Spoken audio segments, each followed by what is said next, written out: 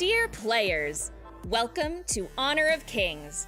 Born in 2015, Honor of Kings is the world's most played mobile MOBA with over 200 million registered users and 100 million daily active users. It has witnessed a total of 73 billion views of esports content in a single year, and recently seen international teams battling it out for a prize pool of $10 million at the 2022 KAW tournament. Since launch, Honor of Kings has been continuously refined and crafted to be the ultimate competitive game on mobile. Now, we are going to take you behind the scenes as we share some of the development ideas that went into creating the game. Let's go! How to create the world's most played mobile MOBA.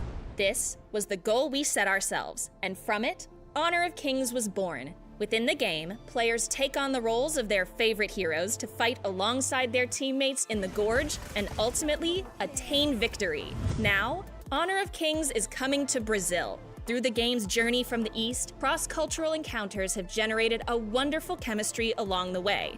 But what remains unchanged is Honor of Kings' core concept and the pursuit of perfection in game and hero design. These are constantly at the forefront of our thinking. At the early stages of hero design, the first things we ask are, what kind of experience can the hero give the player? How can we make our roster of heroes fully fleshed out and realistic? What kind of visual appearance, personality, and backstory do they have? And what type of weapon and combat style is most suitable for them? What are their strengths and weaknesses? Then, even deeper questions. What is the hero's mission? What are they fighting for? What makes film characters so beloved to us is that the creator uses an intuitive and visual story to bring them into our world. It's the same in Honor of Kings. To bring a hero into the player's world, we have to create their story, making them a vivid, vibrant, and living character, not just a generic persona that will be forgotten after a single glance. Ying was created in just this way. Though she appears to be just an energetic young hero, her background story is rich and vibrant. In the world of Honor of Kings, Ying was born to the prosperous and tolerant city of Chang'an. We wanted her to inherit the long history of Chang'an while also injecting fresh blood into the city. Born into a family of military generals, Ying grew up hearing stories of great warriors and eventually aspired to become a legendary hero, a torch to light up the ages. Thus, with her fiery heart, she becomes the protector of Chang'an. On the surface, it appears that Ying just likes to stir up trouble, but on the inside, she is driven by a desire to stand up for her friends and protect the weak. Ultimately, she realizes the real meaning of picking up her spear, to become someone who can protect others. That's the Ying we hoped to create, energetic and courageous. We hope that many players will see their reflection in Ying and resonate with her story. With an understanding of her inner mind, the next step is to make it come to life visually. The most common way to do this is with specific visual design elements. Ying's warm red and white design and flame elements reflect her fiery, passionate, and outgoing character. At the same time, her spear has a variety of forms, transforming from its regular style to one with burning flames at the spearhead, which represents the awakening of her power and the growth of her personality. Facial expressions and body movement are also crucial to reflect the hero's special traits. A stern and cold hero like the assassin Mirrorblade doesn't require much expressiveness. Her facial profile is more skeletal than other female characters, giving her a sense of coldness. Her gestures appear similarly direct and deadly. Each hero's costume features also need to match the character's setting. Taking Nuwa as an example, she is a super being who created Primera. A mask covers her eyes, bringing a sense of mystery, while the ring on her back represents the halo of the super beings. Her costume is composed mostly of circles and triangles, reflecting the connections with the ancient secrets of the game world. In addition to the story and visual design, we also have to produce the core playstyle for the hero based on their traits. For a hero like Ying, who was born into a family of generals, we decided that her skills should be focused around Chinese spear techniques.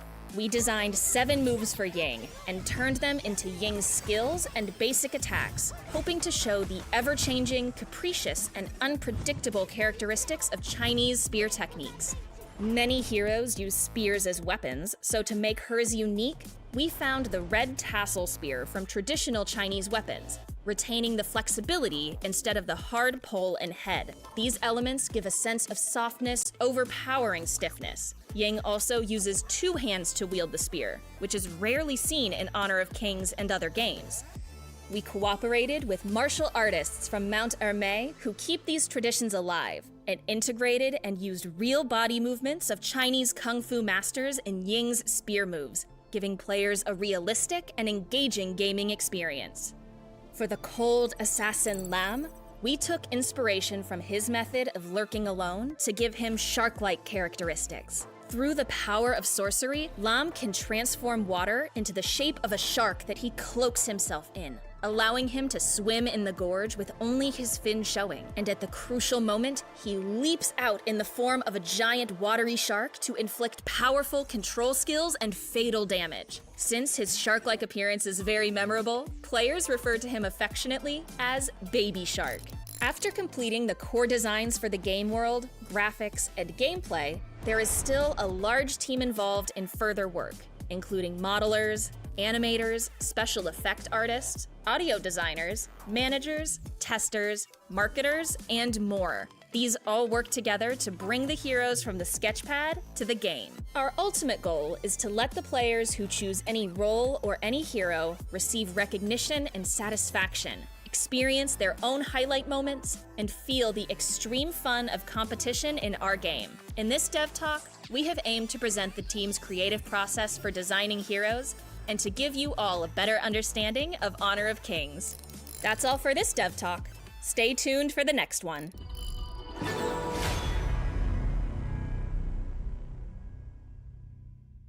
For more insights on version updates and improvements, keep an eye on Ying's column on our official social media channels. That's where we collect all of your questions and do our best to provide you with answers. We look forward to your feedback and suggestions.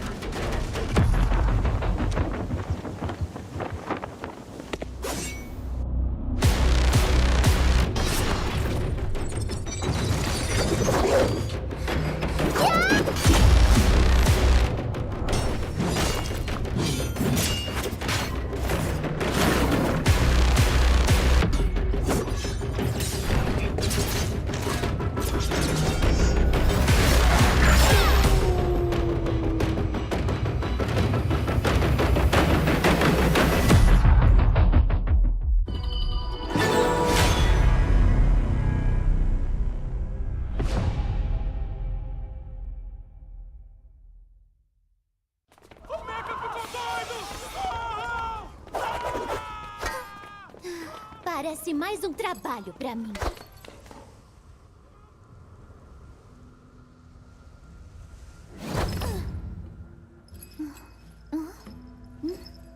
Cadê você? Ai, não. Não podem me ver aqui.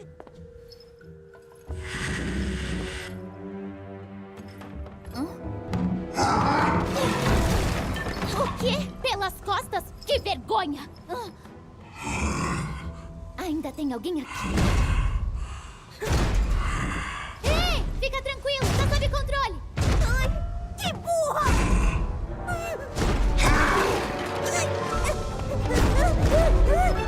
Deixa comigo!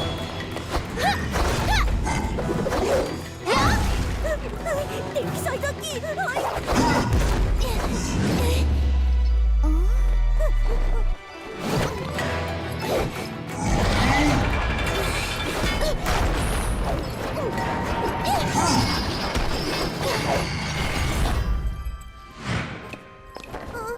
Ei, é perigoso aqui, vai!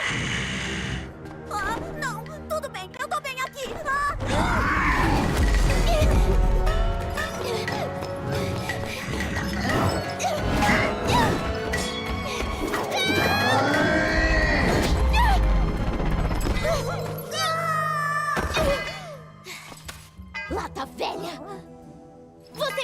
aqui, vai!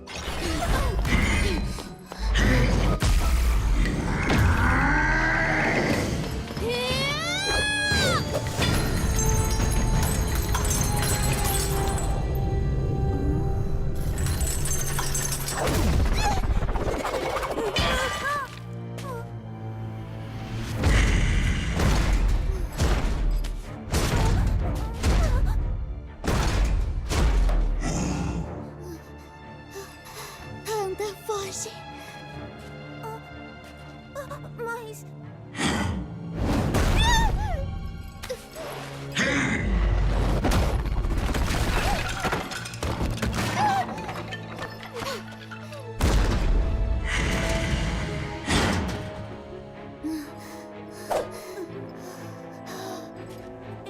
Eu vou te enfrentar!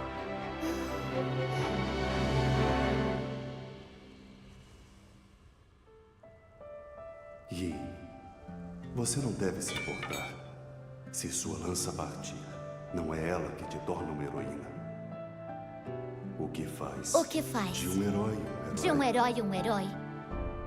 É a luz em seu coração. Uma luz brilhante que queima mesmo sem fogo.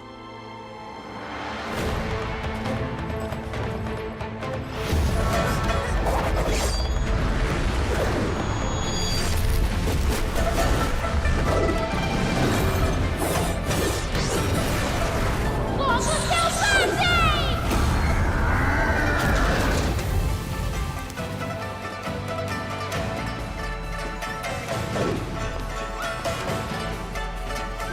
Tirado! Eu consegui fazer o fogo selvagem! Tirado! Eu consegui! Fogo! Ah, não! Eu tô pegando fogo! Eu fiz a fogo! Eu fiz!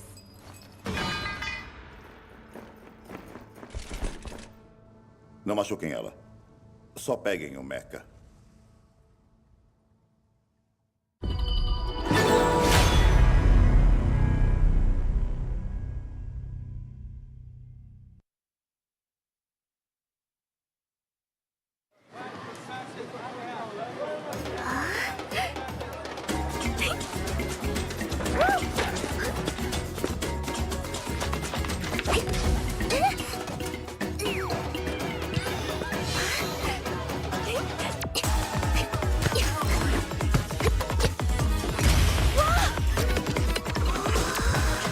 Ninguém me segura!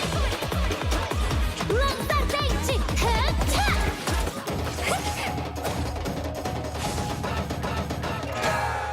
E aí, Brasil?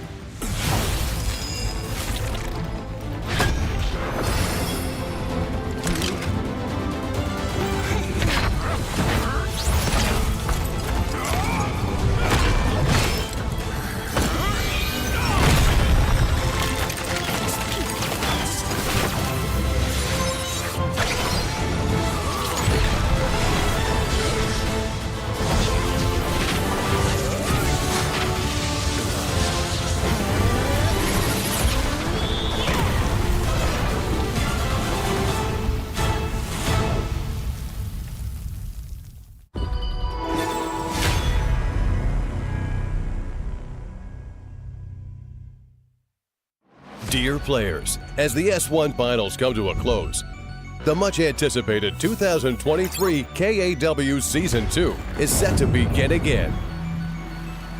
12 teams from Malaysia, Japan, Philippines, Korea, Myanmar, Laos, and Nepal will compete for a total of 500,000 yuan, award over 25 match days. The first pentakill of the season, KAW, and there you go. The regular season will kick off on July 27th with 2 rounds.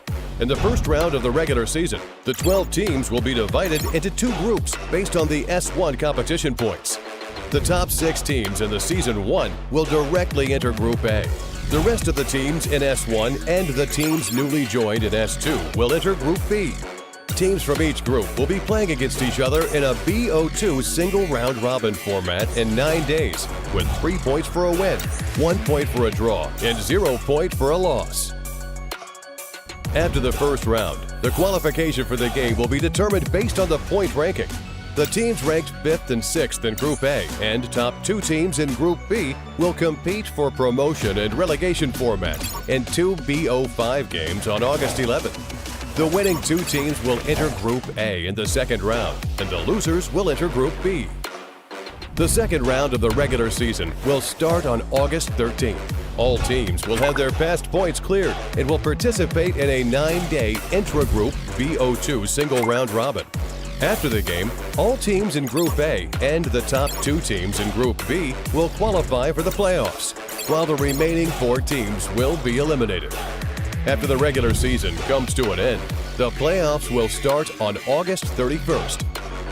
The 8 qualifying teams will compete in a 5-day double elimination competition, as shown in the diagram, for the 2 tickets to the finals. The much-anticipated KAW League Season 2 Finals will take place on September 7th. There will be a BO7 single elimination competition, and when the game is at 3-3, it will enter the Ultimate Battle Mode. And then the first team to win 4 games will be crowned the Ultimate Champion.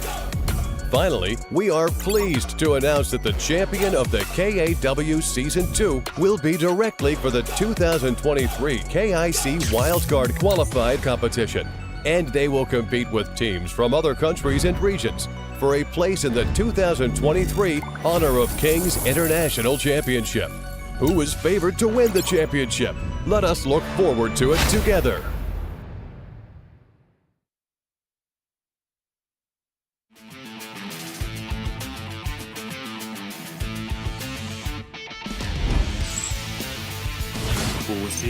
Sure, it could use that flash, but here comes Nova. Wait, it's gonna jump and it's gonna fall down, and the combination of those players are working so well together. And here, Dion. Double kill. 色原无色，空亦非空。你真的会用这玩意儿吗？ Oh, that is gonna be a close call. He gets outside. Instead, actually getting G-Time. That's a great push. And getting anyone was great. And MMA putting the hammer on the nail. Getting those kills. Here comes rebound number 7 with the such a 继续挺进 great. 让一让，需要帮忙吗？无事发生。 这不是神经病，是理想。 Smart knockup. And Luna is gonna come in with 变身吧！ Here is gonna be a janitor. Wow, Nano. That could be a triple kill, maybe a quadra 早 kill, 就 maybe 知道 not. 你有问题，看他，混蛋！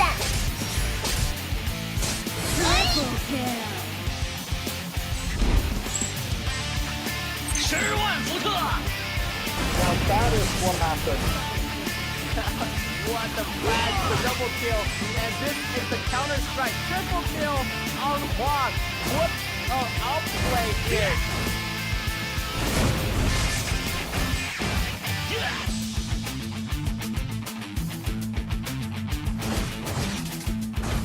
Triple kill. 全力以赴做正确的事。 MS King doing a lot of damage. You can see 先吃我一锤 and that is what I'm talking about. RTC is fighting back. 我们来比划比划。 Still on the run. Byron getting that double kill. Well, this is gonna be trouble for RTC. Triple kill on Byron. 先吃我一锤。璀璨的破灭。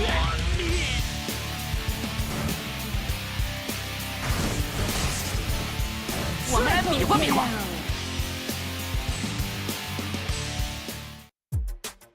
Welcome back, ladies and gentlemen, to the KAW Season 2 of the Honors of Kings tournament.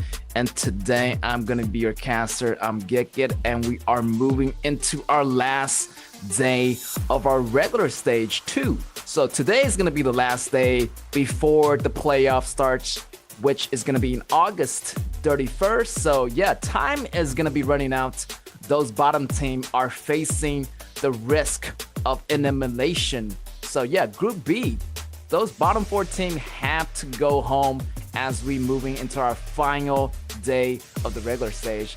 And we can see from today's match, we have one match from Group B, which is going to be our first match from KG versus PE.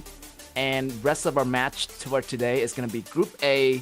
Going to have Nova versus Impunity, then RTZ versus RCG, then Scars versus BSC. So let's talk about our first match of the day.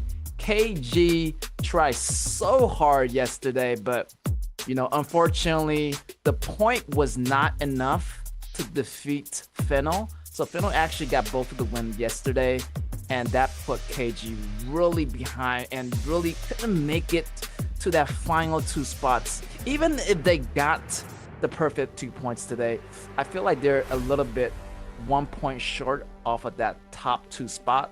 So, hopefully, they can just, have a good time, just try their best in today's match.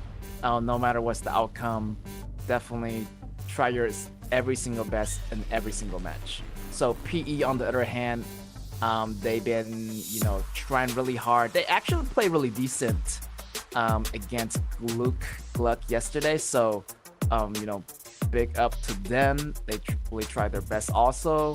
And now we're seeing them today versus KG. So, yeah, our first match is going to be from Group B. And pretty much doesn't matter what happens. I feel like they are going to end up in that bottom 4 spot. But nevertheless, they already did a really wonderful show for us. And both teams have been progressing a long way since season 1 of the regular season. So, these teams have been improving, and you can see it from this lineup of KG players. Take, Xiaochu, Piku, Shimizu, and Xiaolei. They, being synergized as a team so far, but, I feel like their synergy still need a little bit of work judging from yesterday's game. They're still a little bit volatile, as I mentioned before. My point is that they should be a little bit more consistent every single game. I'm seeing some inconsistency so far from KG. So, hopefully they get that fixed and they can come back a lot stronger in the future. But in the meantime, we got a lineup of our PE. Still is going to stay the same pretty much. Pegasus, our mid, and Easy Baby was playing support for today. Actually, he played, jungle the last time for yesterday. So that was really surprising.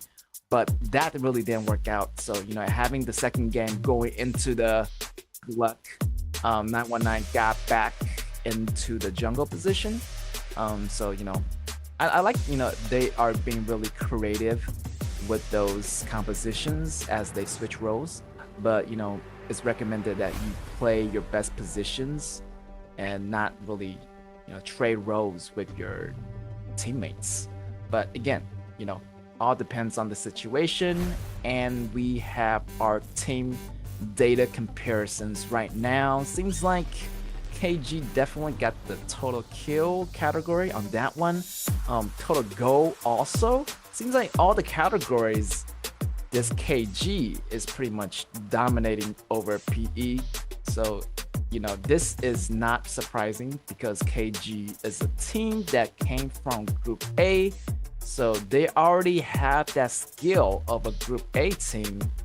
And also PE is a newly joined team that they didn't really do well in season 1 of the regular stage, but in season 2 they did somewhat okay. They've been improving, but for this match I feel like KG definitely got the better numbers. So does that affect this game? Of course, these numbers does put a significant impact on this game because KG's data shows that they're a little bit more ahead in all those categories. So you're expecting a skill gap between these two teams. So hopefully PE can just, handle KG. Today is going to be the last day of the regular stage season 2. So, these teams should try their best and leave no regrets behind on the battlefield. So yeah, KG on the other side, hopefully they can have their good mentality, even though like if they get the points, they're still 1 point behind Fennel. So it possibly they get the 2-0 right now from PE. There's still, in theory, they will be 1 point behind of Fennel. So, right now, Fennel and MAH are sitting in at number 1 and number 2 in the Group B. So those are the top 2 spots for right now. But in the meantime, we are heading into our BP right now for our game number 1, KG versus PE. Seems like pretty much the meta heroes are getting banned out, but KG actually does a lot of homework on 919. 919 is really good with that Jane hero, and KG decided to go with the ban on that one. And the Zhao Huaijun also goes out, but that leaves Xiahou Dun still up for takes. So KG definitely want to grab that, and maybe PE want to dissect that combo by taking away Shunbing. But they better take away, because Shunbing and Xiahou is a very great combo. But I'm not sure PE catch up to this. Hopefully they do, but instead they are willing to get this Janlan on the table. Maybe a double mage, maybe a support mage / mage combo here. But I am not sure what is PE doing, sending 2 mages so early into the match. But over here, KG decided to not go for that Shunbing, maybe saving it for the second round of the game.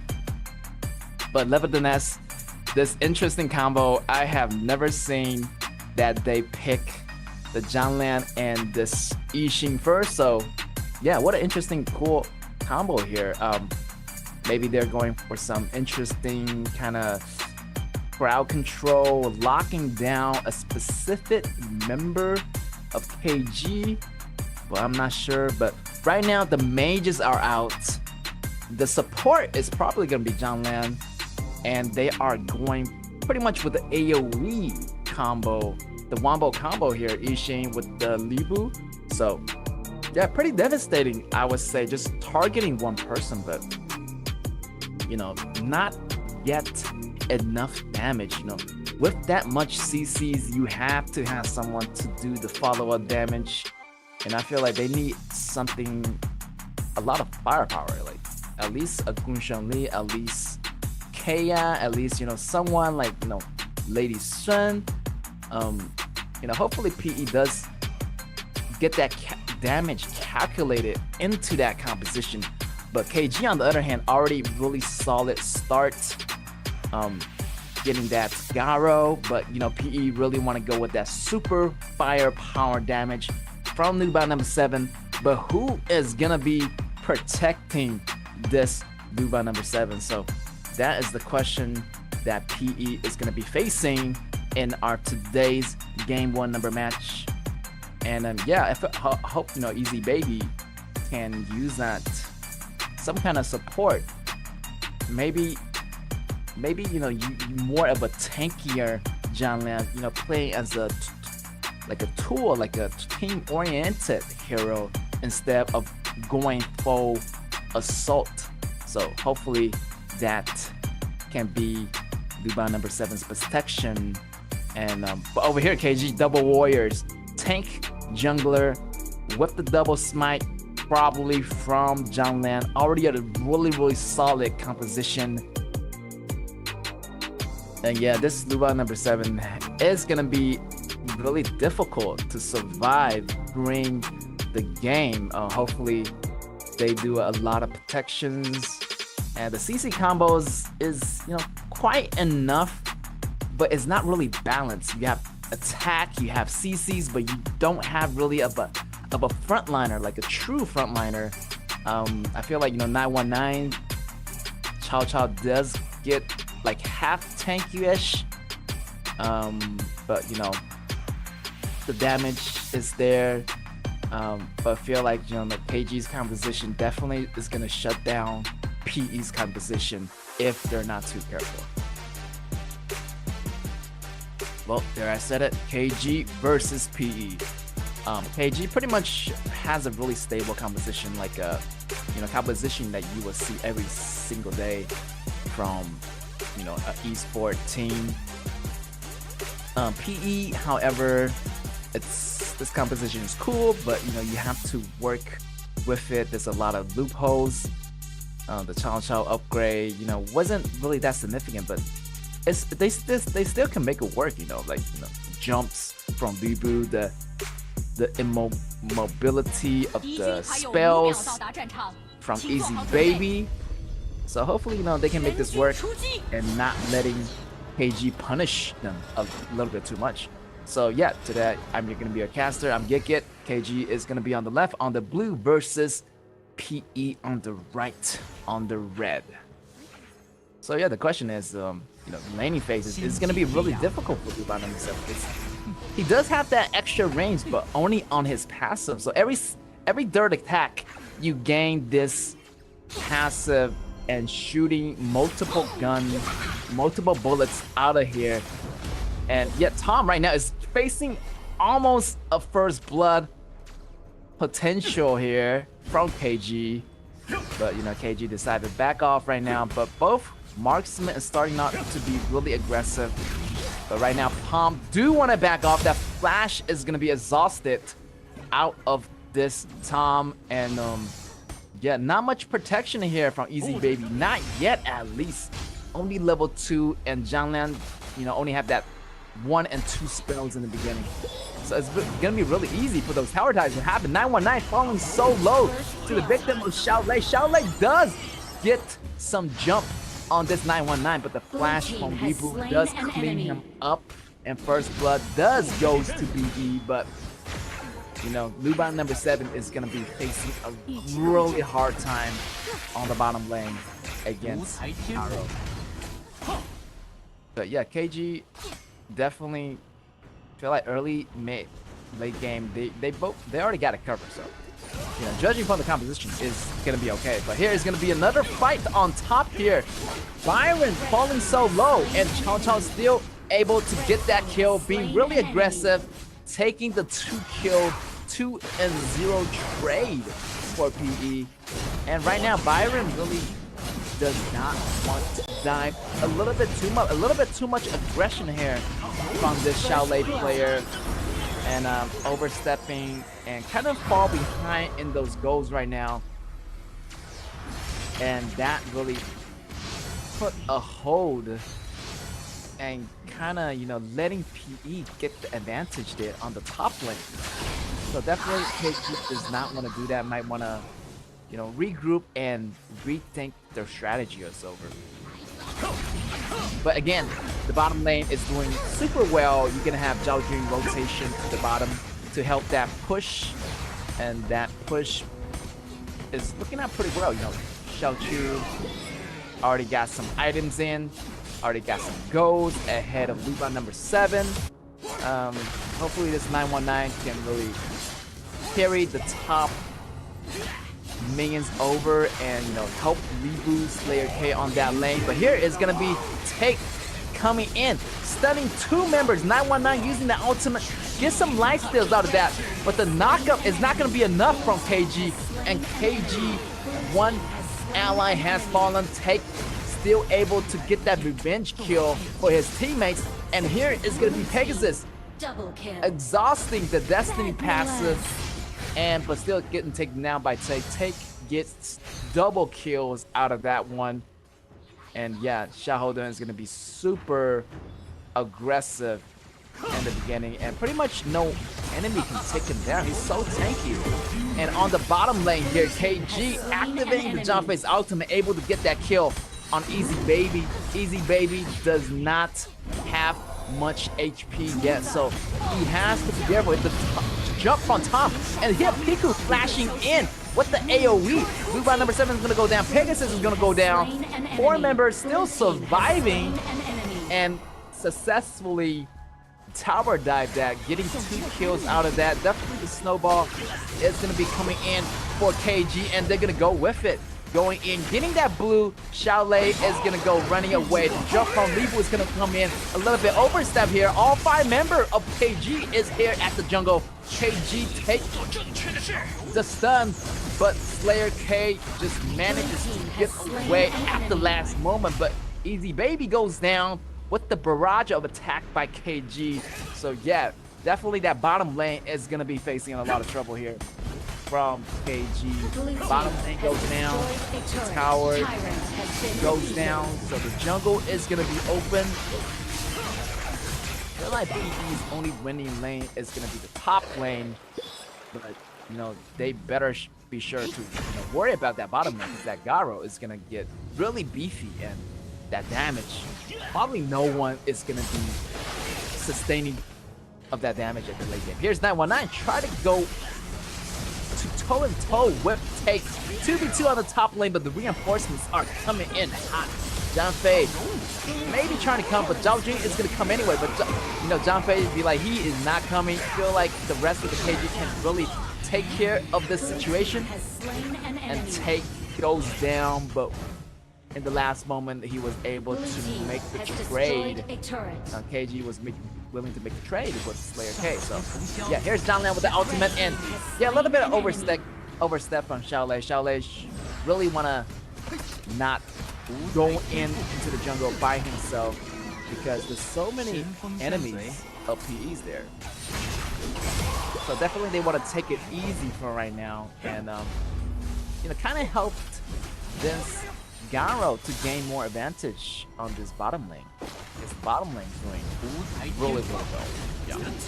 But in the meantime, he try to get this Overlord, and they will take it. And yeah, KG has to just accelerate the pace here, because they got the goal lead, they got the composition, you know, worked out. The formation is there. So it's really depending how can they implement this into their strategy. And right now Easy Baby does have that ultimate, so he can really, you know, disable one certain member of KG.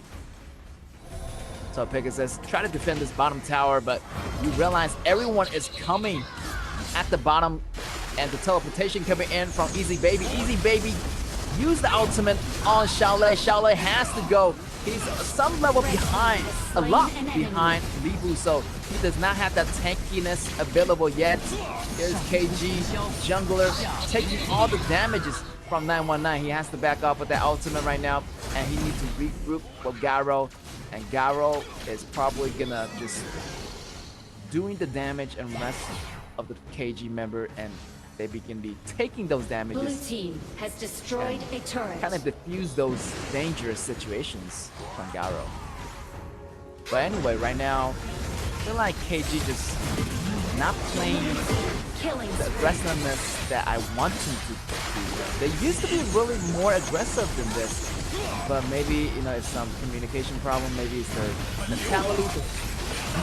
They still have it, you know, they still got it right there. The combo coming in, the flash coming in from Shaolei. Lumen number 7 goes down. The flash coming in from Piku too, and he is gonna get aiming those arrows right there. And he is gonna use those ice arrows to take down this Janfei. That's gonna be 3 for 0. And Xiao Chu is gonna be here to secure this tier 1 tower for KG. Yeah, KG just have the momentum already. You know, they just need to focus on the battle moment, not to overstep. They can be aggressive, but don't be like too over-aggressive that you are stepping in a little bit too far and not letting your teammates catch up. So, you know, your teammates' damage is not gonna arrive at the same time as you do. So definitely take that into consideration when you're thinking about going in for an engage. Definitely, you know, try to balance that engage and disengage to make that damage well balanced, so every single member can get into that fight, get into that crowd, and just do what they do best. Right here, Tyrant is gonna go into the hands of KG. KG feeling it to try to accelerate the pace right here. John Lan still have the ultimate available, but still do KG Shimizu still have that ultimate just in case if things gets too messy. They can use that Janfei to push pretty much anyone out of the way. If that do happens, I feel like Slayer K definitely want to jump into the back line. But still, Piku is going to be ready for that Libu anytime he jumps. So when he jumps, he's going to lock down into a stationary position. But in the meantime, the initiation coming from KG a little bit off there. You know, the damage didn't really caught on for me. And here is going to be Shimizu jumping in, doing some damage, and Libu jumping up in the air. Piku taking all that damage, but here's Slayer K getting knocked down by Xiaochu. The flash does go out, and he's able to secure that kill. Not falling ridiculously low. Easy Baby also in critical conditions, and this tower is gonna go down right here, and KG already secured the Thailand tower. So, yeah, it's only a matter of time. The second tower of the mid lane falls down, and the group of minions is inside, and right now people just want to bunker up. They can't really contest this Xiaohodun. Xiaohodun is taking all the damage and letting Xiaochu to execute those arrows, and yeah, just let you know, do the heavy lifting, you know, take all the damage absorbed for the whole team. Here is going to be Pegasus locking down, but not really doing anything. Kind of not slowing KG at all. KG just waiting for the minions right now. Minions is going to be arriving at the bottom lane. Slayer K should have his ultimate available pretty soon, but I'm not seeing it happen here. And Janfei going in ridiculously, you know, deep. But still, Slayer K also jumped in the air, but got taken down by Garo.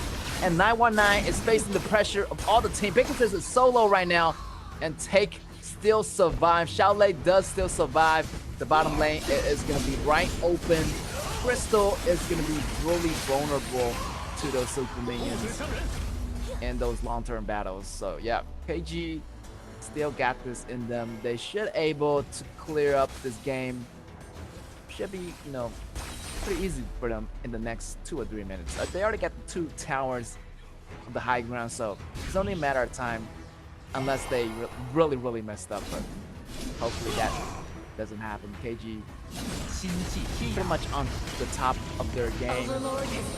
They're not perfect right now, but they still got the lead. So yeah, let's see the engage here. If you know, Janfei does, you know, the second push was way better. Like he actually pushed like 3 peoples right there, but you know what he did at the bottom lane wasn't that effective. But overall, you know, Janfei does a great CC crowd control and providing this Garo for more output, you know, damage.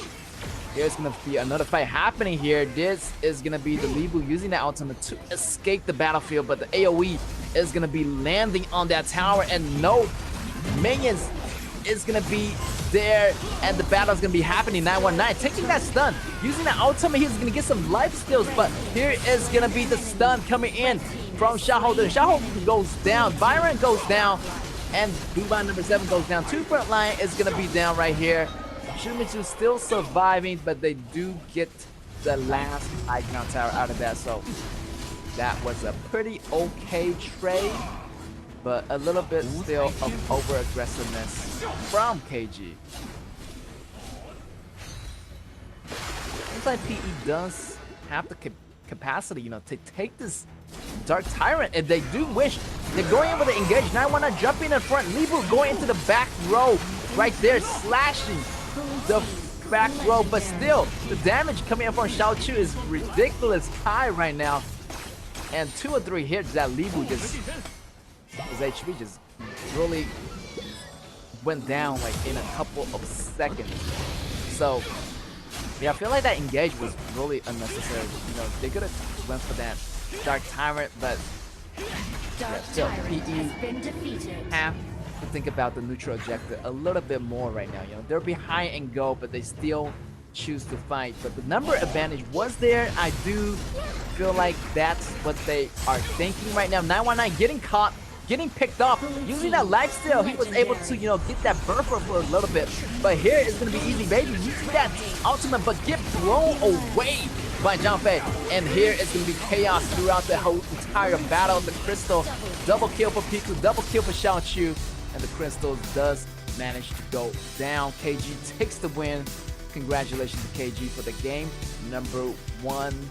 A lot of aggressiveness. I do like over aggressiveness was there, but you know, don't worry, KG still have Garo, you know, in that late game. So I was expecting Garo just to pretty demolish anybody, like just stepping into the front line here for this PEs. So definitely Garo deals so much damage, and nobody was able to get to Garo pretty much in time.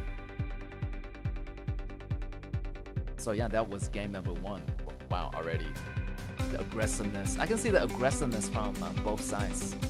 PE really want to fight back when they, you know, having that numbers advantage that last battle. 5v3, but they forgot about Garo. Garo just... And also they forgot about that tower. That the mid tower was still there for KG. So obviously you do not want to just chase the enemy under the tower. And yeah, the tower and the Garo just pretty demolish everyone willing to attempt to make that assassination on Garo. Yeah, Xiao Chu really put the damage right there on the map for KG. But yeah, you can see from the scoreboard right now, Xiao Chu 9-0. That's every marksman's dream right now. He's living the life. Right here, Piku also have that 5-0. Wow, so many great statistics coming in from their mid laner and their marksman. For KG, pretty much Xiaolei and Take was there to take the damage, and Shumichu was there for the protection, also the initiation, creating some space. Yeah, AoE on Piku, and yeah, great composition already. I would say, you know, PE lost them due to the composition. Also the skill gap was a little bit there. So yeah, you know, once you have the composition, not really, you know, it doesn't really equals to the composition of your enemies, and you still have that skill gap. So that's 2, you know, disadvantages that you have. So PE definitely need to watch it. Definitely want to upgrade those laning phases, and also that BP is going to be slightly important in those long runs. Yeah, definitely those BO5, the BP is going to be more, you know, scrutinized, as BO5 we're talking about pretty much strategic every single time, and having that ban pace, you know, learn and get in, really familiarize with your enemies. That's what you want to do. But here it's going to be the fluctuation of goals. Seems like, you know, KG pretty much got that even go over time pretty easily, and game ends around before 15 minutes. An average game, I would say. KG could have just ended a little bit quicker, but you know, the over aggressiveness was there, so maybe, you know, not to rush everything, but things would come back together in time. But yeah, here is gonna be your MVP Piku with the 5-0-11 KDA and a 21.5% damage dealt.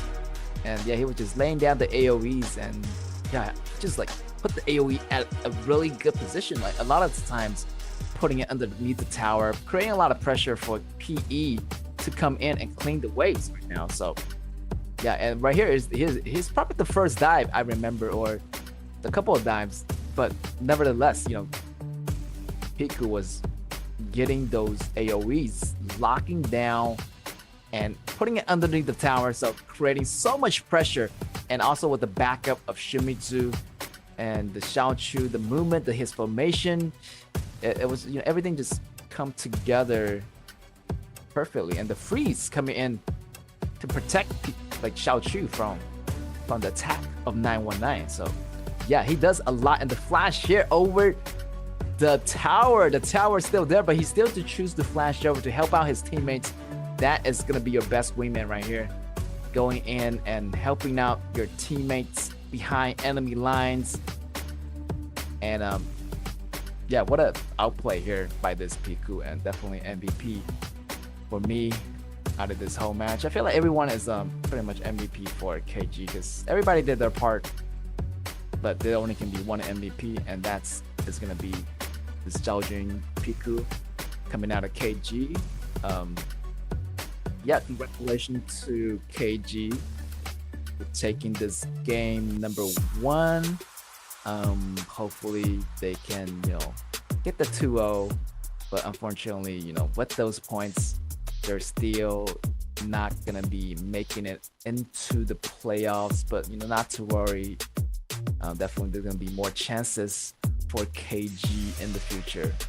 But here, PE, they're pretty decent. They've been improving so far. I remember like some of the game ended really quickly for them. So they're already lasting to like 15 minutes, and also they learned pretty fast. 919 is really good with those Jin assassination players, but definitely work on their BP and also their skills sets on those, and maybe increase their hero pools. I've been seeing like the same picks or like the common picks, maybe get more deep understanding of the hero pool so they can have a more strategic and more diverse roles in their compositions. But then again, we are moving into BP number 2, and we're having our game number 2. So they're gonna switch sides. PE is gonna be on the blue and KG on the red, and PE already banning out this Zhao Huaizhen. So yeah, really targeting KG and really getting rid of those T0 junglers like Zhao Huaizhen, and KG denying the mid lane priority heroes like Shen Mengxi, and KA here also getting banned out.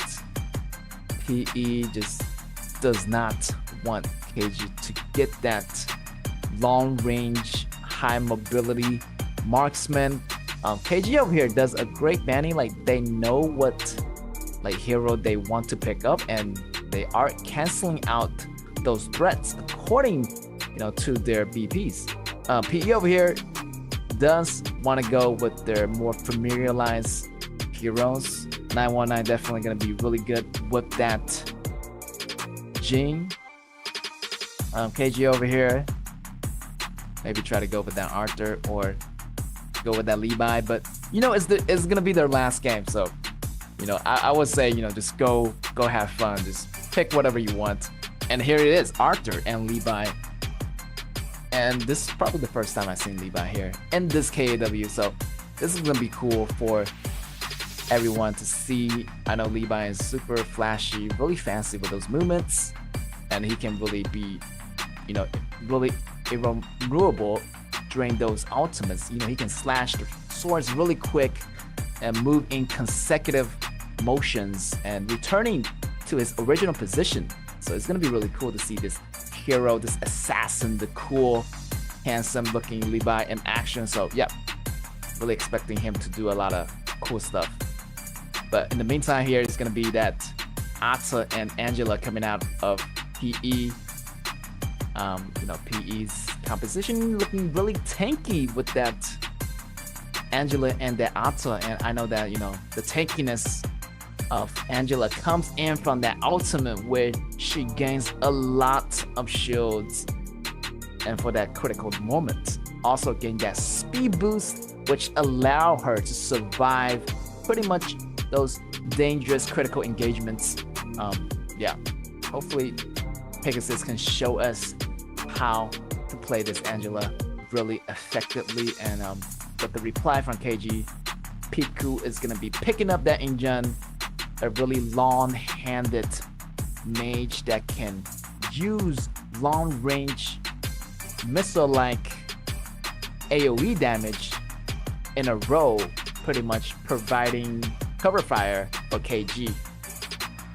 and that AoE damage is going to be aiming straight at the front line or at the back lines of PE. So yeah, but still, KG's composition is a little bit squishy, pretty fragile. Like pretty much, you know, if one dies, pretty much everyone's gonna go down just like a domino. So definitely they want to get some tankiness, and that Junkoi maybe, you know, that half tank, half mage, half you know, just support type tank is gonna be helping out KG. But in the meantime, Easy Baby gonna have that lumbar. Definitely a lot of defense on PE, and I feel like PE does have the better composition on this one. So yeah, hopefully they can use this composition and close the skill gaps on this one.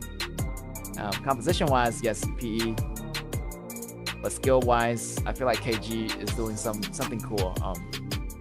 Maybe some early harass of this jungler by PE. But yeah, they got Atas, and also they have Lumbar, they have Jing. I wouldn't say, you know, counter jungling for PE yet.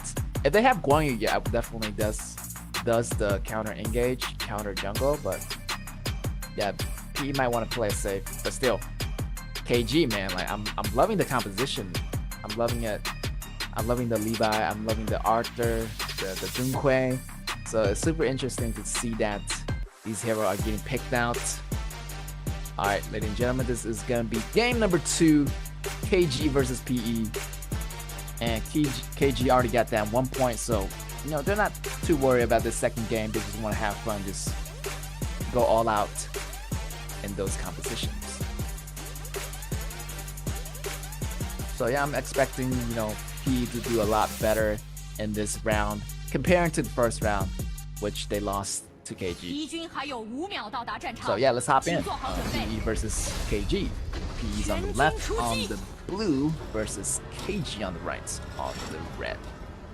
And I'm expecting this Shimizu just to do some incredible pose with that second ability. So yeah, let's see if they can make some crazy engagement happen in here. Look at this, Junkoi just hiding there in the jungle, aiming directly going for that red, but you know, Slayer K is always gonna be there just checking out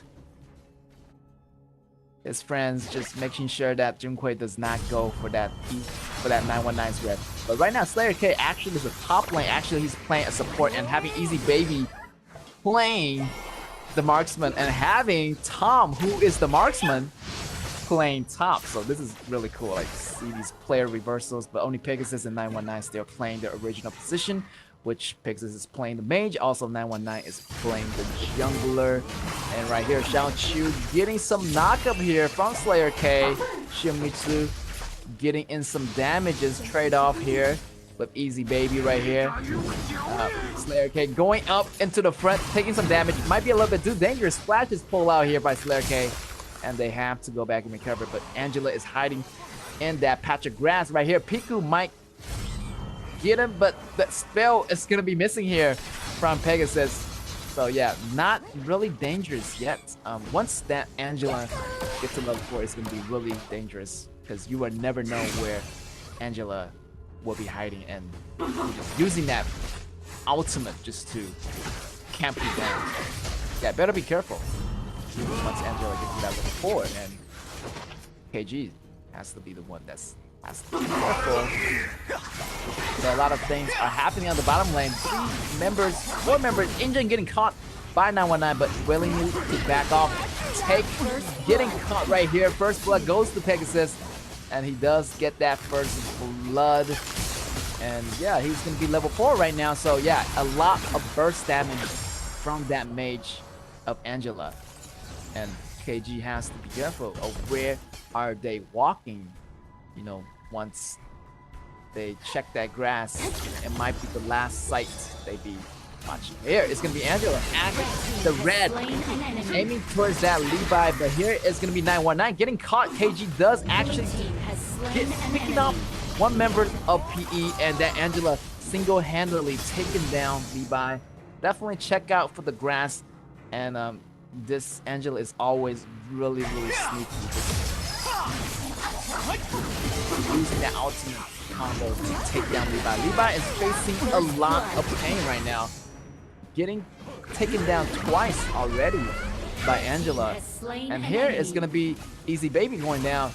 Xiao Chu was getting that kill out of that and going behind the towers. So this bottom tower is probably gonna go down as the minions are moving in towards that bottom lane. And yeah, 3 members are just there at the bottom, at the river. And Pegasus inside the grass again. The combo wombo is gonna be coming in. But here it comes Levi. The flash gets pulled out. But here's the Levi coming back into the original position. Wasn't able to get the kill on Angela. And second ability to dodge some damage. But here's going to be 919 coming in to clean up, take. And he is still going right there. Arthur goes down. And the ball is back on PEs. And I feel like there's a draw here. You know, everything is chaotic. The fights are happening from left to right. Nobody is pushing the tower here. Slayer K flashing in just to get that knockup on Xiao Chu. Xiao Chu still have that counter on his head. He has to go. Right here is going to be Piku and Shifu here to protect this Lady Xuan. And wow, the battle is going to be coming in really fast. And let's take a previous look at that gank by this Angela. What a sneaky attack. Wow, super coordinated, and Pegasus is showing us one way how to play this Angela effectively towards Levi and towards his jungle. So yeah, Angela definitely gonna hide in the jungle again. Here is gonna be the great pull from Ishumichu, pulls in Ata. Ata goes down. Execution comes in pretty well. Here is gonna be Angela with another kill, and the pull is gonna be good. Junquei takes him down. Slayer K is trying to go in, help Angela, but it's a little bit too late here, you know. Here's the ultimate coming in from Easy Baby. Easy Baby, go for the flash. 919 going aimlessly, going towards that Xiao Chu, but he has to understand that there's too many members there. And if he rushed in there, he is just gonna go down. But he managed to back out in time. Easy Baby just not gonna have it here. Slayer K goes down. And KG got the kill out of that one. 5v5. And the fight just happening left to right. Just throwing the punches. And you know, everyone just throwing those punches. P's throwing them punches back. But you know, once KG throws those punches more, now it's starting to hurt. So, you know, you have to watch it. 919 goes in, and the combo is gonna be well coordinated here. Piku does goes down, but Pegasus goes down as well.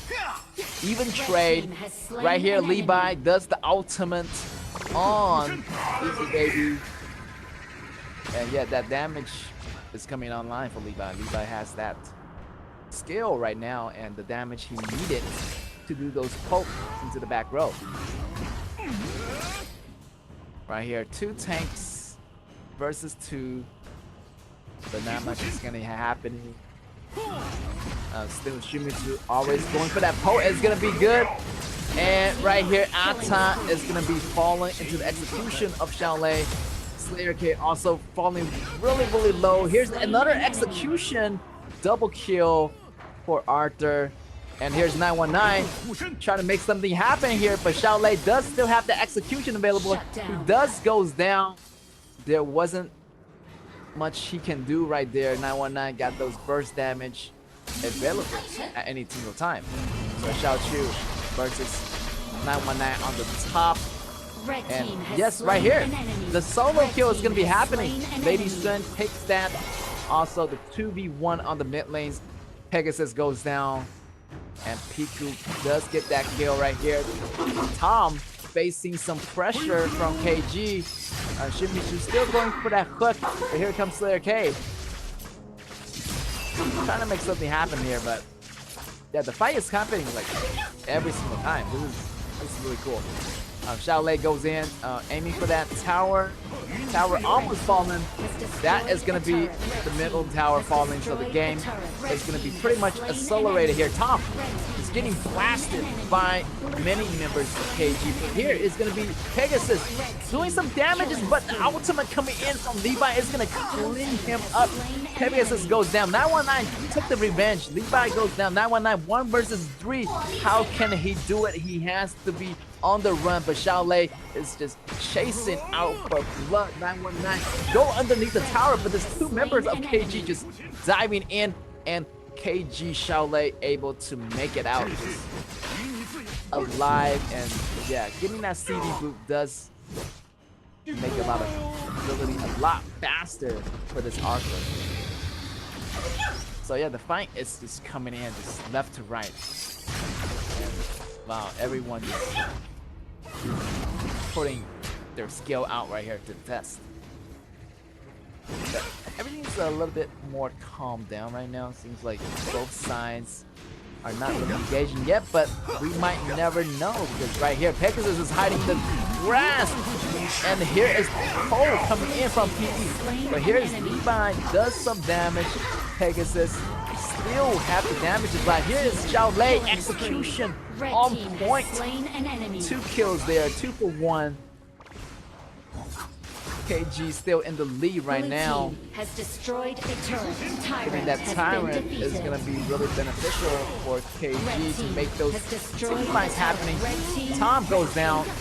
Xiaochu is on a rampage right now, and well, Easy Baby just not having it today and getting taken down by the rest of the members of KG. So yeah, it's going to be a 3 versus 1 mid if 919 decide to go for this, and he will. The burst damage is going to be coming in. He takes down Lady Sun, but get executed by Arthur right here, and he's going to be putting this execution to work. And another kill here by Arthur. Double kill. Execution still on CD, but still Arthur got a triple kill out of that, maybe even a quadra kill, and right there is going to be the quadra kill, but maybe a penta kill, or maybe this Easy Baby does not want to step out of that tower. But definitely quadra kill for Arthur. What a show here by this KG. But the minions are coming in. Piku still doing a lot of damage back. And the back 919 revive. Slayer K is going to be back. And yeah, pretty much KG is in the league.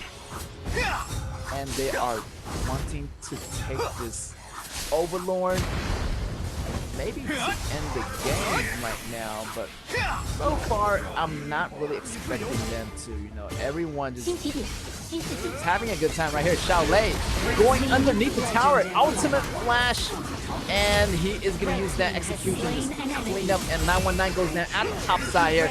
Lady Strength is going to be crazy with those kills, and here is going to be Piku in the back doing some cover fire of those arrow swords, and Shimichu looking for the perfect angle, but you know, right now PE just retreated into their high grounds. But the dragon's still not coming in. Levi has to take down that Overlord. Red team has destroyed a turret. It's only a matter of time here when those minions step into place, and that dragon is going to be the next thing that PE is going to be facing right here. KG waiting to take down this outer turret. And he does. And Shaolei does go a little bit too deep here, but gets taken down by Pegasus' ultimate. Xiaochu also went down, and that is going to be 2 kills for PE. 2 for 1. But here is going to be Shimichu still alive right here. And Easy Baby just falling so low right now, and he gets taken down away by Shimizu. 919 right here, try to farm up some go at the last moment. But you gotta watch out for the hook from this Junquei. And Take is still just using those minions to build up those counters so he can really, you know, abuse that ultimate a little bit more. But right here, Take 1 versus 1. What's it gonna be? And he has to back up right now. Tom is just too beefy for Levi to take down. For like Levi just scratching Tom and not really doing anything, just tickling damages from Levi. But hopefully Levi does get that upgrade that he needed right now. But you know, his damage is not gonna be really threatening to those tanks. So definitely build up those armor penetration items. And right here, Take goes in. 1, 2 ability, 2 and 3, and he is gonna take down Easy Baby just like that. Xiaolei goes so deep, but still managed to take him out. Right here, it's gonna be another double kill for Xiaolei. Xiaolei just being the tough man that he is, just diving and just grabbing anything he can take right now. Such a savage Arthur player right here. But the base is gonna be in trouble here. 919 trying to take some damage away from Shumitsu, but Overlord is gonna be stepping inside the tower, and that's gonna be game. KG takes away the second game with this cool composition. And yeah, everyone just having a fun time here in this second game. Yeah, what a fantastic play here by this Arthur. Just getting that quadra kill. Like, who expect Arthur to go in? But you know, with his abilities and the tankiness, he can just dive and just use that execution all he wants. So yeah, that was game number 2, and that wraps it up for Group B's battle. And yeah, all the team has been progressing really well, I would say. Like from the first time I saw them, from day 1, now they're at like, you know, day 18, I would say, you know, because each regular season was 9 days. So the first season 9 days, and today is the 9th day of the second stage regular season. So, you know, a lot has happened. Time really flies, you know, and yeah, seeing that happening for KG and PE was such an honor, you know. But I'm really proud of them, you know, they made a long way, you know. But look at here, the 15 kills on Arthur, like that was cool, like to see that. And his build is pretty much a CD double shoe, you know, get that boot resistant, that CD boot as well. So he has nearly 40% the maximum CD, the maximum cooldown you can get in this game, unless you're like Yixing or, you know, someone that has those special abilities that you can get over 30% CD. But 40 CD is pretty much the cap in this game. So this Arthur did quite a good job here with those kills and with that summoner's ability, and everybody just seems to have a really fun time here. And that Junquei also, what a pick by KG. And that Levi dealing, you know, not that much damage, but still it was pretty cool to see Levi on the battlefield once again. Like, haven't seen that hero for ages. But nevertheless, KG does walk away with the perfect 2-0. And yeah, that wraps it up for their match. And PE does get the 0 points, but you know, they already tried really hard against KG, which is a Group A team. Even though it's an uphill battle, PE still fought really gracefully. You know, everything was pretty much, you know, compact, and just everything just come together naturally. But here is gonna be your MVP, Xiaolei, and using that Arthur, gaining that 15-4 KDA. Damage dealt 25.5%. The man was an insane maniac, just diving, killing, execution, quadra kill, maybe almost a pentakill, but you know, Easy Baby was just not having it, just not giving away that precious pentakill. So yeah, but here from the replay you can see that Xiaolei just using that first ability to gain that extra movement speed that he needed. And his ultimate does a lot of damage. You know, the more HP you don't have, like the more damage is gonna go according to the HP that you lost. So it's really similar to that summoner's ability. Like the more HP you're losing, the more damage to them dealt. So yeah. Right here, the triple kill coming in from Arthur and the quadruple kill, and Easy Baby just like, nope, I'm not gonna give away that pentakill. But here another one, Arthur just using that first ability, jumping over the walls, diving underneath the tower, and in combination of that ultimate execution does quite a chunk of damage. And yeah, that was game number 2 here by KG, and KG managed to take away the win, and that was match number 1. That was pretty intense and pretty fun in the second game, as Levi showed up, Junquei showed up, and Arthur shows up. Yeah, that was quite really surprising to see that match. I'm pretty sure the players are really enjoying themselves in that match, and just everything just went as a brawl.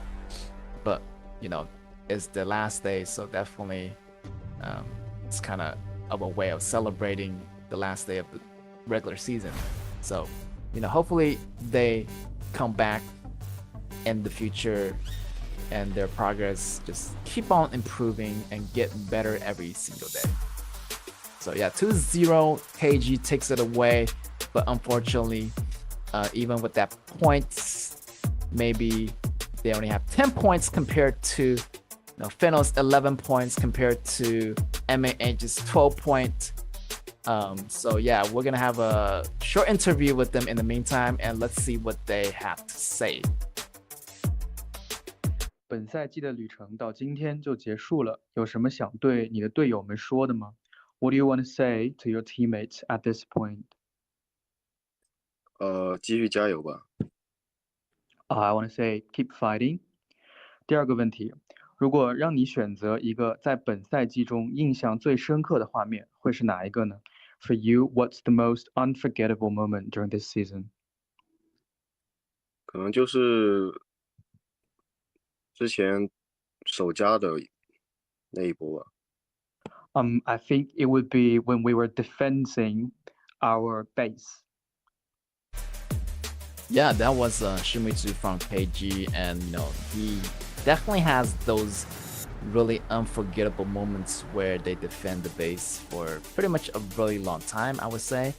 But nevertheless, every moment was pretty much unforgettable for me as these two teams progresses throughout the season, which it's really awesome to see them grow every single game, and you can see their strategy just keep improving, and their skills also. So hopefully they can really use those skills and use that experience to learn from all of the teams, from the competitors, from the teammates, and also from their friends and families as well. So yeah, congratulations to KG for taking that last match, but unfortunately it's gonna be the last day for them. But they fought really well, and best of luck to them in the future.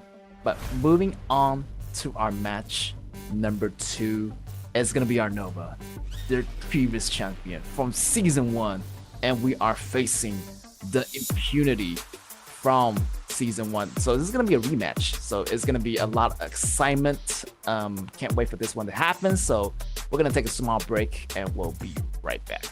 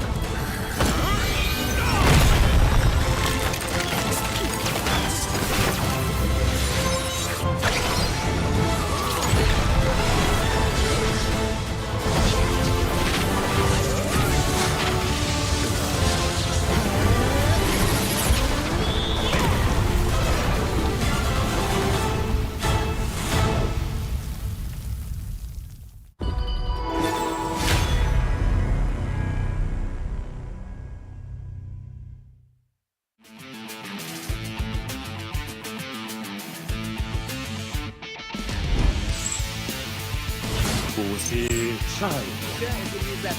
But here comes Nova. Wait, it's gonna jump and it's gonna fall down, and the combination of those players are working so well together. And here, Leon. 断魔微彩，色原无色，空亦非空。你真的会用这玩意儿吗？ Oh, that is gonna be a close call. He gets on top. Instead, actually giving G-Time. That's a great push. And getting anyone was great. And MMA putting the hammer on the nail. Getting those kills. Here comes rebound number 7 with such a great... 让一让，需要帮忙吗？无事发生。这不是神经病，是理想。变身吧！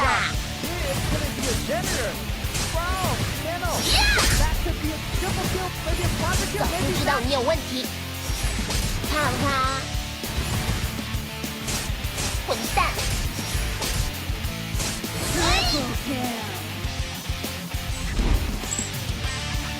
10万伏特。Now that is what happened. What the flash, the double kill, and this is the counter strike. Triple kill on Quad. What an outplay here.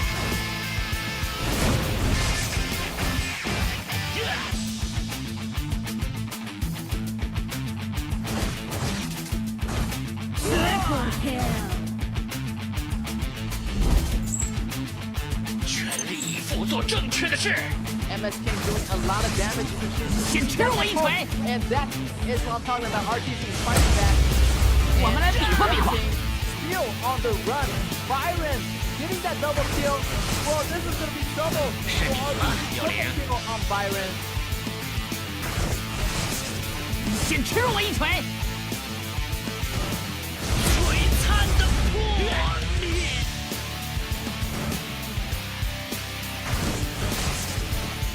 我们来比划比划。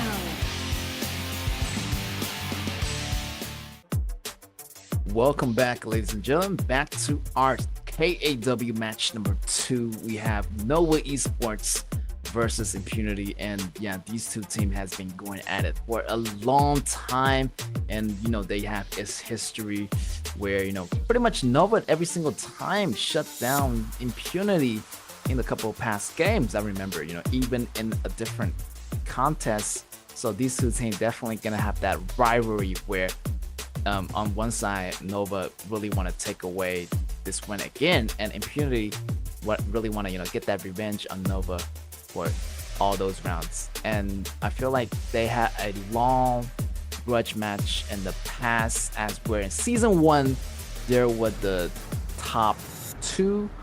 So you know they actually face off in the BO7s in our last season. So this is huge to see them here again in season 2 of the KAW. So a lot of expectations here for both teams as these two teams fight it out.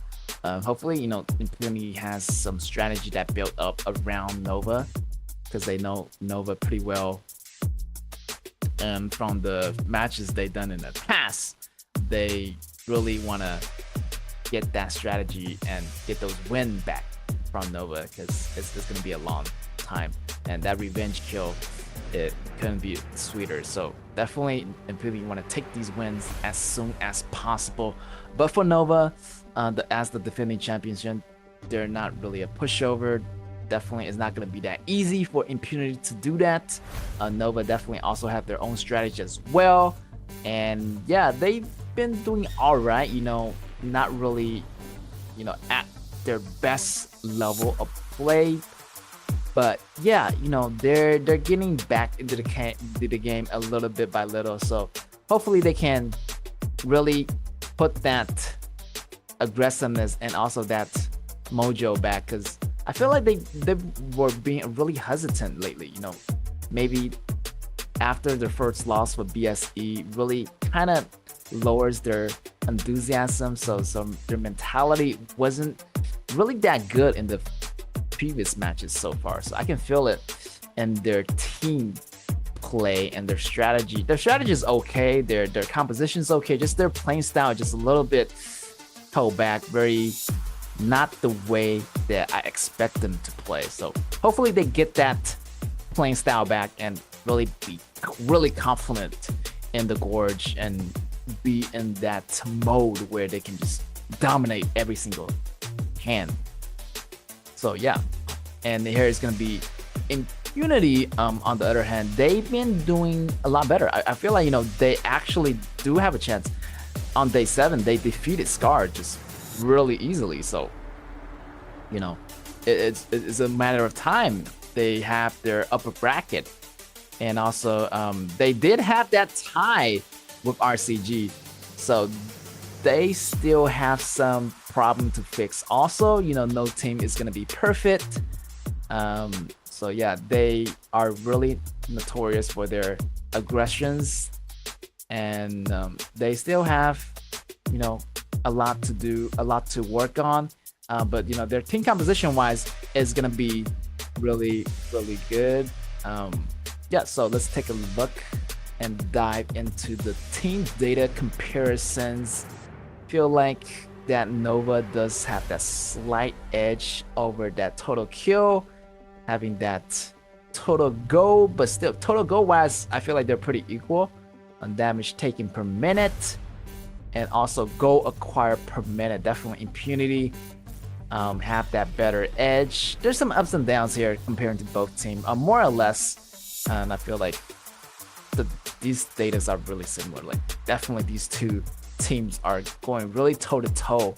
I'm just anticipating this match is either gonna be a tie or either gonna be like a full shutdown.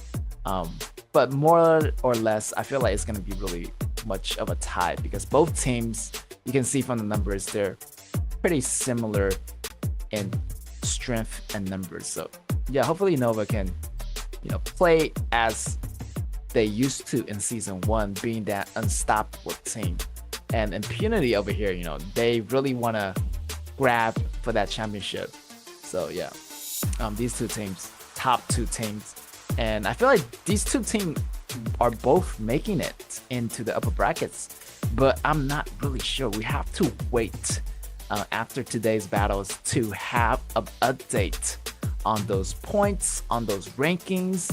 And remember, only top 4 of the Group A people, the Group A teams, are moving into that upper bracket, and the upper bracket is gonna have an easier time of going into the final. Just need to win 3 games, and you know, win those 3 BO5s and 2 BO5s, and win the last BO7. So yeah, so whoever got that upper bracket is definitely gonna have that advantage.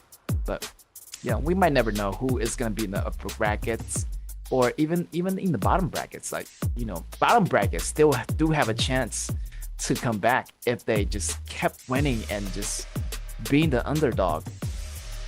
So who doesn't love an underdog story? So yeah, hopefully whoever make it into the playoffs can really try their best and just, you know, aim for that glory, just the HOK championship on the finals. So, you know, all those teams are just aiming for that prize and this KIC wildcard qualifier. So definitely a lot of pressure as these prizes are just so tempting. So, you know, Impunity is probably really aiming for that. Nova as well, you know, because they're the defending champions of season 1. So definitely they want to, you know, be in that upper bracket, just fighting for honor and fighting for glory as they are the previous championship. But right now, I'm just expecting them to do really well, since, you know, we're still in the regular stage. So these are still BO2s before we go into those deeper analysis of those BO5s and the playoffs. But Nova shouldn't have a problem here, you know. I feel like when they versus Impunity, they just have to be really calm. You know, they defeated them in the past, so Nova just have to be calm and not break a sweat, not breaking their composure.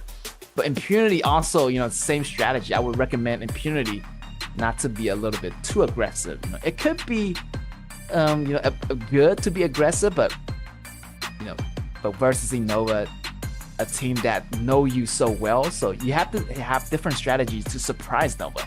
But Nova already done their homework. They're just aiming at Megumi, just banning out that Tai General, because that Megumi is gonna have that hero locked down really, really good. So he's really good with that Tai General, and Nova is probably gonna ban him out every single game.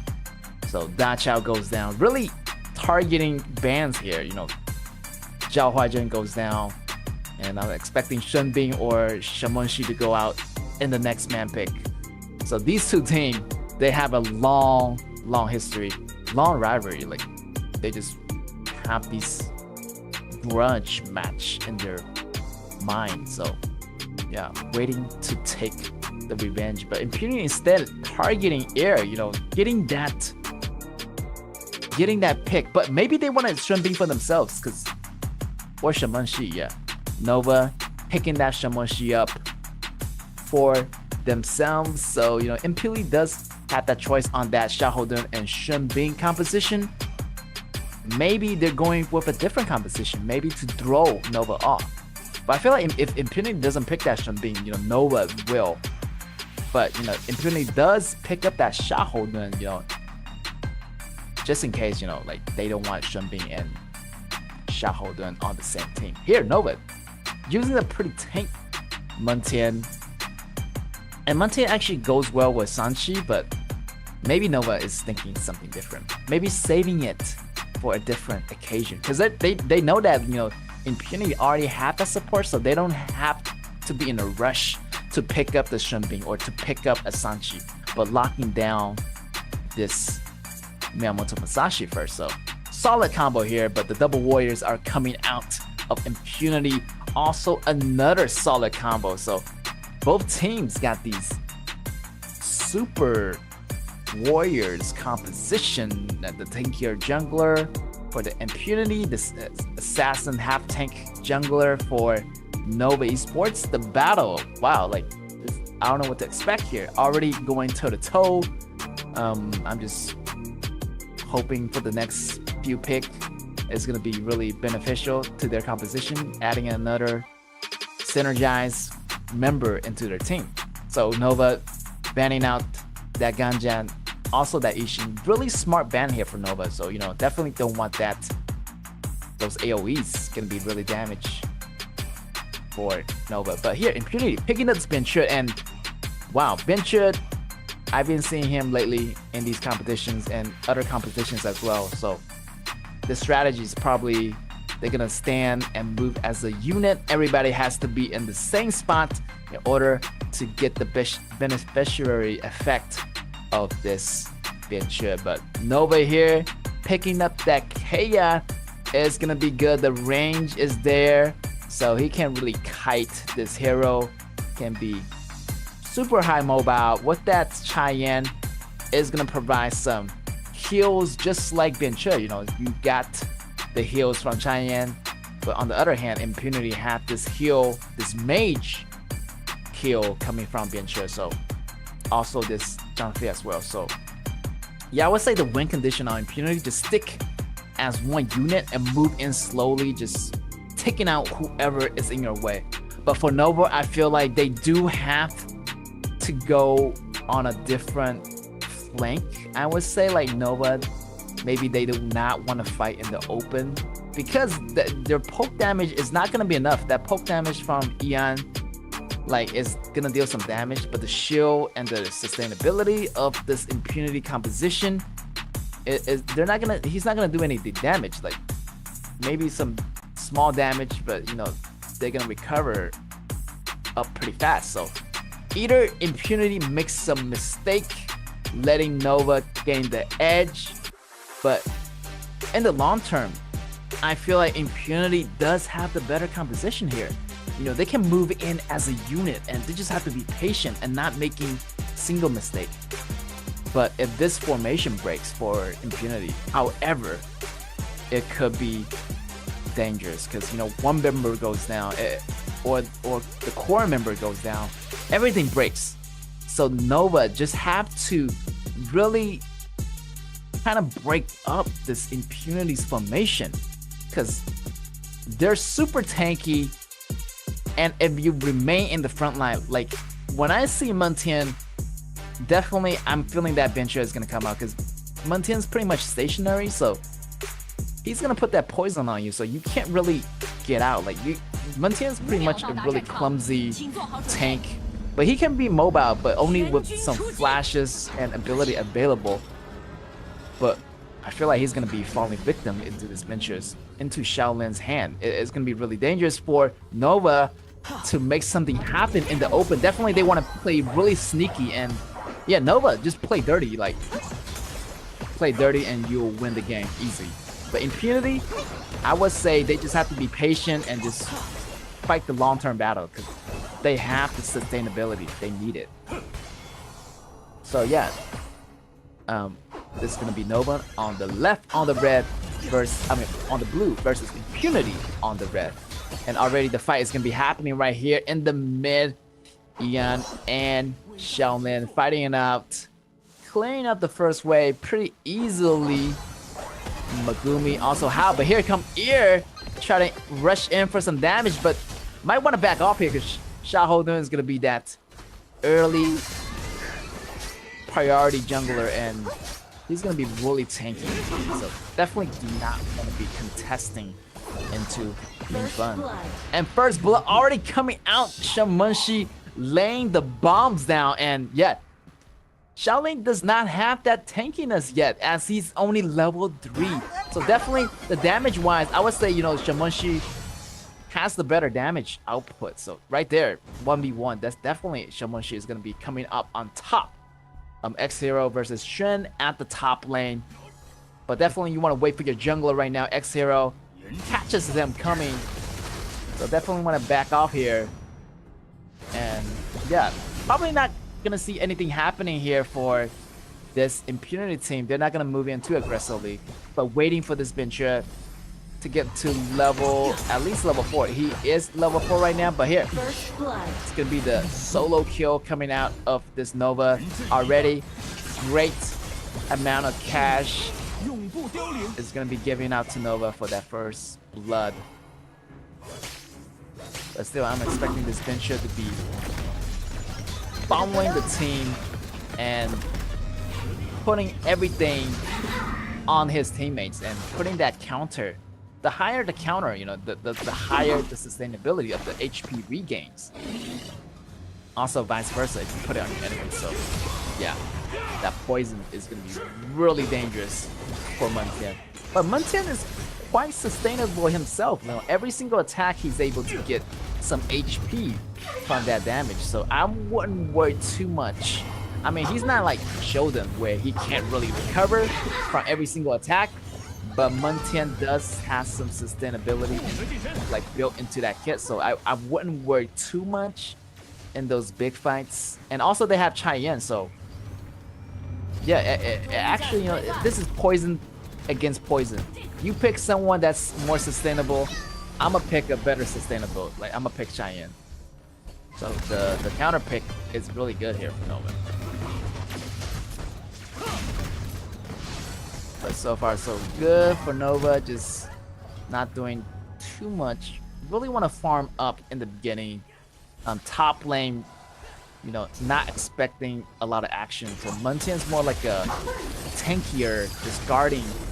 And he's not going on the assault yet. He's just playing defensively and waiting for those crucial moments, crucial windows to happen so he can flash in the front and just do those crazy stuff. But right now, right here, Munchi going for that dive. Here's Ian rushing in with that Bomber Cat, doing some damage, but we might see an invasion happening here for Impunity. Impunity are making the first move maybe, but they want to be really cautious right here. They have Muntian, but they're gonna go with it anyway. Here's the Shamanshi with the bombing, and that is gonna be poking away those HP bars for a second. And yeah, 4 minutes in and everyone just playing super carefully. The farming lane everyone just farming right now. And the first Tyrant is gonna be up. This is the first crucial point. The first rhythm. Who is gonna be taking it? The question is, if Impunity can contest the AoE coming out of Nova, but Nova's shooting falling a little bit too low. The sustainability is coming up for Impunity, but Cheyenne manages to take away that Tyrant in time. Definitely, you do not want to fight Impunity in the open. They have Bencha. Bencha's ability is going to be spreading those counters. And those the higher the counter, the higher the HP regains on those teams. And wow, that combat just shows that how powerful is Shaolin with that ability of that passive. So definitely Nova want to choose their battles a little bit more carefully and kind of want to take down that bencher, or use some kind of distraction so they can take down at least one member before engaging in the whole team fight. Definitely 5v5 is not going to be an advantage situation here. Definitely no one want to be in a 5 or 5v4 situation. But Impunity, as long as they keep a 5v5 situation, it's going to be really easy for them for these team battles to happen. So right here, Nova staying as a group. I would say Impunity's composition is very dangerous if they move together as a unit and just having the HP constantly healthy every single time they battle. So this Cheyenne is not gonna be contesting to that. Cheyenne's ability only can heal you for that period of time, but Ben Chen's ability lets everyone on their team having a high HP regain, is constantly regaining HP, and with the tankiness of their X-Hero, Lin Fun, Megumi, they just are unstoppable in those team fights. But with the anti-regen ability coming out of Nova, it's gonna be really, really helpful. So both sides have to consider those anti-regen items like the Venomous Staff. They have to get it in order to prevent those regenerations from happening here. Linfen is in the front. Here is gonna be Megumi, and Nova is gonna be in trouble, but here is gonna be Muntian in the front, taking those damage and fighting off Megumi. So this is a good thing. Like, they're not really together, so it's okay for Nova to fight back. But once all 5 members is gonna be together, it's gonna be really difficult. But right now, this is Nova try to do: separate them and just take them down separately. It's gonna be really more effective than just 5v5 in a big open match. So definitely want to play dirty and just knocking down them one by one. Red team has destroyed a turret. But it's gonna be really hard either way because they have a really tanky front line, like X-Hero, then Fun. And also Megumi is there, like. But the only short side is that, only up can do the late game damage. And also X-Hero has some quite bursty damage, but it's not gonna be effective yet. So the longer this game takes, the more risk is for Nova to take. So right here is gonna be a good battle here. 4v3, but Impunity, knows that they do not want to fight without the whole team. So the question is, who can get the first jump on the enemy? Who is the first person that is going to be going down? But as long as Impunity just be really patient, they got this in the bag. They just push slowly, secure neutral objectives, and just really take down really slowly. Not to worry about anything. Because they have Bencher, they have Up, they have Lily Sun for that late game. Nova just really want to find a great angle to pop in and make those engage happen. So definitely Impunity put Nova in a really hard position here. Like, you either have to go away like this 1v1 situation, but here is gonna Impunity be surrounding the members of Nova. Nova has to be careful, and he does take down the member. But here's gonna be the fight coming in. Nova has the upper edge here. They can't fight back. They took down X-Hero already. So it's gonna be a good time for Nova to fight back. And this is what I'm talking about. Nova, they got the number advantage already. And if they want to push, it's a good time. But once they have that X-Hero and the rest of the team for Unity, they do not want to push. But this is a good strategy for Nova. Nova knows that like X-Hero is really pushing him to the lane by himself, so Miyamoto was there just to eliminate him and having the team fight happen. So things are looking good for Nova so far. Even though they're behind and go, the strategy at tackling this strategy which this Impunity is bringing in, they have no problem so far. So they know what Impunity is doing. So I'm pretty confident that Nova know what to do. But they have to do it quick because time is gonna be running out. 10 minutes already. Maybe, you know, Impunity is not gonna slip up anymore. So definitely take those advantage situations. But here, Miyamoto Musashi still beat the top. And he's just pushing the lane by himself, but he's going to be regrouping with the rest of its members right now. But both teams just testing the waters right now. Right here, the river fight is about to happen for the mid. And this fight is still going to be, you know, possible for Nova to take over, but as long as X-Hero doesn't come back into the fight. But if he does, it's going to be trouble right here. Miyamoto has to go back. They have to back out right here as there's all 5 members of Nova not together, and 5 members of Impunity are in the mid lanes coming in pretty much right about now. So definitely do not want to fight Impunity in the open as they have this bin shed, which offers a lot of sustainability, and it could be really, really dangerous. Like if Impunity like take down at least 1 member of Nova, I feel like the game is gonna be over. Like it's gonna be risk of over. So definitely Nova do not want to take that risk. Nova definitely want to play their strategy, keep on playing, and find a really great angle to go in.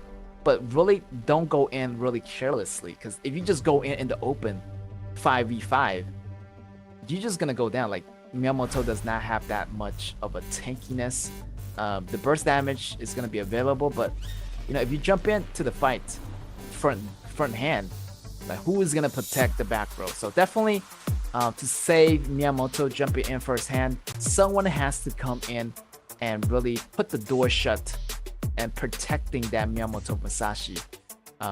Just saving the first engage for themselves and having the second engagement save it for Miyamoto Musashi for the finisher.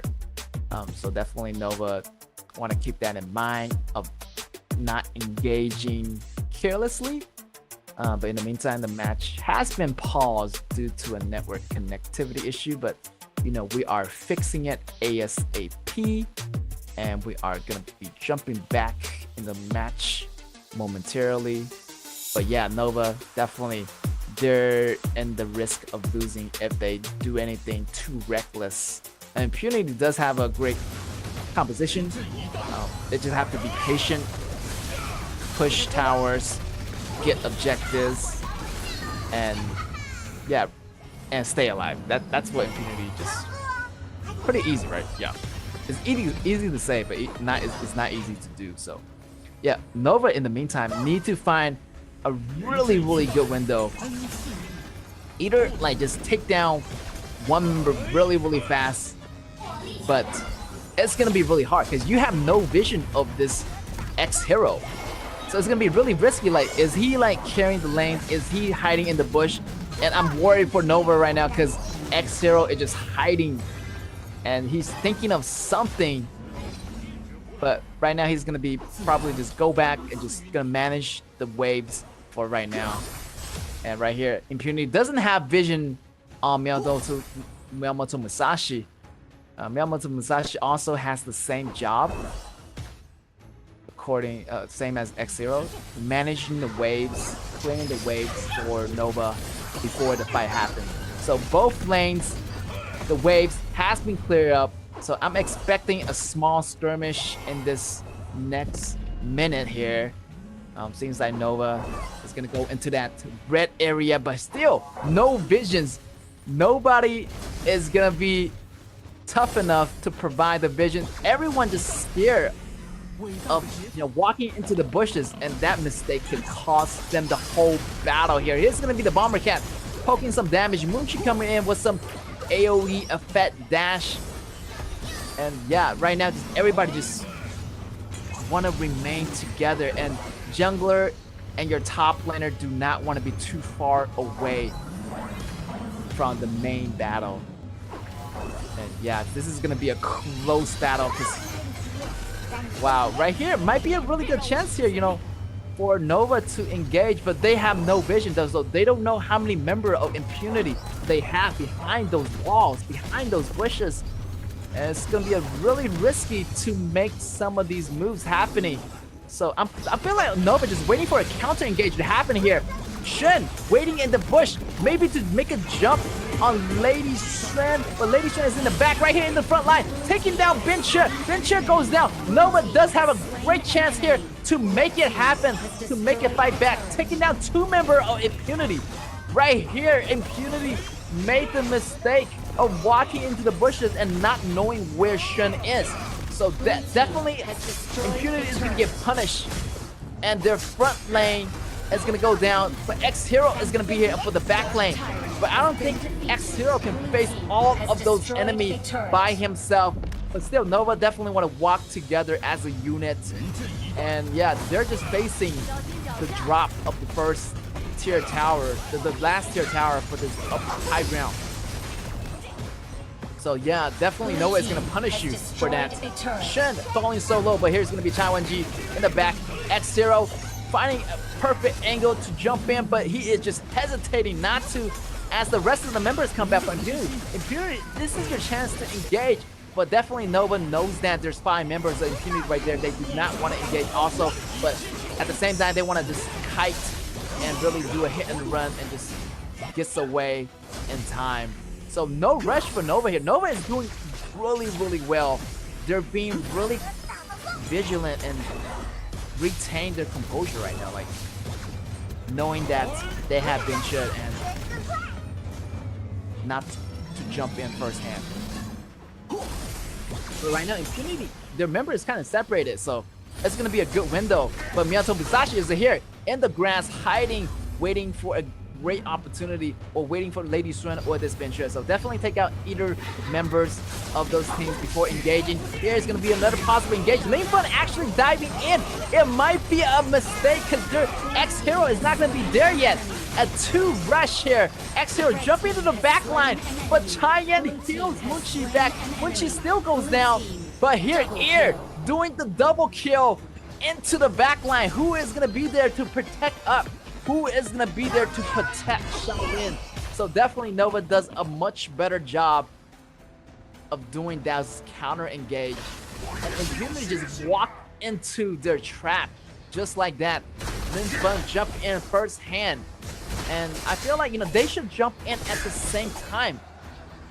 Because X-Hero came a little bit too late. He was just like 2 or 3 seconds late, but Blue team has destroyed a turret. You can't really help him. Nova does gain back the edge. The goal is equalized. The Overlord does go into the hands of Nova.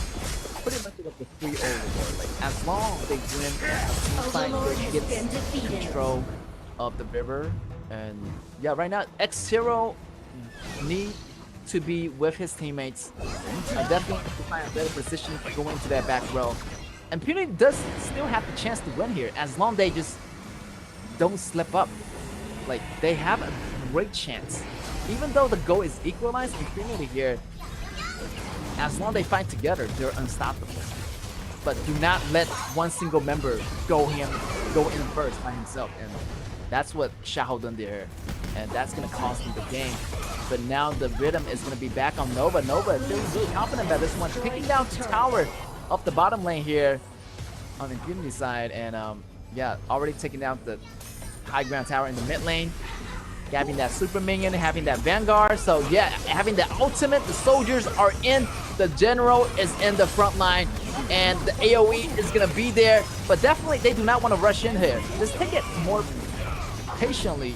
Nova just already know that they got this in the bag. But still, they do not want to face off. Here is gonna be a chance for Impunity to fight back. Definitely Nova want to go on a full retreat right now. One member is gonna be down. But they actually, you know, with that trade, they able to take down that bottom high ground tower. So the trade is going to be really worth it here. But definitely do not want to rush. Don't go into any unnecessary battle.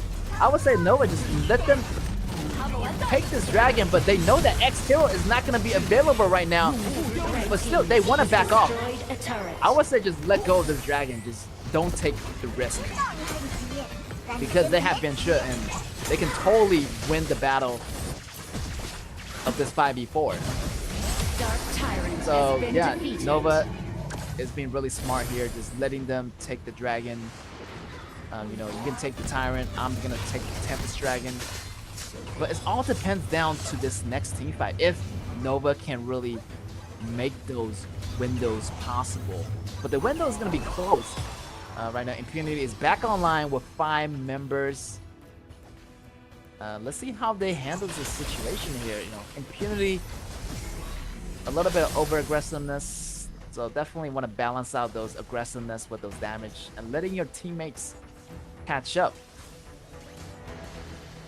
But Linfen right here, checking the bushes, using him as a bait, kind of baiting Nova to start. But definitely Nova do not want to grab that bait. Definitely want to go on the counter strike here for Nova.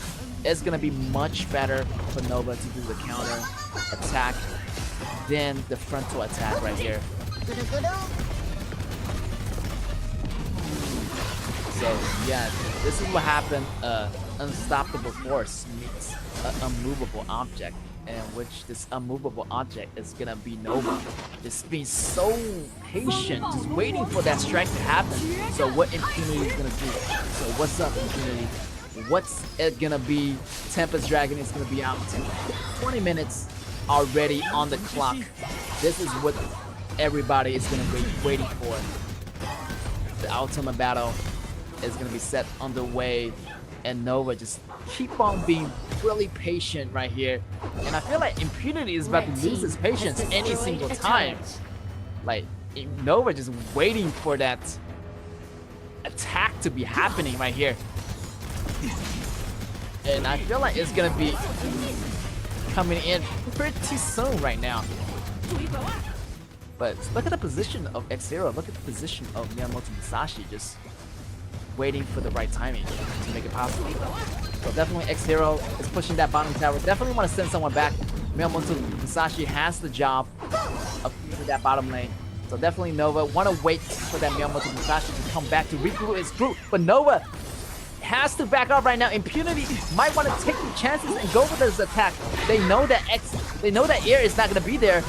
But it's going to be an even battle, 4v4, but Bencha's ability is going to be there. But hit the jump coming in from Shen in the front line, taking those damages. Here comes Air with those ultimate. He's going to be jumping in the back line, doing some damage. It's going to be enough to take down Bencha. 1-for-1 trade. But definitely Nova still want to back off right now as they're facing a 4v4 situation. And yeah, so much combos didn't really go right for Nova. I feel like the attack really didn't happen simultaneously, so Nova still have the risk of losing here. Impunity actually getting all of the attack. And Impunity just have to be patient here. They already got this in the bag. Like, just be patient. 2 down.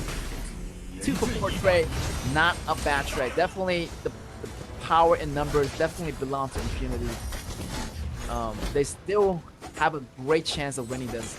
Even though they lost 2 high ground towers, You know, as long they remain as a group and fight, and even though like whatever that is thrown at them, they're not gonna be you know losing as long they have that bin chut and the tankiness front line. So definitely Noah still want to be backing off here because they don't have the aggressiveness. They don't have the tank for this battle. So Miyamoto Musashi has to back off. Also, this Shen might want to consider defending the front line, but he's just using that grass as a constant vision, checking for anything that's about to happen in that Dragon Pit area. But here is going to be a good time for Nova to engage, as X-Hero is not going to be there. Bin Chun is using the heal here, but the burst damage is not going to be enough. X-Hero is going to be coming back. Nova is going to be in huge trouble if this X-Hero jump into the back line here. Impunity does have a better chance of winning here. But the bomb is not going to be sufficient damage. The healing, the sustainability of this Bin Chun is providing everything for its members. And definitely Nova do not want to rush this here. But I feel like the time is going to be up for Nova because you haven't ended the game before the 20 minutes mark. So when this game fall into a late game, Impunity is going to be coming on top. As long this Bin Chun doesn't die, everything is going to be good. Megumi taking some damage. He doesn't have the ultimate. Great strategy here. Nova saw that and take advantage of the situation. Lin Feng goes down. Megumi has to back off. And now we're just fighting for the Tempest Dragon here. Who can grab it? And that's going to be Nova. I feel like this is going to be game over for Impunity. They have 2 members falling down already. 4 members going down. Nova pretty much got this in the bag. Definitely they fight Impunity in a really smart way. Just waiting patiently and taking down 1 member. As long as they take down 1 member, they can just go all in. But before they take down any members, definitely they want to be resilient and kind of wait for the right timing. So, but the end game is gonna be here. Nova got the win. Congratulations to Nova Esports. But definitely Impunity have to have that 5-man in order to secure a dominant win. But yeah, Nova really played their roles really effectively. Yeah, at first Impunity does have the upper edge, but Nova has some really good fights. I only feel like Nova only messed up like 1 or 2 times, but compared to Impunity, they kind of slip up like more compared to Nova. So yeah, Impunity was really close of taking that one, I would say. But in the 5v5 situation, they're gonna have a better chance. Nova just got that jump on them and using that Tempest Dragon pretty much as a kind of like a bait, drawing the battle in their favor. And I feel like most of the people of Impunity were behind that wall, so there wasn't any really much damage environment for this Impunity team to do. And Nova is on the front line, so they got all their damages out pretty fast. KAW had that Mirage, the Sandstorm, and also that Shimonshi dropping the bomb, and Muntian defending in the front, and Musashi can pretty much jump in at anybody at any single time. So well played here for Nova Esports. And yeah, it came down pretty close.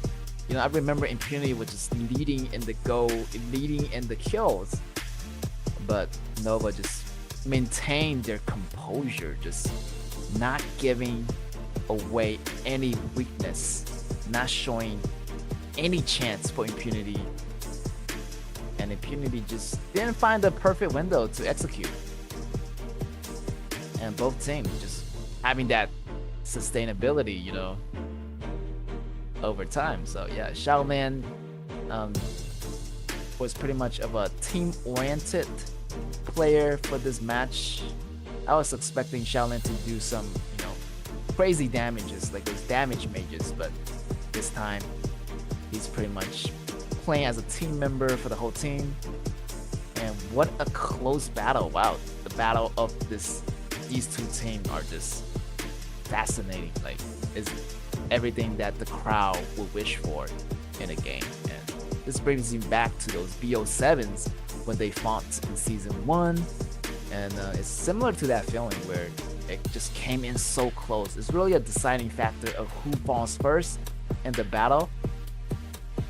And this time, Impunity's member just crashed first, so Nova just grabbed the chance and took this win. And you can see from the goal chart, it's pretty much an up and down situation. Nova did have the slight edge in the beginning that, you know, they dropped as Impunity got more powerful. Impunity just kept getting more powerful, getting the lead, but Nova was able to make those team fights in their favor. So they jumped back, took down 2 towers of the high ground towers from Impunity, and in the end, securing the Tempest Dragon and sealing the deal for that game number 1. And it is going to be your MVP, KAW.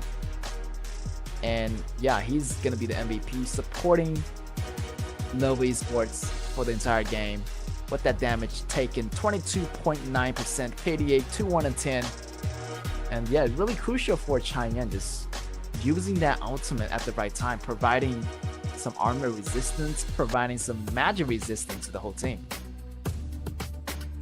Also, that second ability by Cheyenne was really crucial too, you know, stunning multiple members at those crucial moments and stealing that dragon. What a show right here. That had to give the hand clap to KAW for doing a great job of timing that right.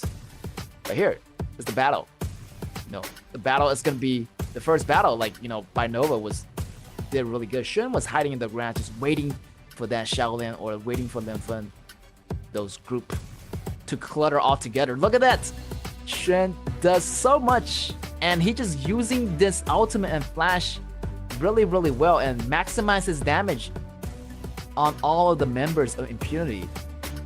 And I feel like that was the battle that Impunity actually had the chance to come back, but they're just not doing the dragon right here and actually just fighting Nova. And the last battle, Nova fought back and took down Linfen. So I knew it at that time, you know, they have the upper edge. They can either take the dragon and go with a team fight. Either way, Nova is gonna win. So yeah, that was a super, super intense battle between those two teams.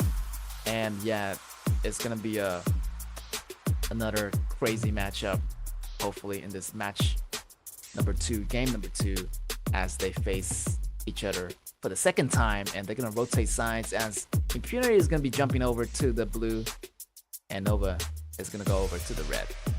So wow, what do you think, guys? How you feel about today's first game? Already action-packed. It just feels like the playoffs right now, but in this BO2, these two teams are just going at it at their highest level. But right now, you know, Nova eventually came up on top. It seems like, you know, they got their composure back. I feel like Nova are playing like the Nova like they used to playing in season 1. Impunity also play really good. It's just that they are still being a little bit aggressiveness. They just have to find more of a better window to go, because once they know that, you know, this X0 is back in their team, they actually, you know, can synergize a lot more better instead of, you know, synergize apart. So definitely Impunity want to do more of those synergize and attacking Nova simultaneously than, you know, just going in and having their own thinkings. So definitely you want to think as a team, not think as an individual. But yeah, that's the tips. I'm just gonna leave it out there for now. So hopefully, you know, these teams can use them or just caught on. But in the meantime, we're gonna go to BP2 of our game number 2. And you can see that Da Chao is just pretty much not coming off of that ban list. And also Xiaohouden and Zhang Fei is going to be banned off. So those tanky support and tanky jungler is gonna be away for Nova, but Nova still have that Zhao Huaizhen available if that Impunity does not decide to pick it up. But Impunity does. He knows that this hero is really valuable. Like everybody, like he is a hot hero on the market right now, so everybody's gonna have that hand on this Zhao Huaizhen. And yeah, no more Zhao Huaizhen, but no more Xiahou Dun. So yeah, those two heroes are gone, but maybe Kai is still on the table. Kai is a great counterpart to those heroes, and it's gonna be serve as a nice backup and tank for Nova if they do decide to go with that hero. But in the meantime, they want to go with that Tai General first. Kind of wanting to take away Megumi's Tai General at the same time using Tai General for themselves. So they either grab that Tai General or that Zhao Huaizhen. So they decided to go with that Zhao Huaizhen, also adding Alien into the play. And yeah, early game, I would say, Mayene has that damage in the beginning, but that Alien does scale pretty much really well into that mid game, late game. So, that threat that is going to be coming in really crucial for that Alien. So better watch out for that Alien mid game. And yeah, it's going to be the worst nightmare for that back row. But here it's going to be Nova picking up that Gunshan Li. Yeah, Gunshan Li, I wouldn't say like it is the best choice because you have this AoE, you have this Alien, you have this Zhao Huaizhen. So yeah, a lot of CC combos there to be a threat against Gunshan Li. But Nova Munchi is really confident in his skills. He can make it happen, but it's gonna be really hard with those CC enemies on Impunity. So yeah, better watch for those mechanics, and he has to be really careful. Hopefully the protection from Tai is gonna be enough, but Nova does still missing a jungler, and maybe Monkey, maybe Kai, maybe Cao, maybe someone like to make a tank. But Limpo definitely is gonna be another viable choice. He's gonna be a really good choice for anything. He can be a support, he can be a top laner, he can be a jungler.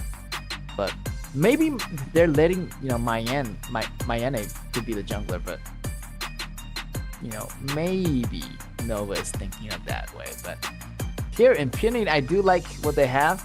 They're picking up Zhuangzi, and as the support, that's gonna provide them those like the free up, the purify effect, like freeing up those CC combos. So this is gonna be good for Impunity. But at the same time, Nova wanna go for that engine, because that engine does damage, not really much CCs. They know that Zhuangzi is gonna be releasing those CCs, so having that damage on Ian is gonna be better. So I would say this Limpo is going jungler, definitely is gonna be a little bit better. This Mayene going on top, being the assassin that she is, she can really go into the back row, but you still have that Zhuangzi to be worrying about. So yeah, quite interesting here for this Impunity. Definitely want to revolve that damage around that Garo. So yeah, I feel like the win condition for Impunity is going to be a little bit different compared to the first game here.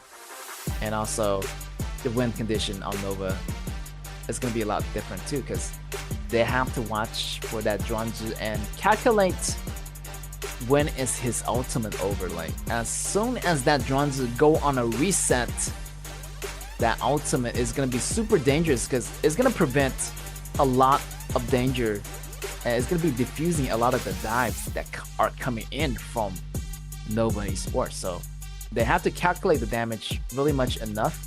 But I do like the damage that are coming in from Gunshan Li, that's coming in from Injun, and coming in from Mayene. So they're just letting Tai General and this Nimport do some knockups. So hopefully they can do that. Like the damage is going to be well enough to fight against Impunity. So right now it's going to be Impunity versus Nova. Impunity on the blue, Nova on the red. And I do like the opening by Munchi going into the mid, getting that mid lane priority early and try to help out top lane more to get off the pressure. So this is exactly what I'm talking about. They want to get that top lane advantage, letting that top lane get the advantage, also the mid lane get the advantage, so they can actually push more into that blue jungle area. So definitely, I'm expecting that area is gonna be full of battles, hot spots across the map. It's gonna be in that area. And having Shun and Munchi rotate at the same time back into the mid lane and look for some early kill opportunities. So yeah, definitely this Gunshan Lee is gonna be super busy. Like he's gonna be like, Munchi is gonna be like, you know, going bottom, going top, helping whatever lane that is in trouble.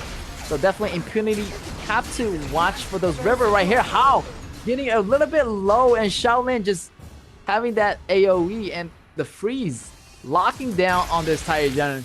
The first blood does goes to Up. That is gonna be really crucial for Up to get those damages in the late game. So a lot of cash right there. I was at 225 for the first blood, if I remember correctly. Here it's gonna be Munchi using that frenzy, but here is gonna be Zhao Huaizhen locking the damage on here, but the damage is not gonna be enough.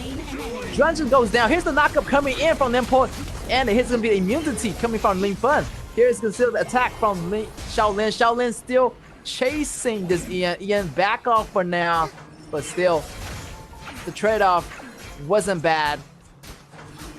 Yeah, but only got drones out of that. I would say Impunity does have the better trade-off in the beginning as they got the first blood, but you can see that replay again, how kind of got caught right there, and you know how didn't really have that first ability to move really fast, getting caught right here. So Shaolin's second ability is very, very accurate right now, landing like maybe like 7 out of 10, 8 out of 10. So yeah, Nova better be careful of that Zhao Jing. But Munchi still trying to make a move here. AoE landing on the map here, but Munchi just want to clear away the minions and maybe just rotate and get the red, you know, just feeding this Gunshan Lee. So Gunshan Lee definitely want to get that damage as soon as possible, and he does have that red. And how is smelling someone is in the bushes. Li Fun has to use his ultimate just to block those damage, block those projectiles are coming in. But yeah, Nova is doing fairly well. Just the rotation, giving everything to Munchi, making sure that he is going to be the carry for the whole team. The ultimates coming in from Eon, letting him get those lanes on the bottom, putting pressure on Impunity's farms lane. So definitely I'm expecting this Munchi to do a lot of the damage for the team. And that second ability by Munchi, he's gonna dodge a lot of projectiles here. So yeah, every time that umbrella leaves that Munchi, he's gonna deal so much more damage, and also that the intervals between every basic attack increases, so he's gonna attack a lot harder, and also his attack speed is gonna be upgrading a lot more here. So I'm expecting a big fight to happen here. How, and also this Eon getting caught here. He has to flash away and using the ultimate in the different direction. But here's the counter attack coming from Impunity, but the knockup, and Impunity just has to back off here. Nova has the counter attack, the flash coming in, the double life coming in from How. Munchi doing some crazy damages, and Air still surviving, taking those damages, but fall into the victims of this Ice Girl. And also Alien comes in play, take down How.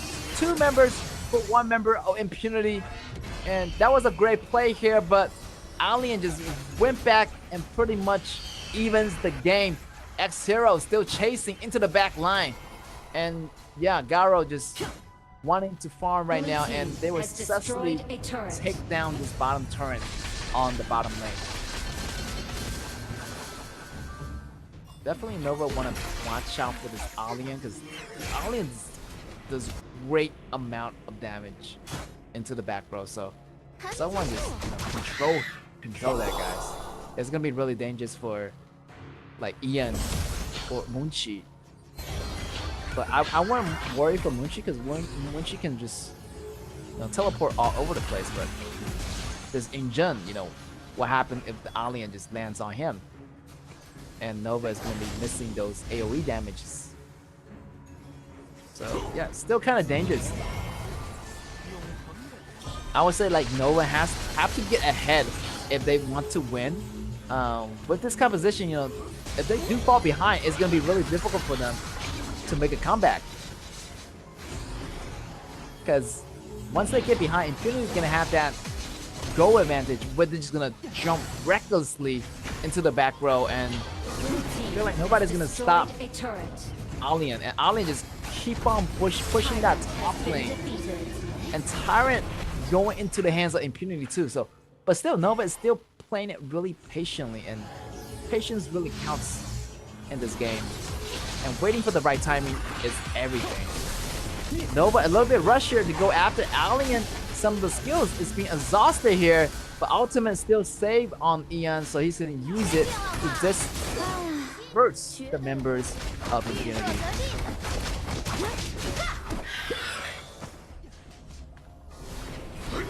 Coming back into the mid fight, everyone just want to take that mid tower. Like, that mid tower is so important right now. So definitely Nova's mission has to defending this mid tower. Ian getting caught by Zhao Huaizhen. Zhao Huaizhen activating his ultimate, and both teams are trading some bows in and out. And definitely Nova want to back up and recover. But Alien is going to be hiding in that grass, waiting for an unsuspected passenger here.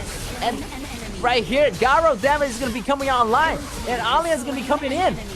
And Mayane is going into the back lane, backside, trying to make a fake, but they still have to worry about Megumi. Megumi maybe still have that heal, also those ultimates save up, just in case if someone goes for a flank.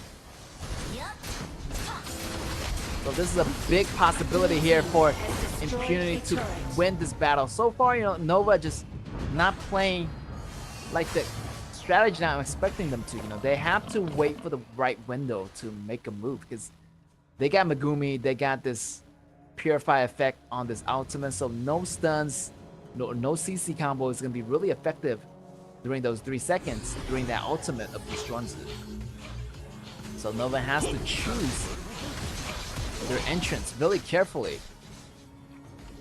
And right now, just having that Mayane on the bottom lane, 1v1. Alien feeling so low, he's going to jump in the air. He's going to gain some tankiness attributes, but definitely want to back off for now. Alien does not have that HP.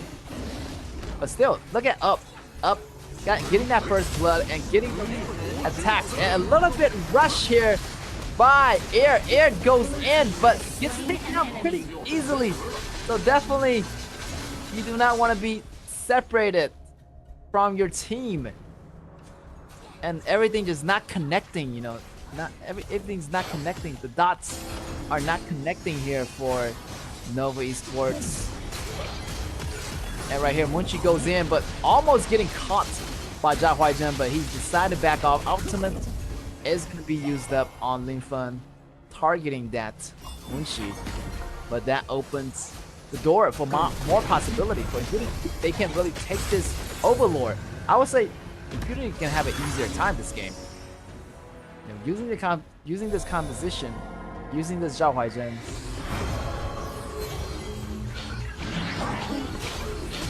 But Nova does have the chance to come back here. The Go is not really much apart. As long as Mayane can reach this Garo in time. But Up is being really cautious. He has that flash, he has that heal, he has the support item from his supporter. So a lot of shield and barriers for Mayane to get passed by. Right here, Nova try to make something happen in the mid. Mayane still waiting patiently for that window to appear, but it's gonna be, time's gonna be running out. Here's gonna be How going in with those damage, but still the revive is not gonna be available here. Nova finding the time, the distraction from how it's able to allow for Nova to take this Shadow Tyrant in time, but at what cost? At the cost of 2 men. And maybe that is not going to be worth it that much as their mid lanes are getting pushed in. Their bottom lanes are getting pushed in. This Mayene probably, you know, running in the wrong way, but he's going to jump over the walls, running for her life here. Shen just using a 2-2 dash away to get away, and Up is going to be there to intersect. And maybe he can get away still across Alien. Still try to catch up, but this Mayene is just too fast. And running throughout the whole gorge, the runner is gonna be successful of getting away from her enemies. And this Mayene just being really swift. And yeah, she can do that. Like the sec 2-2 ability, she can just travel from one spot to another spot. It's gonna be 1v3. X-Hero using the Blood Rage. There's the counter attack happening. Up can really fight back. Up is still healthy. Up still have some HP left, and he's gonna get that 2 kills from Nova. Up ended up going down, but at the cost of maybe 3 man of Nova Esports. That is gonna be worth it right here. 1 for 3. I would take that any day. So definitely Nova have to back up a little bit, and that engage was okay, but you have to be picking your priorities, you know, and knowing the capabilities of your enemies. Like, you know, Up still have that flash, Up still have Megumi protecting, but here Nova wanna steal this dragon away. Maybe not. Here's Ali going to the back row, taking all that ultimate damage. Here's Munchi, and how will get that steal away from Impunity. Impunity getting that Shadow Overlord in time. So that is going to be more room to breathe for Nova. At the current time, they can't release this Shadow Overlord as this How has been knocking down. So, you know, once you're knocked down, you can't release it unless you're alive, and you can just choose any lane to release that Shadow Overlord. But yeah, Nova just really hanging on right here. Even though they're behind in those goals, behind in those kill counts, they still manage to hold on.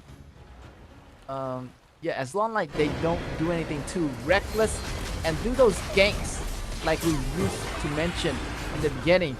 Ganking one character at the time. X-Hero goes really, really deep. Munchi arriving at the scene with Mayene. Still, the fight is going to be happening. Ian using his ultimate in the back. Here's the Zhao Huaizhen ultimate as well. Targeting Munchi. Munchi goes down. Up gets the kill. And everything just falls apart for Nova. Nova has to be on the retreat. And yeah, even though they lost the Overlord, Garo's damage still hurts a lot. Has destroyed a turret. So yeah, I feel like if they do have that Overlord, I feel like, you know, the game would have been a little bit better in the Infinity's favor. But Mayene is gonna be getting that kill is gonna be really key moment for Shen. If Shen is able to reach this up in time, I feel like it's gonna be okay. But it's gonna be a really hard window. Oh, Lin Fen try to find this Mayene. Mayene being really, really sneaky. And you know, she has to back out and find a new position. She can't really be in the openings. Always hiding like a ninja. Try to make something happen for the whole team for Nova. So yeah, definitely it's gonna be Lin Fen and X-Hero's job to scout out the area to make sure this ninja, this Mayene, is not gonna be hiding under any bushes. Definitely vision is gonna be really crucial here in this late game. 15 minutes has passed, and wow, maybe another Tempest Dragon is gonna be showing up. But right now, Infinity pretty much got this in the bag. Just have to guard this, protect and guard this Garo, and and pretty much they're gonna pocket this win easily. Right here, Air taking a lot of damage. Wow, Air just go down just like that. The game is gonna be over right here. 2-member falls down for Nova. Top tower goes down, mid tower goes down. Right here, Impunity is gonna be unstoppable. Here's the CC combo from Ling Fun. Ling Fun still going at it. Here's the Splendor coming in for Shaolin. And Ling Fun and the rest of the team are going crazy up. Still having those damage online, and they are just unstoppable. That's gonna be a 1-on-1 tie here. Nova losing the battle, Impunity gaining the battle of the win of the second game. So congratulations to Impunity for taking that win. But wow, I feel like this game, this match, Impunity definitely came up on top. I feel like they do have the better composition. If you take a closer look, maybe that Zhuangzi was the key player. Like, you were just using those, like the Purify effect at the right moment, the ultimate. I feel like Air was taken out first hand many of the time, so it might not be the smart choice for him to just engage, because this Garo does extra damage to shield the hero. So, you know, once you have a shield, the Garo passive, the magic arrow, you know, whatever you have on the shield is gonna do a lot more damage. So that's why you shouldn't play, you know, Chang'e if you see a Garo on the other side. So that's the reason that, you know, this Garo was so effective against this Ningpo.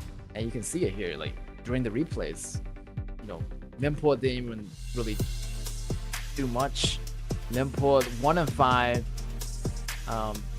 Even though with the defense armor was not working out here, up just having a great time, just really comfortable in the back. So yeah, Impunity does have the upper edge this time, and you know, depending on the composition, I feel like Nova might want to switch out that tankiness jungler. I feel like they should have went with a tankier top laner, but you know, the composition states that they want something more aggressive. But the BP, it didn't really work out for Nova this time, and Garo just got really powerful. But you know, I feel like they could really give away this Tai General to Megumi. Like, it would have been a different story maybe, but nevertheless they want to take away this Tai for themselves so they can prevent Megumi from taking. But if you prevent Megumi from taking, he's gonna pick up another different hero that counters the entire strategy of Nova. So definitely Nova want to play those BP and picks more effectively, you know, like they did in the game number 1. I really like what Nova did in game number 1. Just being really resilient, but with the compositions that aggressiveness composition like this one in this game number 2, it didn't really work out well for Nova. So definitely want to, you know, be more balanced in your composition. But here is going to be your MVP for game number 2. It's going to be Linfun from Impunity with that damage though, 16%. Also the 217 KDA here, and damage taken 24.2.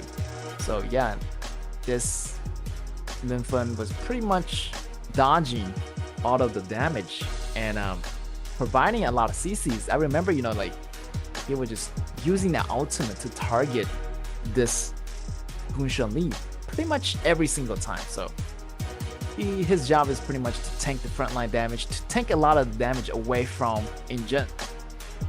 And yeah, he did a really good job. I feel like, you know, Injun wasn't really a great pick, and I feel like, you know, this ultimate is gonna get absorbed no matter what by this Zhao Huajin. So I would say, you know, picking up another mid laner would be more effective for Nova, and also picking up another tankier jungler would have been more effective, like maybe like Kai or something, but or like like Zhou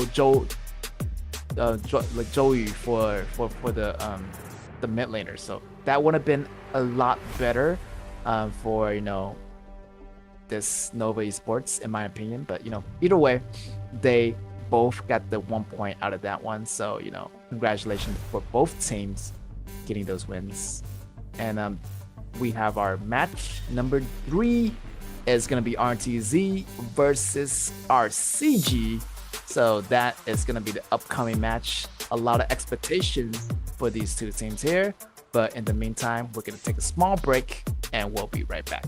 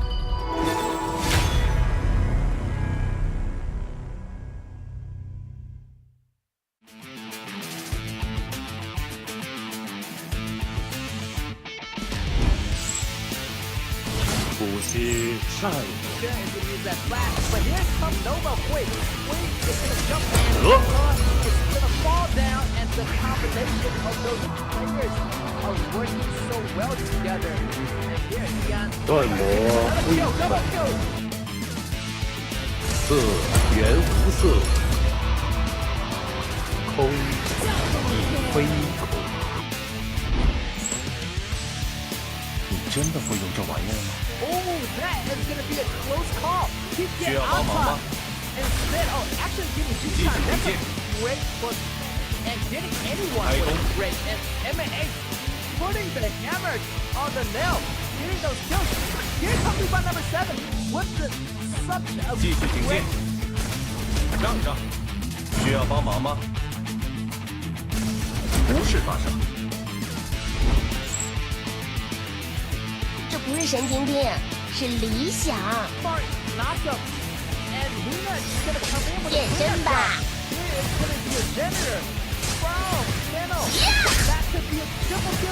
早就知道你有问题，看他，混蛋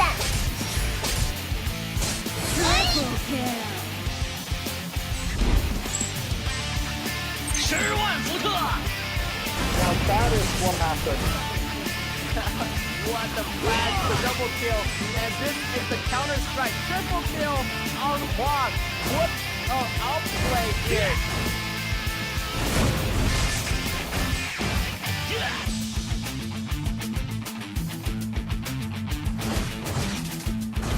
Triple kill. 全力以赴做正确的事。 MS Kim doing a lot of damage. And that is what I'm talking about. RTC fighting back. Still on the run. Byron getting that double kill. Well, this is gonna be trouble for RTZ. Triple kill on Byron. 先吃我一锤！璀璨的破裂。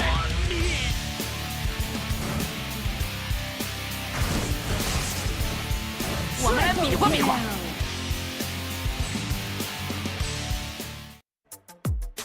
Welcome back, ladies and gentlemen, to our KAW competition, and we are having our match number 3, which is going to be RTZ against RCG. And RTZ has been doing really well so far, I would say, comparing to season 1 of the regular stage. So same for RCG. So these two teams has been going at it for a long time as well. Compared to season 1 from the previous season, you know, a couple of months ago, I remember RTZ was dominator of the regular stage, but RCG has been really improving lately as well. So both teams, you can see from the lineup, the player really didn't change. RTZ's member are staying the same. We got He, their jungler, Sun, their marksman, Xinghan, their support, Ben, their mid laner, also the top laner, Shin. Same for 10X here. They're gonna be their jungler. Also Sadness, the newly joined marksman from RCG. And he's doing a lot of stuff here and providing a lot of assistance for RCG. Also, Wuqing is gonna be their top laner, Heart, their mid laner, Yuhan, their support. So yeah, only Wuqing and Sadness are joining in from season 2. They been synergizing really well lately, and you can see it, their improvement. They had the tie even versus Nova from a couple of weeks ago. So yeah, and we have here the look of the comparison from the datas here.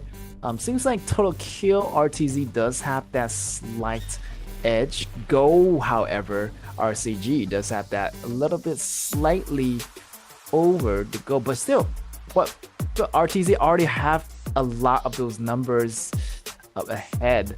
But yeah, damage taken per minute seems like RCG got that lead. Goes per minute, I would say that is gonna be a very important factor, because you need to have the goals in order to buy your weapons. So yeah, having those goals per minute, it definitely matters for the junglers. It's definitely important for the marksmen to have that better goal resource versus your enemy. So RCG has been farming really well here. Like, I would say just like almost 1,000 go ahead. So I would say the farming for this game, I'm expecting like this RCG to have a better farm, and their jungler 10X is to having a super farming style versus the HUD on the RTZ side. So yeah, whoever can get the more go amount, definitely gonna have that winning battle. But go is not the only factors it matters. Depending on your strategy, and there's a lot of strategy. It's not really the battle. Is gonna be deciding factor to who can really manage the wave.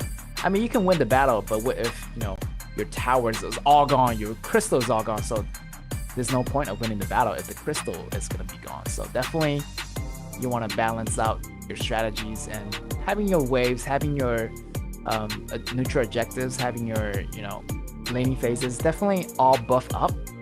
And you can see that the common bans is going to be out. Shenbing, Shemenshi, Jin, Da Chao, and RTZ really want to target 10X, getting rid of that Jin, also picking up the Yixing for their first pick so early. RTZ just using that pick for Yixing so early, so that leaves a lot of room for RCG to do the counter pick, picking up that Tiny General, also that Alien for RCG, a great top laner, a great tanky, aggressive top laner for this Wuqing player.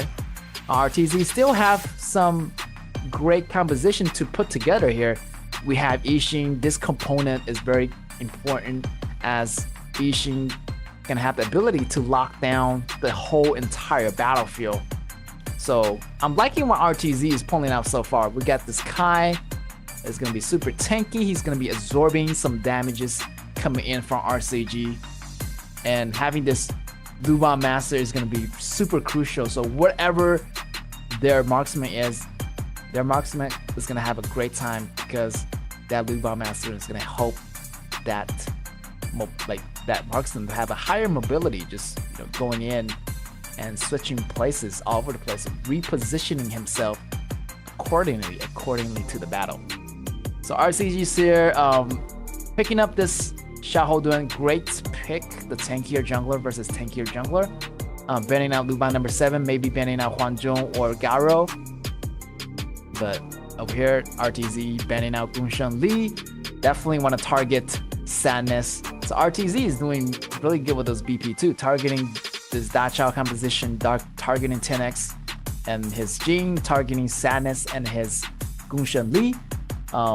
Yeah, I feel like maybe RTZ is going with the Huanzhong composition because Garo and Luban and 7 are getting banned out here. But I feel RCG can really take it for themselves, but it wouldn't be as effective as taking Lady Sun. But Lady Sun is getting banned out by RTZ, so a lot of great BP here by both teams. So what's it gonna be, RCG? But I feel like DNG is still out, Huanzhong is still out, but I wouldn't say Huanzhong because Huanzhong really doesn't really work well with the composition they have so right now. So DNG is gonna be the better choice. RCG maybe is gonna lock it down, and they will. RTZ definitely want to go for that Huanzhong. Maybe 9 out of 10. Huanzhong is gonna be the perfect pair with that Luban Master. And yes, the Sun will be using this Huanzhong, and also picking up this Charlotte for the top lane. Yeah, I would say Charlotte could go hand in hand with that Wu Chain. Maybe Byron might be a little bit better, but depending on your playing style, Charlotte is more like a hit and run, damage reduction, half tank style. Depending on the player's playing style, Charlotte might be a little bit more effective. Going to the back lines, getting those attacks and getting that passive off. So yeah, that Charlotte it could be dangerous, for the back rows for RCG. So, but RCG using something to target this Huanzhong, and it's a great strategy here for RCG, using that Shisu actually to manipulate and target and actually to control this Huanzhong and making him walk in the directions of RCG. So yeah, either Haya or this Shisu would be a great choice. So they went with Shisu. So yeah, all it depends if this Heart can make those pulls happen. I feel like Heart can make those pulls, and with that flash, it's gonna be those tricks where Shisu use the flash and use the first ability at the same time. Also combination with the second ability and third ability, he can really goes in and flash in and make an execution happening, make a play happening for RCG here. So really depending on this Shisu now. So if Shisu can play really, really well, then easy game for RCG, easy game. But RTZ, once they get that goal rolling, they get the snowball, they get the goal advantage, I feel like they shouldn't worry about too much, shouldn't worry too much about this Shisu. Just, once you step into the circle of Huanzhong's attacking range, she's gonna be just gone in a moment. But unless you do get that goal lead. But it's gonna be really difficult though. RCZ is gonna be farming a lot faster than RTZ, judging from the numbers, judging from the goals per minute, from the statistics, from the data comparisons. So yeah, we'll see about that. So Group A battle here. RTZ on the left on the blue versus RCG on the right on the red. And I'm your caster, Get. We are about to get this match underway. And pretty normal, I say.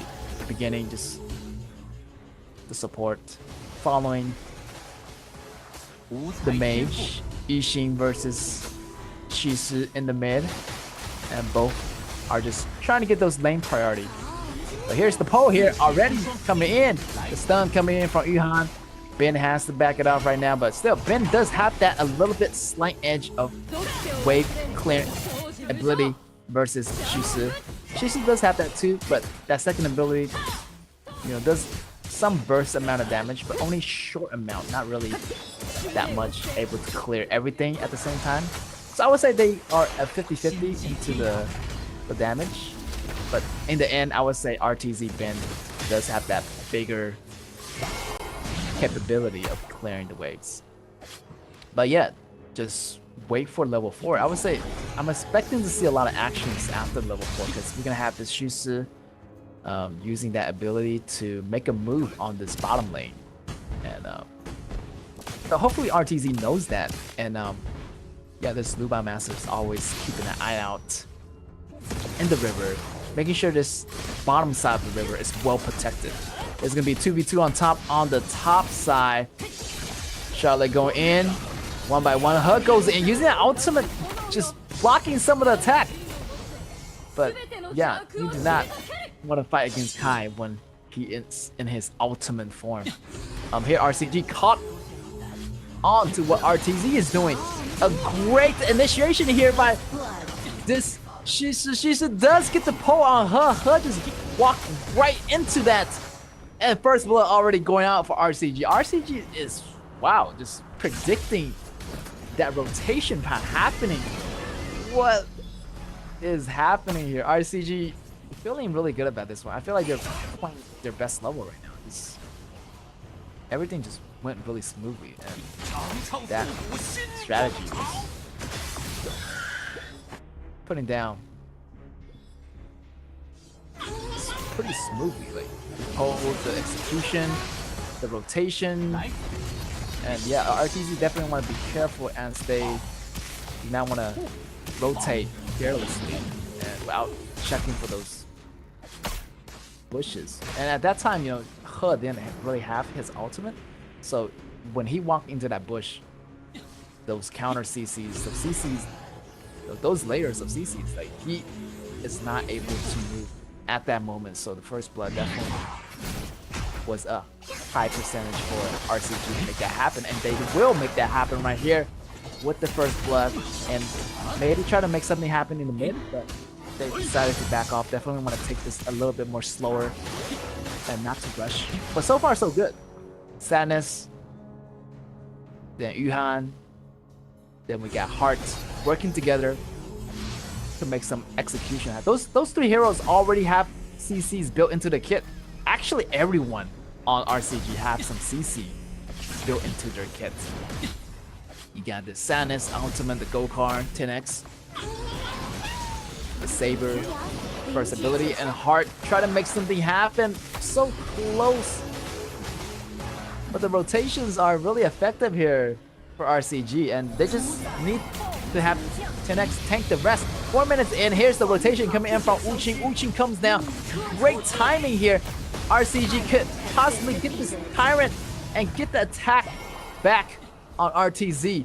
And here is going to be a small pause for the blue side. Seems like they really want to, re-strategize their situation here. RCG just rolling in so hard in the first 4 minutes. As you can see that right after that 4 minutes, Wu Chang just teleported from the top side just to get the advantage for RCG into that Tyrant. So that was a great strategy for RCG, and so far RCG, wow, they have been doing really well. The first engagement, the first anticipation of their enemies, it was really on point. And this is what I want to see from RCG. They did be improving a lot. I would say, comparing to RTZ improvements and RCG's improvement, I would say RCG has improved significantly a lot more than RTZ. Not because of their wins, because of their rotation, because of their strategies. They've been evolving.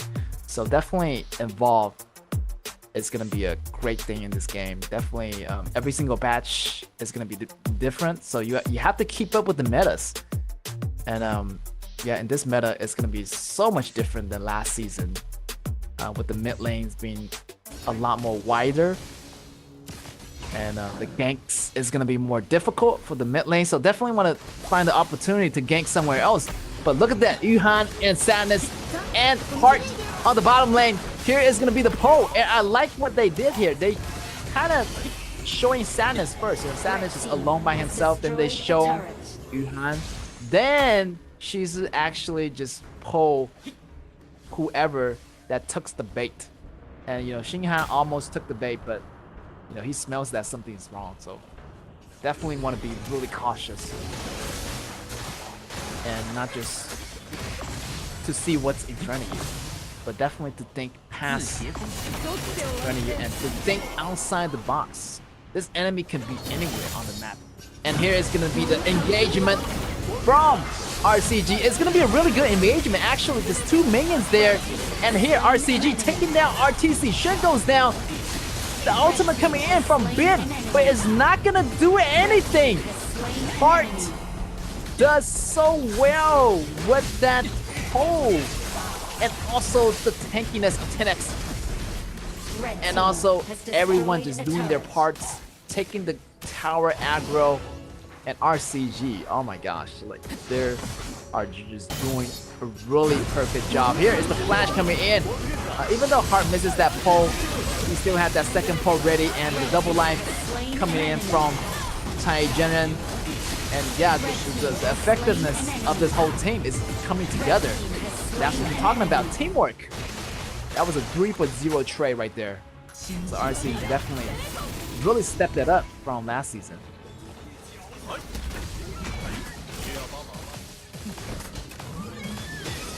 So RTZ might wanna stretch for that late game, as they have Wonjun, and yeah, RTZ is just playing so well, like, and his Heart also doing a lot for the team, and 10x just being really effective with his commands. And I remember, like, I feel like they're the shot callers of the team, you know, 10x and this Yuhan to support. So definitely here is gonna be Shen versus Uxing. Uxing decided to get away in time, just enough. And here's the go card coming out from DNG. DNG not able to take down Shen, but Shen got away just in the same situation as Uxing. So yeah, those are really lucky warriors right there to survive that kind of engagement. Alright, seems like we have a front engage, and here's the engage coming in from Heart.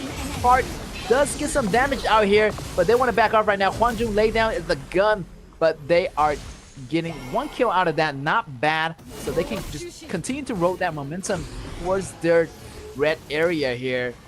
And the Blood Rage is gonna be coming out for Uxing. Uxing does so well of pushing that top lane in, and also they got the Overlord here for RCG, and RTZ just getting suffocated right now.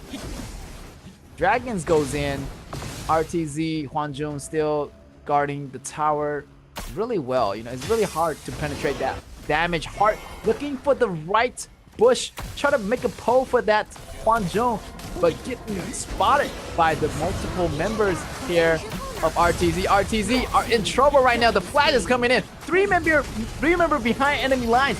The bin, the ultimate is gonna be coming out. Ultimate of Puh coming out, but there is too much tankiness in those heroes. Yuhan has to force out the ultimate to save its life. 10x still surviving, even though he got bombarded by Puh's attack. But right here, wow, RCG managed to hold on, even got the Tyrant out of that, so even got the tower and the Tyrant. So neutral objective definitely went all the way for RCG, and tower wise definitely they got the upper edge, and they lost like no tower so far, so big congratulations to them. And RTZ just might want to be more proactive right here, because there's nothing they can do right here. If they engage, they're facing the risk of getting pulled out from Heart. So here is another engage here. Watch the position right here in the blue area. Going after Hwanjung directly. Uching dives into the back. Here is going to be Yuhan. And Hwanjung just falls before that he can't even say hello. Like, just not his day to be in this game. Sun is just facing a lot of suffering right now. And RCG surrounding RTZ. RTZ hug, get pulled right there. Ben's ultimate is going to be laying down, but it's not going to do much as RCG is still pushing forward here. Shen goes into the back line. It's not going to be a smart match because it's going to be a 5v1 situation. Shen continues to run, jumping over the wall with the help of Luban the Master. And yeah, the red area is going to get pretty much locked down by RCG. And there's nothing that RTZ can't really do about this right now. The only thing that they can do is defend, but 10X is just so tanked right now, and Sun can't really have those auto attacks on RCG.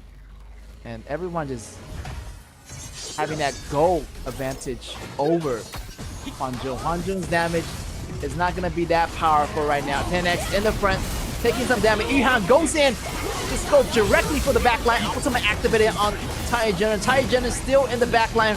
Flash out, managed to survive. Hug goes down. 10X goes in, managed to get another stun before he dies. Uting goes down. Uching goes in. 2 members of RTZ goes down. That is gonna be the battle for RCG. RCG definitely got the win out of that one. 1 for 3 right here in favor of RCG. And they're just waiting for the minions to arrive at the front line. And Sadness still looking in good shape. The flash gonna come in from Heart. Wow, the pull. That's what I'm talking about. Heart is really good with those anticipation. The flash first ability and able to get Xinghan out of its territory. So it's only a matter of time before RCG gets the win, you know, unless they do something really terrible. But right now RCG got this pretty much in the bag. 12v1 on the kill count, 7.5k in the goal lead. So, and also having that Dark Tyrant under its belt. So yeah, a lot of damage right here for this RCG member.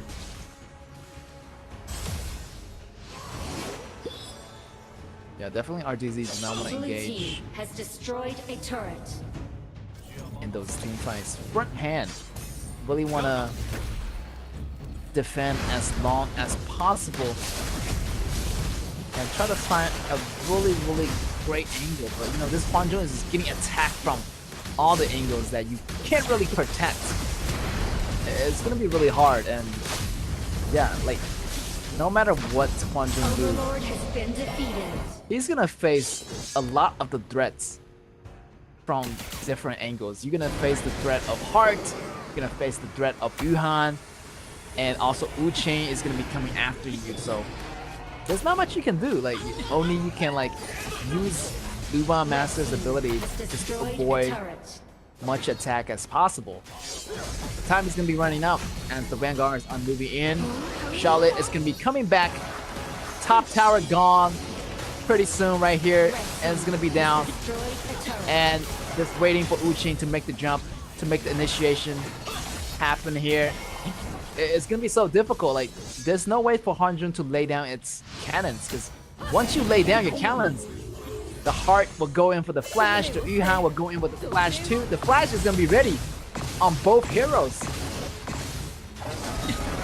So yeah, it's a matter of time here. It's gonna be the flash from Heart. He does get one member HUD. Gets caught here. His ultimate is gonna save his life, but barely making out alive. RCG still doing the battle in the front line. And yes, RTZ can't have the table turn around for a split moment, because RTZ's Kai used his ultimate to dodge so much attack and to take so much attack off of RCG. Actually gave RTZ a little bit more of a room to breathe.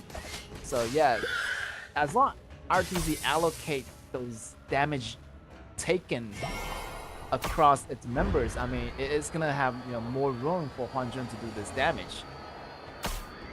But it's gonna be super risky. 需要帮忙吗？ There's so many people have CCs on RCG, so even if you take down one member, other members can follow. So there's like 2 or 3 members you have to worry about. So I mean, as long as Kai is tanky enough, but Kai is kind of really lacking in that gold department, so he's not gonna be that tanky as usual. 7K 0 and 4 Kai versus the Shahoden, who is 5 and 1. So definitely really lacking in the tanky department. And slowly but surely RCG is driving at the footsteps of RTZ. And yeah, just RCG just wanna force out the fight right now, not pushing yet. Maybe just get some more neutral objectives. Just to be safe, Right now, they got the goal lead, they got the kill lead. Just have to be really patient. RCG does not want to break this patience. Definitely look for a really good chance to really, get one of the RTZ members alone and pick him off. And yeah, and just meantime, just get the neutral objectives. They don't have to worry about anything. They can just start the fight any single given moment. Sadness already have the gold that he's needed for all those damages. Heart already got that Splendor in case anything goes sideways. Yeah.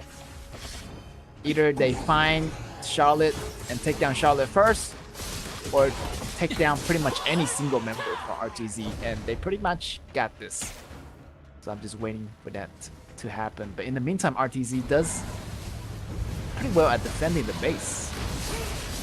But I'm just wondering how long they're gonna defend. I mean, the only viable key here is for them to survive till 20 minutes and actually go for that Tempest Dragon.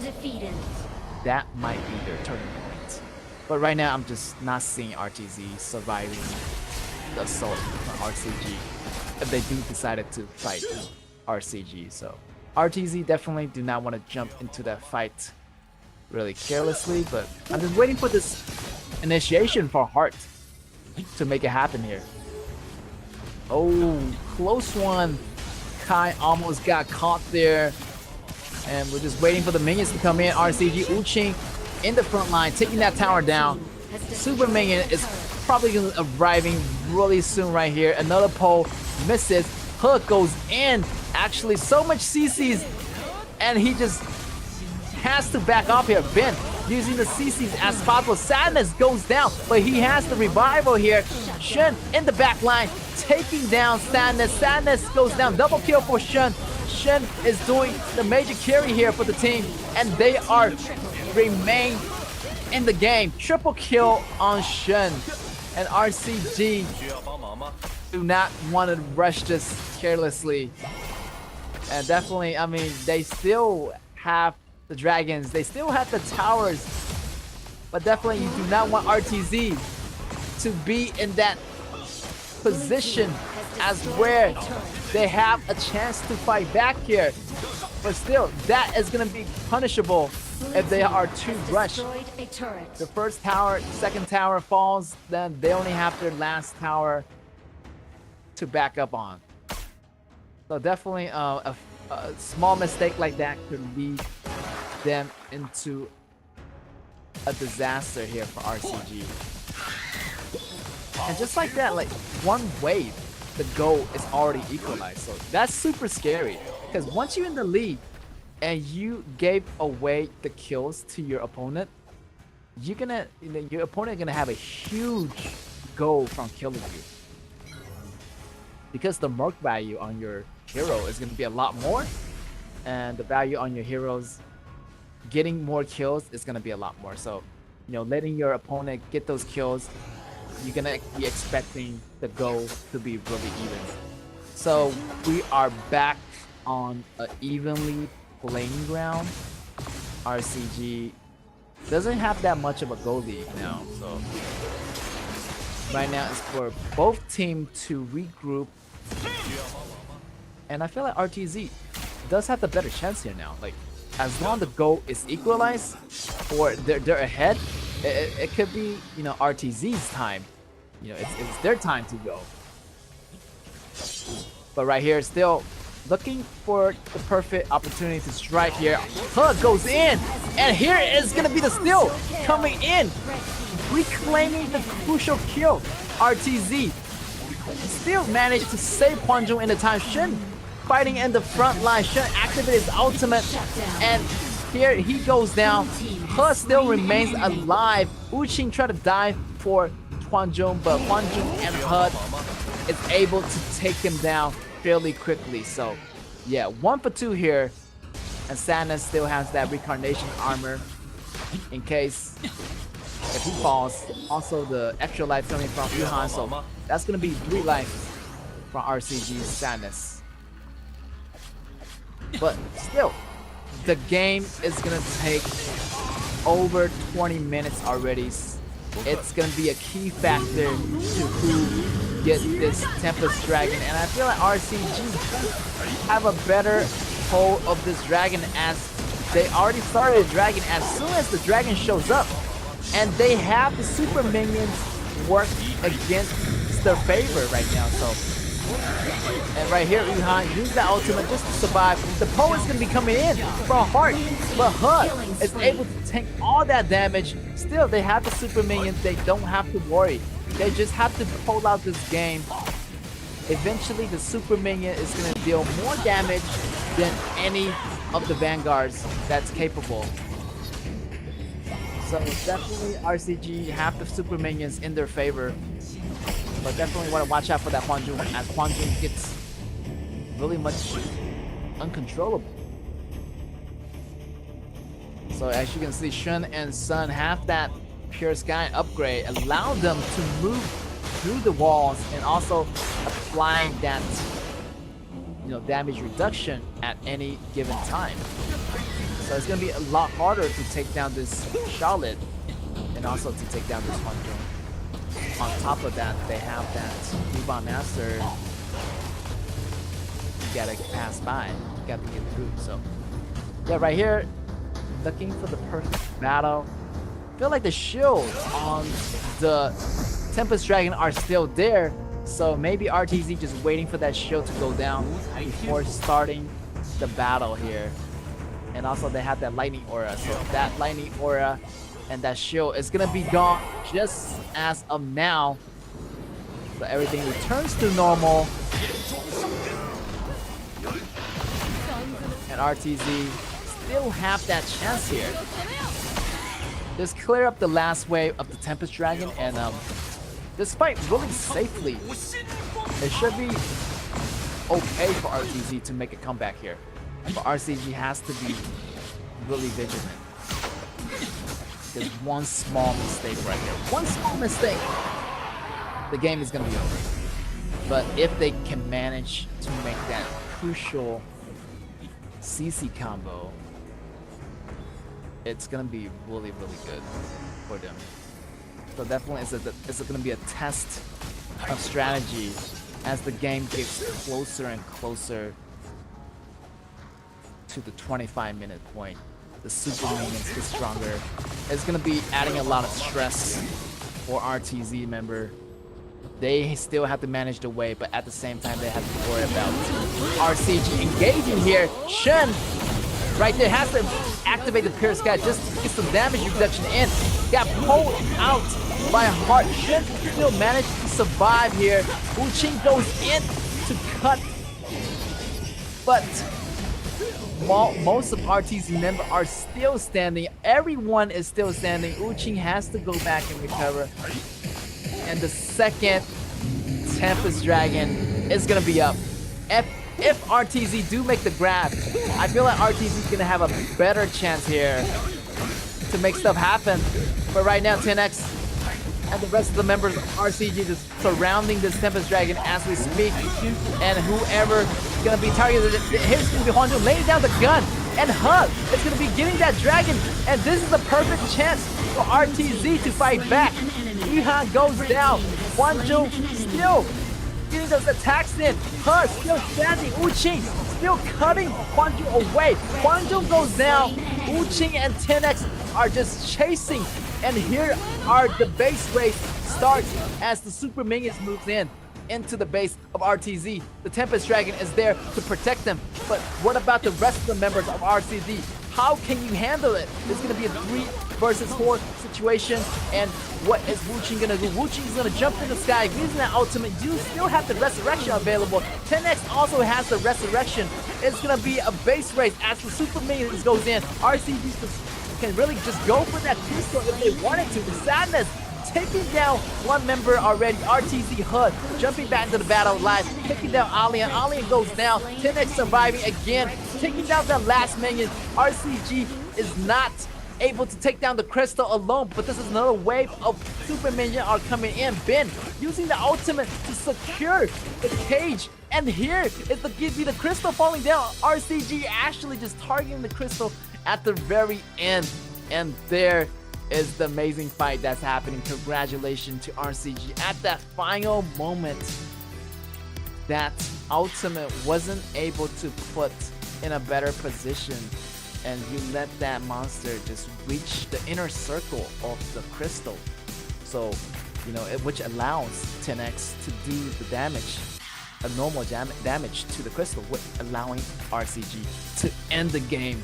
What a crazy battle that was. Like, it was just a back and forth tug of war, and wow, RCG came out on top.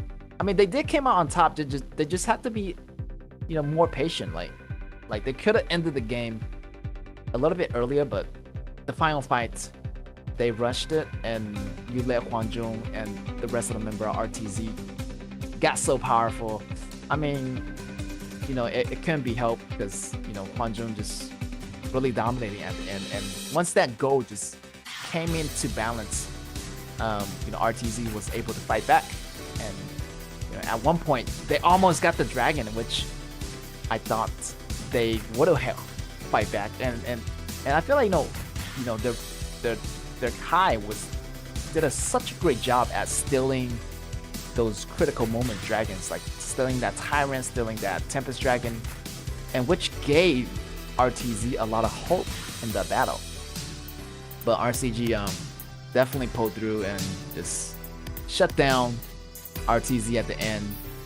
And eventually really comes down to the super minions, like which super minion, which side they're on. So definitely the super minions is gonna be on RCG's side, as they already took down their high ground tower, which in contrast, RTZ didn't really have any super minions. So that was really their, that's really their mistake of not really pushing that lane into the end. They have a really good pushing power, but there's just too many RCG members denying their push. So great job on that, and eventually RCG was able to get those super minions inside the base and locking down the first game. Wow, that was only the first game, and it lasted that long. That was a crazy battle. All of the battles today are just hectic. Like, everything just feels like BO5, but we're in our BO2, and it just feel like almost if it's the playoff, but it's not. It's still the regular season, but it's the last day, so everyone just rushing and to get those last minute points for their team. And I can understand why. Like, these points are super crucial. It's the deciding factor that if you do move on to the upper brackets, or you be in the lower brackets. So definitely it's going to be super tense for these two teams, and as the playoff come closer and closer, everything just happens so fast. You just don't know what to expect. The battle just go crazy. And you can see from the scoreboards right here, Huanzhong does a lot of the damage, and from the go chart you can see the fluctuations. Kind of RTZ kind of get the lead in the beginning, but RCG get the lead, then RTZ get the lead, then eventually RCG get the win. So you can see that the rise and fall of the line and the correlation of the tower counts. But in the meantime, here's gonna be your MVP, Sadness, getting this MVP. And wow, Sadness pretty much didn't really die much. Like, he just died once out of the whole 20 minutes of game. So what a treat for this Liren. Like, I'm not expecting him to having that great KDA. 919, that's crazy. 919 sounds like that 919 player, but still, 919 KDA was so crazy, and I'm expecting him to die a lot, but he didn't really die. He just kept doing his damage and remained in the back row just really comfortably, and just using that lifesteal to regain back his HP and doing a lot of damage, pretty much most of the damage for RCG. So here is the poll again. In the beginning, everything really went so smooth. Like, everything just pretty much like perfect for RCG. RCG just has 7 kills right here, 8 kills versus 0. And right here is this pretty much the same 11 versus 1. Is not when they take down the bottom tower. And actually here already things went crazy. He taking that dragon right here. And actually, RTZ got the lead here for a slight moment. But, they only got the lead because they got that dragon.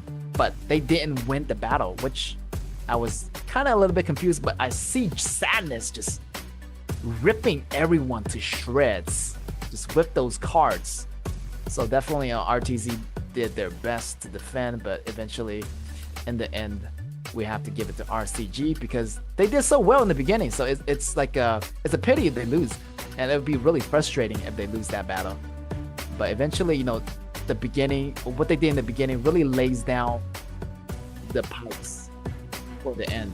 Really predicted that super minion is gonna take over the battle eventually. So yeah, nobody want to miss with those super minions after that 25 minutes, because one hit from the super minions, you're probably gonna face like, I don't know, like half of your HP is gonna be gone, or well, like at least 1/4. So those super minions definitely is gonna be really hard to take down as the game progresses. But yeah, that was only match number 1, guys. Like, wow, 1 versus 0 so far. RCG got the win from the first game.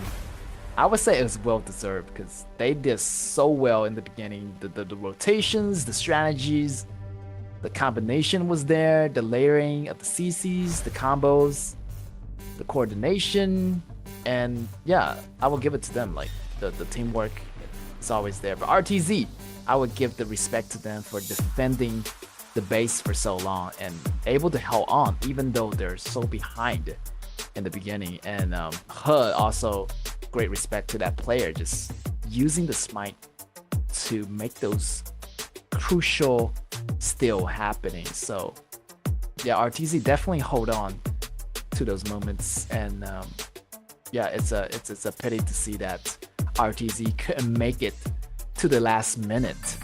But nevertheless, hopefully RTZ gonna be a lot stronger in the second game. But RCG also, really don't want to give RTZ any chances. They want to actually get those full points and not giving them a tie. So yeah, moving on to our game number 2, RCG versus RTZ. So they're gonna switch sides. RCG gonna be back on the blue, RTZ on the red. And yeah, RTZ gonna just continue to ban out Jane, while RCG really denies those supports, deny that RTZ does not want to use those supports, as Shunbin is going to be a really dangerous team fight player. Also that Tai extra life, super annoying in those team fights. So RCG just want to get rid of that right away. And getting that first pick, it's a good thing for RCG because they can really lay down the strategy here for the blue side. Blue side is going to be the first pick. And obviously, normally the red side is going to be the counter pick. But RCG already locking down the Shamanshi. Regardless, it's going to be a great pick because it's going to having that mid priority for the mid lane. and that allows RCG to have a faster rotation, unless RTZ want to get some mid lane priority heroes as well. So here, Mayane and this Zhao Huaizhen for the first two pick. These new heroes are taking over the game right now. Like, so, yeah. Mayane, also this Zhao Huaizhen, this tanky warrior meta is happening pretty much every single game, where you have a tankier jungler followed by a high damage or burst damage warrior at the top. Maybe RC, you want to go for that Byron, as they already have, or go for that Charlotte versus, or Allian. Allian's still available, so maybe they're saving their choices right now. RCG locking down the Gunshan Li, maybe Zhang Fei is still available. It's gonna be a good pair, and yeah, hopefully they figure out what to pick. But yeah, there's a lot of different strategies for this map. Seems like the BP was out there, but I'm not sure. Maybe they're doing a different kind of strategy. So still, BP is temporarily paused. Seems like they make small errors on those BP, but we're gonna be back in the BP phase for you momentarily. But talking about the game number 2, I feel like RCG already understand what RTZ is thinking. So RCG is gonna have an easier time. They already had the first win, so pretty much just walking in there, just having this second game, pretty much it's a walk in the park for them, because you can see that from the first game they just lock them down so early, and they have to lead for the entire game. Not even the entire game, maybe just 80% of the game until the last moment. So hopefully RTZ does some kind of strategy towards RCG, and definitely do a better ban pick on those heroes. But right now RTZ just targeting Sadness, targeting 10x, but they're forgetting the rest of the team of RCG. So hopefully RCG can really have a deeper hero pool, and which I think they do. So yeah, so even without Jane for 10x, he can really use the tankier junglers like the Xiaohodun.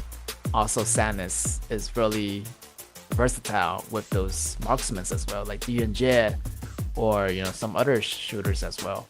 So RTZ definitely want to do a more of a team ban instead of targeting those specific players. But hey, I'm not the coach, so they definitely have a different kind of strategies for those situations, and I feel the coach feels like what's best for RTZ is to target those players like Sadness, target those players like 10x from those heroes. So you can see here in the first game, RCG already got the first point, and that is gonna be moving them up in the upper brackets of the Group A, and this will allow them to have that better chance of reaching the championships. But RTZ on the other hand, they already have some points. I'm not sure after this game what is gonna be the point, but we shall see. So yeah, that BP was some errors. So this is gonna be the second BP still, and we're gonna have the BP setting out again. Feels like we're gonna ban the heroes in the same order, and yeah, I feel like they just chose their heroes differently than usual. So right here is gonna be the true hero selections from these players. So far so good. Maybe the Gunshan Li was a error that happens in that last BP, but let's see what's going on here. But it seems like RCG so far, locking down Shamonshi, it's a great start, like I said in the previous. And yeah, RCG want to go with that Gun Shunli and Janfei combo. Really solid here, like really safe choices so far for RCG.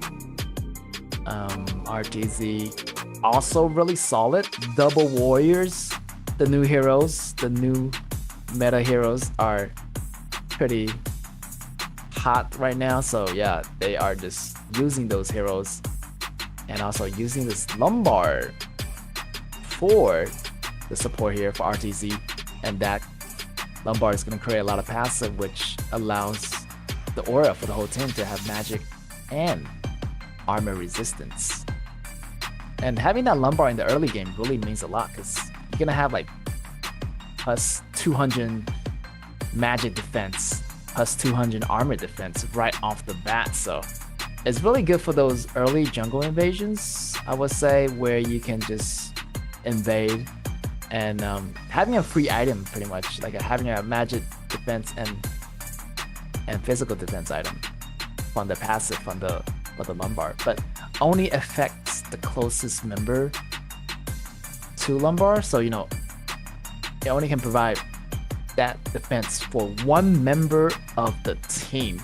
So hopefully RTZ can use that lumbar to its maximum potential right here. But RTZ maybe going with the Bailey Shouyue, but I don't think so. Like, no way. There's no way he will pick this hero. Like, definitely want to go with that Garo, because yeah, Bailey Shouyue is not gonna be really prevalent in these kind of stages of the game.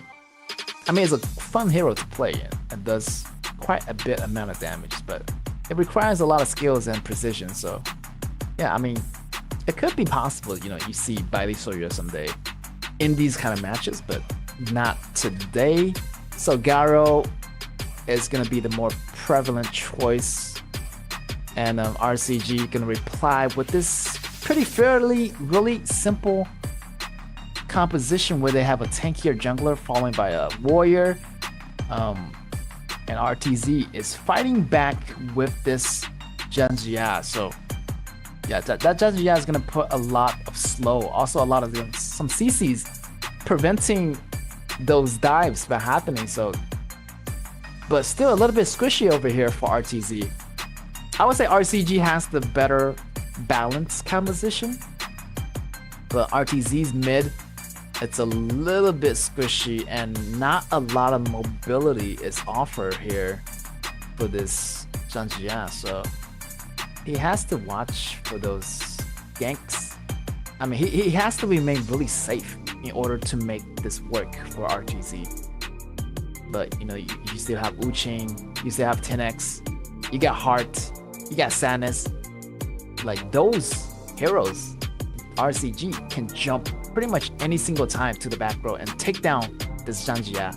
So who is gonna be there to protect Janjia? Who is gonna be there to protect Garo if you protect Janjia? So that leaves the question to RTZ, like how able are you to allocate your resources using the support? Who are you gonna protect first? Are you gonna protect Garo? Unless this Garo, you know, remain in a great formation where, you know, there's no way for RCG to get to Sun. So, you know, we'll figure it out. So this is gonna be the RCG versus RTZ. RCG on the left on the blue, RTZ on the right on the red. And this is gonna be our game number 2, and the battle is gonna be happening straight right away. First blood already drawing out, and look at that, Sun almost got 2 kills there under 30 seconds. Wow, the insane amount of CCs right there by those 4 members of RTZ just blew my mind away. Just everything just happened so quickly, and wow, so dangerous. Like, wow, when those heroes are together and when they land those spells, you can see that right here. Sadness jumping in, boom, boom, 1, 2, and he's gone. Like, he just disappeared. Like, I didn't even see where he like lay down on the map. So what a great start here for RTZ. laying down the first blood. So yeah, great start here. RTZ getting that cash injection right here. Getting that ATM of cash. That first blood is going to start the clash flow for this KAW. And he's feeling really good now. So yeah, RTZ is back on the map.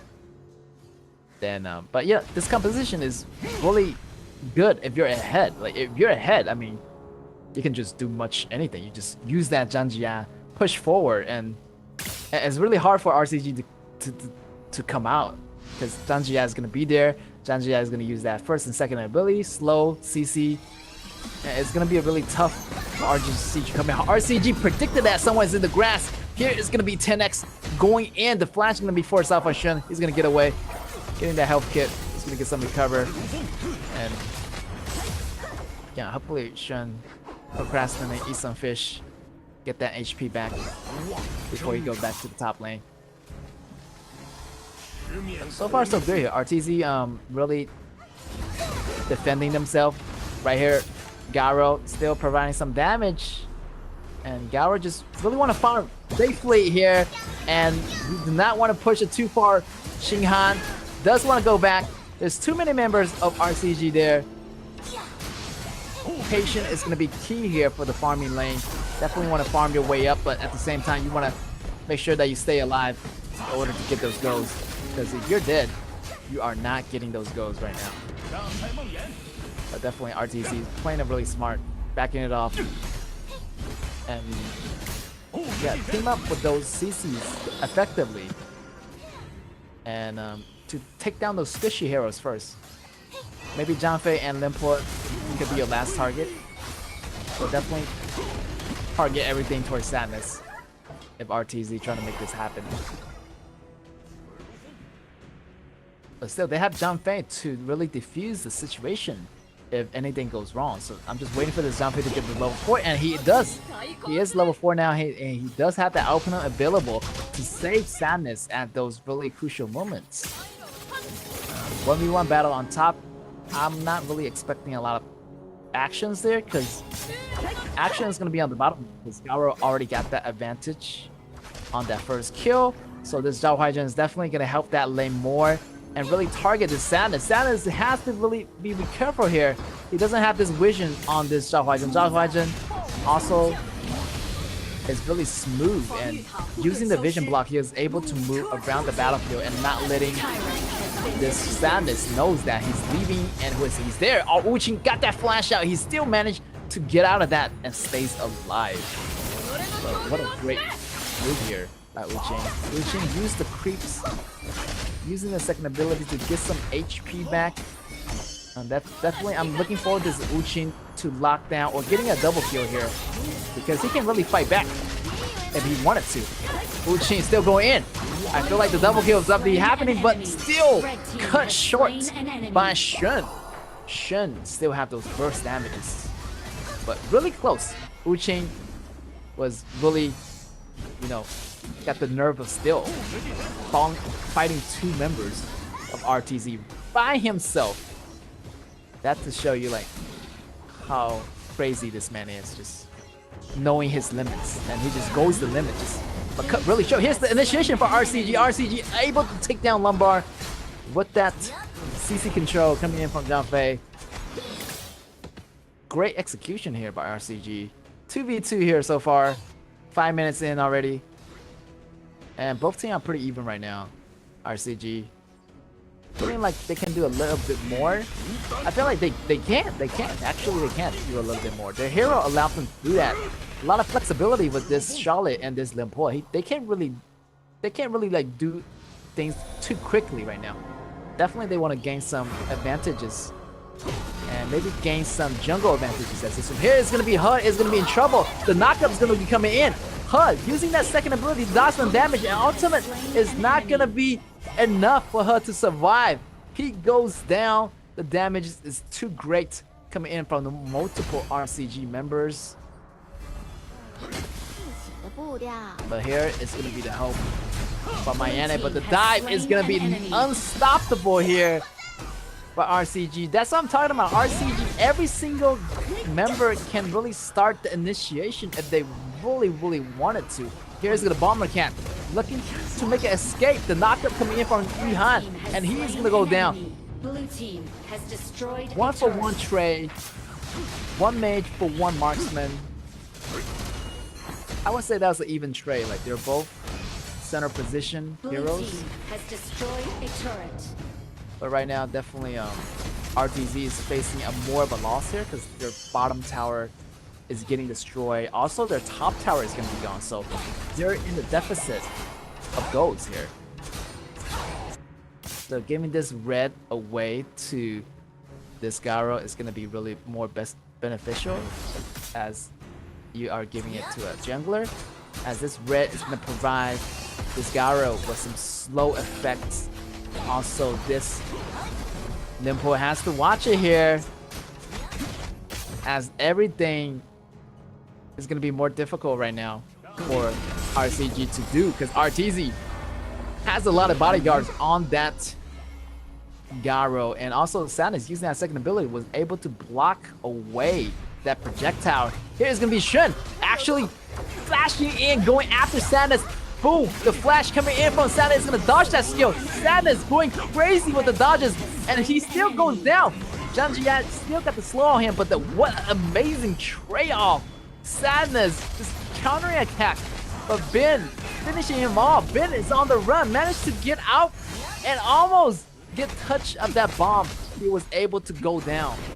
Wow, Shun. Blue team has destroyed But still, a turret. Shun has those quick hands, but still Sadness is so much quicker, and that counterattack was so cool that he was able to dodge and went for the counterattack. We gotta see that again. That was really some top action right there. Seems like both sides are pretty much even. But what a fight right there. What an outplay by Sadness. Sadness, like when that Shen came in for that 1-1 ability, he just misses. There was time for Sadness to teleport himself to a umbrella position, and he was able to get out of that really early. But unfortunately, Janjia was there to finish him off. But still, here's another skirmish here coming in from her. Her using the ultimate, but the damage coming in from the ultimate get dodged by that umbrella. What a great dodge, and the calculation by Sadness is impeccable right now. Sadness is in his zone right now. I feel like this player just accelerated all his mind. Like I feel like this Sadness is going to be really hard target to take down. But here is going to be that flash coming in from Lombard. Lombard able to take him down. Sadness goes down, 10x goes down, and RTZ is winning another battle right here. The Go is back online for RTZ. And yes, Sadness has to be more careful. Maybe I'm just putting too much, expectation on this Sadness.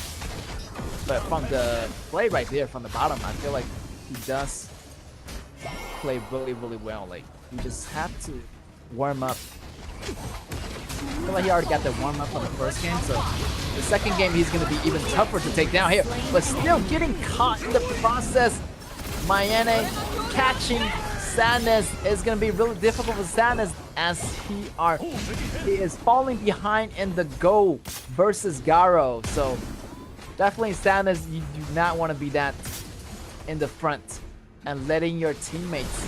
But this Mayene really can't be stopped right now. He's always targeting this Wusheng Li, and this Mayene is gonna be this Sadness's only nightmare. Like, there's gonna still maybe Hood is gonna steal it, and the Hood not gonna reclaim it. 10x actually got that crucial kill, and there is gonna be the counterattack coming from Uchi. Uchi doing some damage, maybe a double kill, and this will be a double kill for Uchi. Another kill for Janfei, and here is the turnaround coming back. Uchi still doing some damage. Heart going in with the finisher, and they will have an ace. RCG showing us what their teammate can do. Even without Sadness, they are just dominating in those solo kills and those lane phases. I would say RCG already got the upper edge. And this Wu Chain is so dangerous also. So I would say, Miami definitely put the locks on Sadness for a little bit. But they still have Wu Chain to worry about. And also Heart. So, those two characters does significantly a crazy amount of damage. And definitely that Wu Chain is no pushover right now. So you definitely have to watch it. And KAW have to watch for that position. This Wu Chain is going to be coming in lightning fast. And RCG kind of want to regroup and not doing anything too recklessly. So they got the upper edge right now. They got the advantage in the go count. Looking for another Overlord too. So yeah, they got the Tyrant. They got the Overlord. Things are looking good. Miami is still looking for another great position, another angle to tackle this Sadness down. But yeah, you have to watch it. There's a lot of members here of the RCG, and he is getting spotted here. Shen is on the run right now, and he does make it away. But however, the Vanguard is coming in hot from the bottom. The minions are in the tower as well. So tower count, definitely RCG got the upper advantage. It feels like this is a replay from the second match, Deja Vu. Like, all the tower is pretty much gone here for RTZ. Here is going to be HUD jumping in, doing some damage, but here Ben is being so squishy. The support item is going to be coming out, providing some shields, but the battle is going to be still happening in front. Shamashi dropped some bombs, knowing some HP. The poke is going to come in. HUD still remains alive with that tankiness ability coming from Zhao Huaizhen, but as long as they get that battle turn, that's all they needed. This is a smash and grab mission, and yeah, this looking much like the first game where RCG pretty much take down every single tower from RTZ. So definitely it's going to be a repeat situation, and RCG still got the upper edge here. Heart getting dominated by Zhao Huaizhen, but still he able to use that flash and second ability to get away in time. And Heart still have some fancy moves too, and this flexibility by this Shamonshi is allow him to do a lot of stuff that other mages can't do. Other mages can't really run as fast as Shamonshi. Here's gonna be Wu Qing finding this Shen in the grass. Shen trying to jump over the wall, but it's not gonna work. The damage coming in from Sadness is gonna knock him down, and Shen went down. So this Tyrant pretty much fall into the hand of RCG. So Shen has to find a better position, but it's gonna be really hard. Wu Qing always using that first ability to check the grass. So every single time Shen try to find a great position, it's always getting spotted. And they still have, 10x. They still have Zhang Fei to worry about, because those heroes can really check the grass alone by themselves.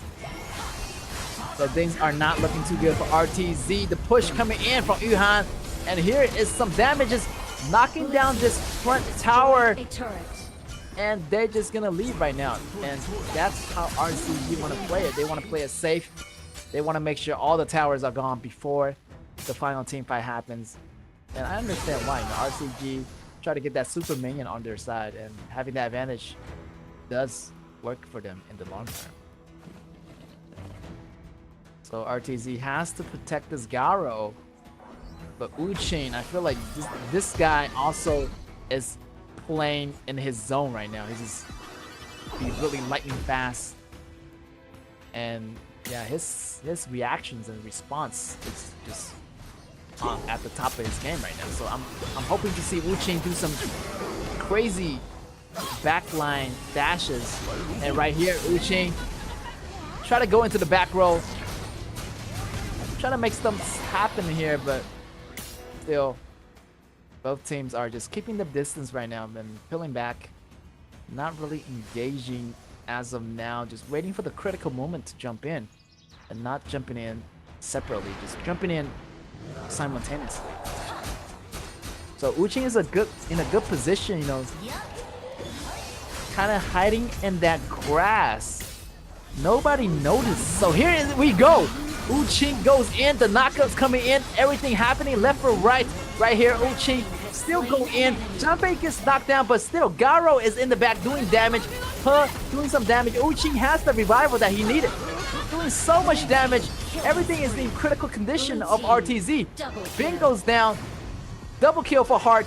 Yuhan is falling so low right now, and he has to go back. Uchin just the playmaker for the RCG members. Only one member falls, but that's going to be a 2-for-1 trade for RCG. But yeah, time's still going to be running out for RTZ as the RCG member are moving in. The knockouts coming in from Nimpo. Nimpo is going to knock up 2 members, driving in 1 member by himself. But he has to remember Garo does extra damage to his shield, but the poke damage is going to be coming in from the back. No sustainability from RTZ. Shen falling so low, and that is going to be the last power for RTZ. And yeah, RCG did it. They already locked down all the towers, so just like last game, the procedure is still the same. The protocol is pretty much the same. So it's only a matter of time that RCG get the whole of the Tyrant, get the whole of the neutral objective, get some Overlords, maybe get some Tempest Dragons before the final team fight. But definitely watch out for that Wu Chain. Like, he is gonna be going in really hard for that back line. I mean, RTZ is trying their best protecting that Garo. But it's gonna be really risky here as they're going for this Shadow Tyrant.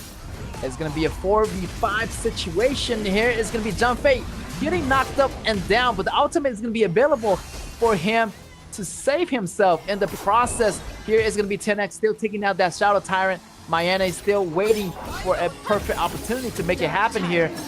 Dark Tyrant go into the hands of RCG, and this is where they have the upper advantage as Dark Tyrant, the viral buff, is going to gain them a lot of damage and also the movement speed that they needed for this next team fight. Uchin still looking for the perfect window to jump in. You know, Uchin's job is like Mayane's job. Always aiming for the back row. And Uchin getting spotted here. But still, this is a position where RCG is really good. Like, they're in a good position. They have super minions. They have control of the map, so they can really take the objectives or take the buffs any second now. So, and right here, Shen getting spotted. Shen can't run, so not to worry about this Mayane. And He still trying to make something happen. Jumping into the front, doing some ultimate here, and Sun just running for his life right here, but he has to come back right here. The rest of the members are left behind. The jump coming in from Uchin. Uchin doing some damage, going to the back line, doing some damage. Here's the revival coming in from Sun. Sun is gonna revive, but the rest of the members are too scattered. The minions are inside the base. Zhao Huaijin using that ultimate to defend the base, but Garo in the back line doing some damage is not gonna be enough as so much minions inside the base right now. But RCG managed to take out almost all of the members of RTZ. That's gonna be ace. That's gonna be GG. Congratulations to RCG for taking game number 2. Yo, definitely RCG has my respect. Like, wow, that Wu Chain, that sadness, such a quick movement styles from these players. Like, what an outplay by Charlotte and also the rest of the teams of RCG. And yeah, everybody had their highlights. And yeah, that last wave, that last battle, Junpei just being really a man, just jumping in and just opening the battle, just initiating the ultimate, pushing Garo back, which allowed the whole team to follow in, and also which it separates Garo from the rest of the team. So it allows the rest of the team from RCG to take down RTZ's members before this Garo turn around, but as soon as this Garo turn around, their teammates is already gone, so there's no front line to tank the damage for you. So Garo is pretty much leave in the open. Only Zhao Huanzhen was available at that time, and there wasn't much of a numbers advantage there at the very end. So eventually it really collapses on RTZ, and RCG was able to really grab that pretty easily. I would say RCG, this game was easier than the first one. The first one could have been easier, but RCG was a little bit rushed. But nevertheless, they actually got the both wins. So you can see Uching only died once, and also Hart only died once. So those two players just really powerful in their capabilities to play that hero. So also Sadness, died 4 times, but I can understand like RTZ just everyone just aiming for that hero. But he did his part. Like he did some great, avoidance, like invasions of using those abilities. That umbrella just came in really handy for Sadness. But yeah, according to the scoreboards, seems like the damage taken by this Zhang Fei just ridiculous. 33.9%. Like he almost like took almost half of the damage for the whole team for RCG. And the initiation on Zhang Fei was pretty on point. So yeah, a lot of MVP potential scare. A lot of MVP potential from all of these players, and you can see the goal fluctuation. RCG, kind of falling behind a bit, but eventually they just overthrown RTZ, and the tower game was always in their favor. Like RCG knows how to push those towers effectively, more effectively than RTZ. So yeah, RTZ have to learn that. Like I feel like RTZ do have a chance if they still have their towers, but once their tower is destroyed, just pretty much end game for them. And here's gonna be Uching, your MVP from RCG. 5-1 and 8 across the board, 33.8 damage dealt. And wow, this guy was just the playmaker, just going in recklessly. I wouldn't say recklessly. He had a plan. Like the man has a plan, and he just went in, did the damage that he could do, and the maximum damage. And with the teamwork, he was able to take down Bin. He was able to take down this Lumbar with the help of Sadness. Everything just comes together for RCG. And at that very last moment, just Garo didn't have any tank to stay behind. And eventually, RCG took the win. That's a huge amount of points for RCG. So definitely RCG is making it to that top bracket, I would say. So, if I remember correctly, they are already in that top 4 position. So this win gonna give them more points, gonna give them 3 more points, and which allowed them to secure that top bracket position, if I do remember correctly. So yeah, hopefully RTZ is able to fight back in the bottom brackets. But yeah, so the bottom brackets, they're gonna be facing the team members in Group B. So I'm not sure how is that gonna be, how that gonna go. So in the meantime, we have our match number 4, Scars versus BSE. That is gonna be an awesome battle that I can't wait to see happening right now, because BSE is still the undefeated team of the Group A battle, also the Group B. They haven't been defeated once, so it's gonna be really excited. But in the meantime, we're gonna take a small break and we'll be right back.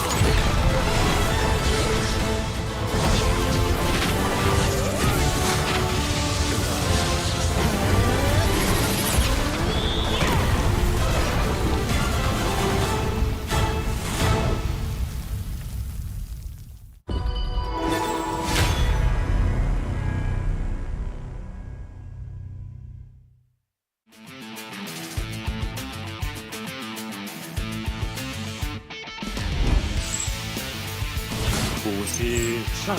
Sure, he's gonna use that flash, but here comes Nova. Wait, it's gonna jump in. It's gonna fall down, and the combination of those players are working so well together. And here, Leon. 断魔 Double kill.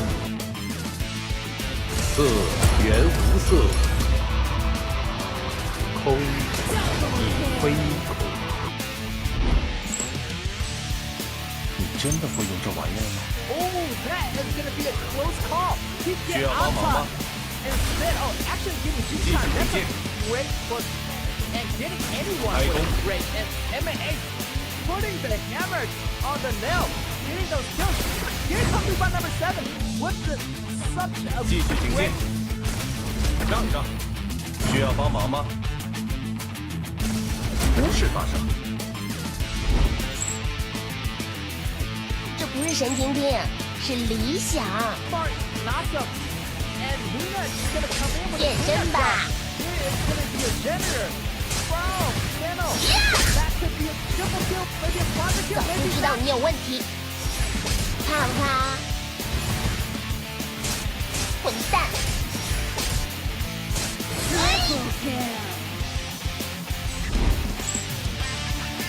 10万伏特。 Now that is what happened. What the flash, the double kill, and this is the counter strike, triple kill on Quad.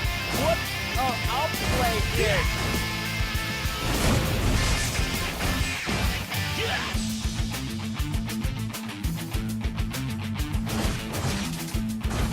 Triple kill. 全力以赴做正确的事。 MS King doing a lot of damage to his 先吃我一锤。 and that is what I'm talking about. RTC fighting back. 我们来比划比划。 Still on the run. Byron getting that double kill. Well, this is gonna be trouble for RTC. Triple kill on Byron. 先吃我一锤。璀璨的破灭。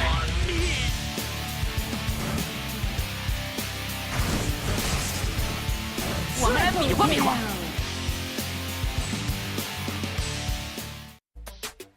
Welcome back, ladies and gentlemen, back to our KAW tournament, and we are having the last match of the day. It's gonna be Scars against BSE, and these two teams haven't really much of a rank difference. You can see Scars at I feel like at the bottom of the charts right now in Group A, and they're facing pretty much a monster of BSE, which they're at the #1 spots on the Group A. A team coming out of Group B, the Dark Horse BSE, definitely has been surprising us all around the season, and you can see that BSE just ruling the charts right now. So definitely Scar is gonna have a tough time fighting against BSE in today's match. Seems like both roster for the lineups doesn't change right now. So yeah, just waiting for this fight to happen. So yeah, it's gonna be a lot of expectations for BSE, and you can see in the datas, you know, definitely BSE have that edge where they have those goals and also have those kills just ahead of Scars, you know. But I feel like they have less of a depth, meaning they definitely are really careful with those movements and using those dodges really effectively, getting those mobilities and avoiding a lot of the damages that are coming in from their enemies. So their depth per match is so low right now, 4.1 compared to 11.7 from Scars. Even though the gold acquired per minute might not be that significant, but you know, BSE tend to end their games a little bit earlier, so you know, their goal might not be as more as their competitors. But anyway, it's gonna be for the viewers to find that out for themselves. So BSE versus Scars. BSE is gonna be on the red, Scars is on the blue for the first game. Dachau definitely want to be ban out because BSE is going to be really good with that Dachau strategy. And let's see what BSE is going to ban out. Like, I'm pretty sure like they don't have much to worry about. Like, they just can ban out those really normal meta heroes. So this should be a walk in the park for BSC here. Scars, definitely they have to worry about the aggressiveness, the early game, the laning phase of the BSC, which they tend to have really high coordinated rotations. So Scars, they have to keep it together. They have to be resilient, keep their composures. BSC is gonna strike really, really fast, and you just have to defend really, really well. So what's it gonna be, Scars? Like, what's up?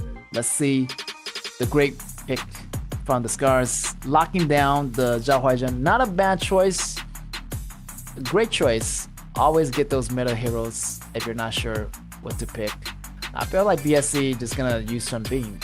Definitely a great meta T0 support here. And let's see, BSC shouldn't have to worry too much. You know, the chemistry is really great. So these two heroes definitely gonna have that better synergized combo of Shunbi and this Xiahou. And with the reply, Scars is going for that Zhang Fei, maybe, you know, pairing up with Gongsheng Li or some kind of marksman that can really go a great pair with that Zhang Fei. And also Yixing is a great pair, which allowed them to have a double wombo combo where that Zhang Fei can use that ultimate and Yixing can really use that ultimate, locking all the enemies up in the cage. So not bad of a composition here for Scars. The composition is fairly normal. BSE is gonna go with that Gongsheng Li, super high mobile carry ADC here for JR, and he's really great with that Gongsheng Li hero. So yeah, BSE looking to make another ban, and that's gonna be Alexio. Really want to deny their Autumn because, you know, Autumn is really good at the ADC role. So BSC, maybe their only threat is gonna be Autumn. Like the rest is gonna be really piece of a cake. Other here on the Scar side, banning out Injun, kind of denying BSC of getting those long range poke heroes. BSC still continue to deny this Autumn player, denying the Lady Xuan, and a surprisingly ban Dao Chan. Maybe they know that Zhihong is really good with that mid laner or Mayane. So yeah, banning out those heroes definitely targets BSE's specific playing style or specific heroes. But over here, BSC picking up that Mayane. And I remember BSC is really effective with that Mayane. Xian on the top lane, super dangerous, and he know how to, you know, assassinate those back rows. So in the hands of a deadly player, that's where Mayane comes into play. But Scars is gonna reply with DNJ. DNJ is probably gonna be what's left. You know, Garo's gone. You have Keia's gone. You have Lady Xuan is gone, and you do not have Luban Master, so Huan Jun and Luban number 7 is out of the question. So what do you have left? It has to be DNJ. And here Zhihong going full auto here with the Ganja Moya, and wow, that's a lot of damage coming in from this Zhihong player. They have to be careful because Zhihong one burst ability is gonna be so crucial, like so devastating. Like all he needs is to land every single sword on one member of Scars, and Scars just have to take that seriously. Buy those succubus cloak early or face the wrath of this dungeon.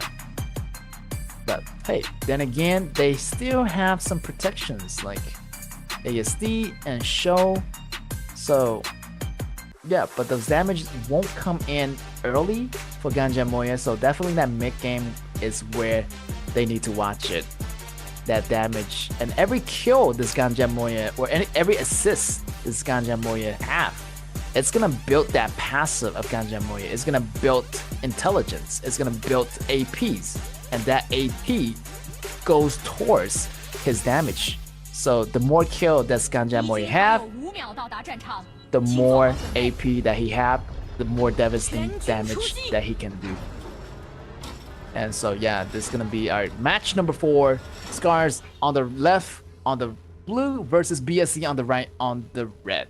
And I'm your caster, Get, and we are about to kick off already off the bat. JR just in the front, in the mid lane, getting those mid lane priority of that level 2, and ASD just already falling below 50% HP, and that damage coming from JR, the frenzy with the auto attack just completely annihilate those HPs.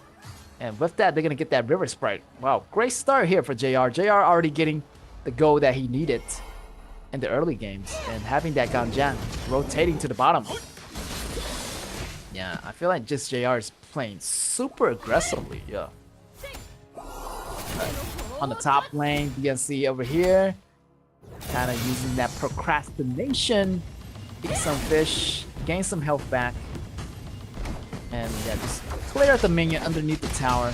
Shouldn't be a problem for Xian in the top lane here. But we want to focus on this Gunshan Li, the JR, and also the Shihong, and also the Xian. They have so much members that can do so much damage in a little time. So definitely, I'm keeping my eyes on BSE of how they can handle this composition coming in from Scars. Scars over here, I mean, they do have a fairly okay composition. It's just that the damage is going to be lacking because River probably going to have that more tankier playstyle. And this is interesting where they have their jungler playing as a top laner. So yeah, hopefully Autumn can deal all those damage by his MS King getting caught in the process. He has to use the ultimate to jump up, but blocked by JR's second ability. Here's Mayana getting the first blood. Such a great coordination by this PSE. And JR getting caught by the boxes of this Ishin's ultimate, but it's no worry. He's able to get away just like that. Zhuhong at the bottom lane, facing Autumn and Show. 2v2 situation, but JR is probably going to help down and help right away. Zhuhong using the first ability push back, and he's going to survive underneath the tower. But yeah, what a fast first kill here by this BSC. Definitely, they already getting that cash in the beginning here. A little bit too much overcommitment here from River. River try to go in, taking up the damage, but he forgets that Mayane got those burst damage that he needed in the early game. He can really assassinate anybody with those combos that is built into her kit. So definitely you do not want to miss with this top laner Mayane in the early games, as that 1-2 ability does so much damage. Like, not even like the tankiest support can survive that. So yeah, PSC in the lead with 1 kill, and just waiting for this Gunshan Li to go crazy right now. But right now JR just remain really peaceful and looking for the great opportunity. Try to farm up, but here BSC in the middle, just arriving out of nowhere. And you can see like they're always hiding together, but once the time they strike, everybody comes out at the same time. Just like it's gonna be a surprise in the face of Scars. And we are going into a temporary pause here. Seems like some connectivity issues are arising, but we'll be back into the game in no time.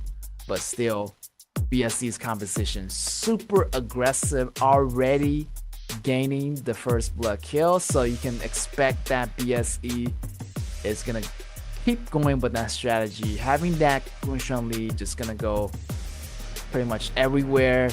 The goals is gonna be rolling in pretty deep for BSC, so BSC just need the fire to get this started. Like, as long they get any kind of towers, I mean, the game is probably gonna be going into their flavors. So I'm always seeing BSC, their rotations is gonna be a lot faster after the first 4 minutes, which the first 4 minutes where is the Tyrant come in. So definitely they're gonna gain that river control before that 4 minutes, maybe around that 3 minute and 30 second or 3 minute to 40 seconds, which is about right now when we jump back into the game.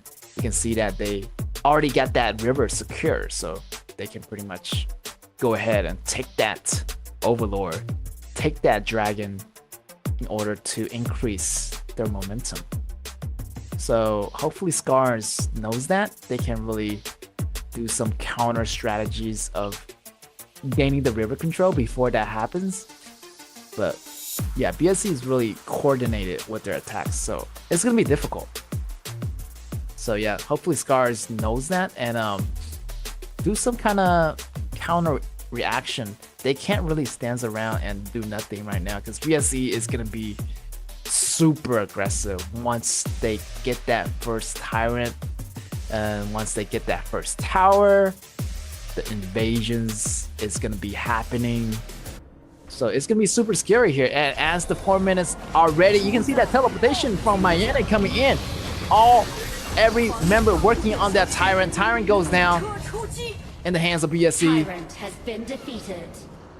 And yeah, that is gonna be part number 1 for BSC's Rhythm. And part number 2 is gonna be the invasion or the tower takedown. So we have to be really, really careful of how Scars can handle this.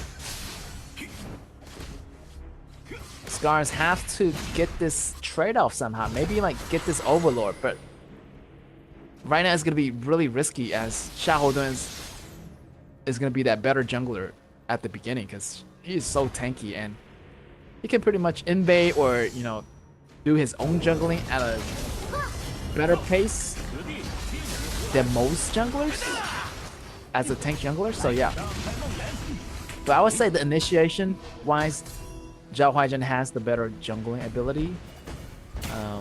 But yeah, all depends how Scars can handle this situation. They might want to take it easy at first, not to be too aggressive. And here's the fight happening in the mid. Still like this Gunshan Li still want to farm up a bit because BSC's Gunshan Li doesn't have enough damage, but still MSK is going to start the fight anyway. Zhang Fei with the ultimate, ASD goes down. Gunshan Li is going to be crazy with the first kill, but it's going to be the trade-off for MSK as he died a little bit too deep here. But still, a lot of damage has been done. A lot of members of Scars under critical condition. Scars has to retreat. That leaves room for BSC to make the invasion happening or to make the tower attack happening, and that's exactly what BSC is going to do. Destroy the turret on the top lane. Here is going to be a flash coming in from Enfeng going in for Zhihong. Zhihong goes down. Enfeng has nowhere to leave also. He goes down. And I would say BSC still have the better trade-off that one. He has hit in the top turret right here. BSC killing another member. Zhang Fei goes down. That's going to be 4 for 1. What a great trade right there. 4 for 1 hero.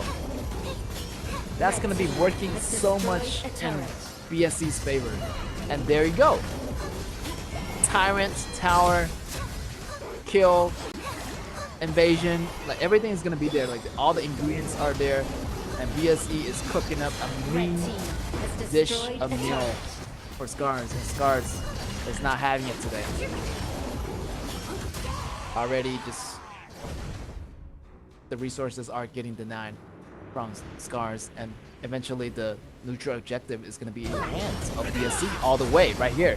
Already working on the second dragon. Wow, Gunshan Li getting down the rep buff. So all the resources greatly allocated. The red going to the carry, JR. Wow, this MS King provide vision and also clearing up the dragon. So everything is perfectly in flow. The workflow is there. This Scarlet is about to be in trouble here. MS King going in, check the vision, River in the grass, waiting for the right position to make an initiation here.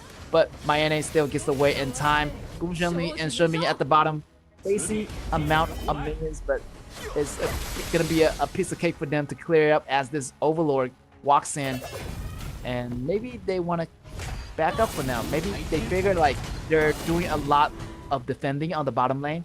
Maybe they want to re-engage, and this is what I like from BSC. They can re-engage. They don't want to push too far. They can push a little bit, back off, and come back and go for the push again. So this is what I like about BSC. They can re-strategize their movements and not having to stick with one strategy. So they can change on the fly. Here is going to be Unfun taking that, going in, try to take that red buff, you know, the river. But I feel like they didn't get that red buff. Red buff actually went to Zhihong. Zhihong also right now have those burst damage that he gets of taking down those red buffs. So it's not going to be beneficial for Zhihong, but taking away any buff from the enemy is going to be beneficial for the whole team. So Zhihong have that double buff, and he's going to get that 40% cooldown from the blue buff, and his attack is going to go skyrocket. Because right now Zhihong is level 11. He pretty much got most of his item, and those poke damage is going to be super scary.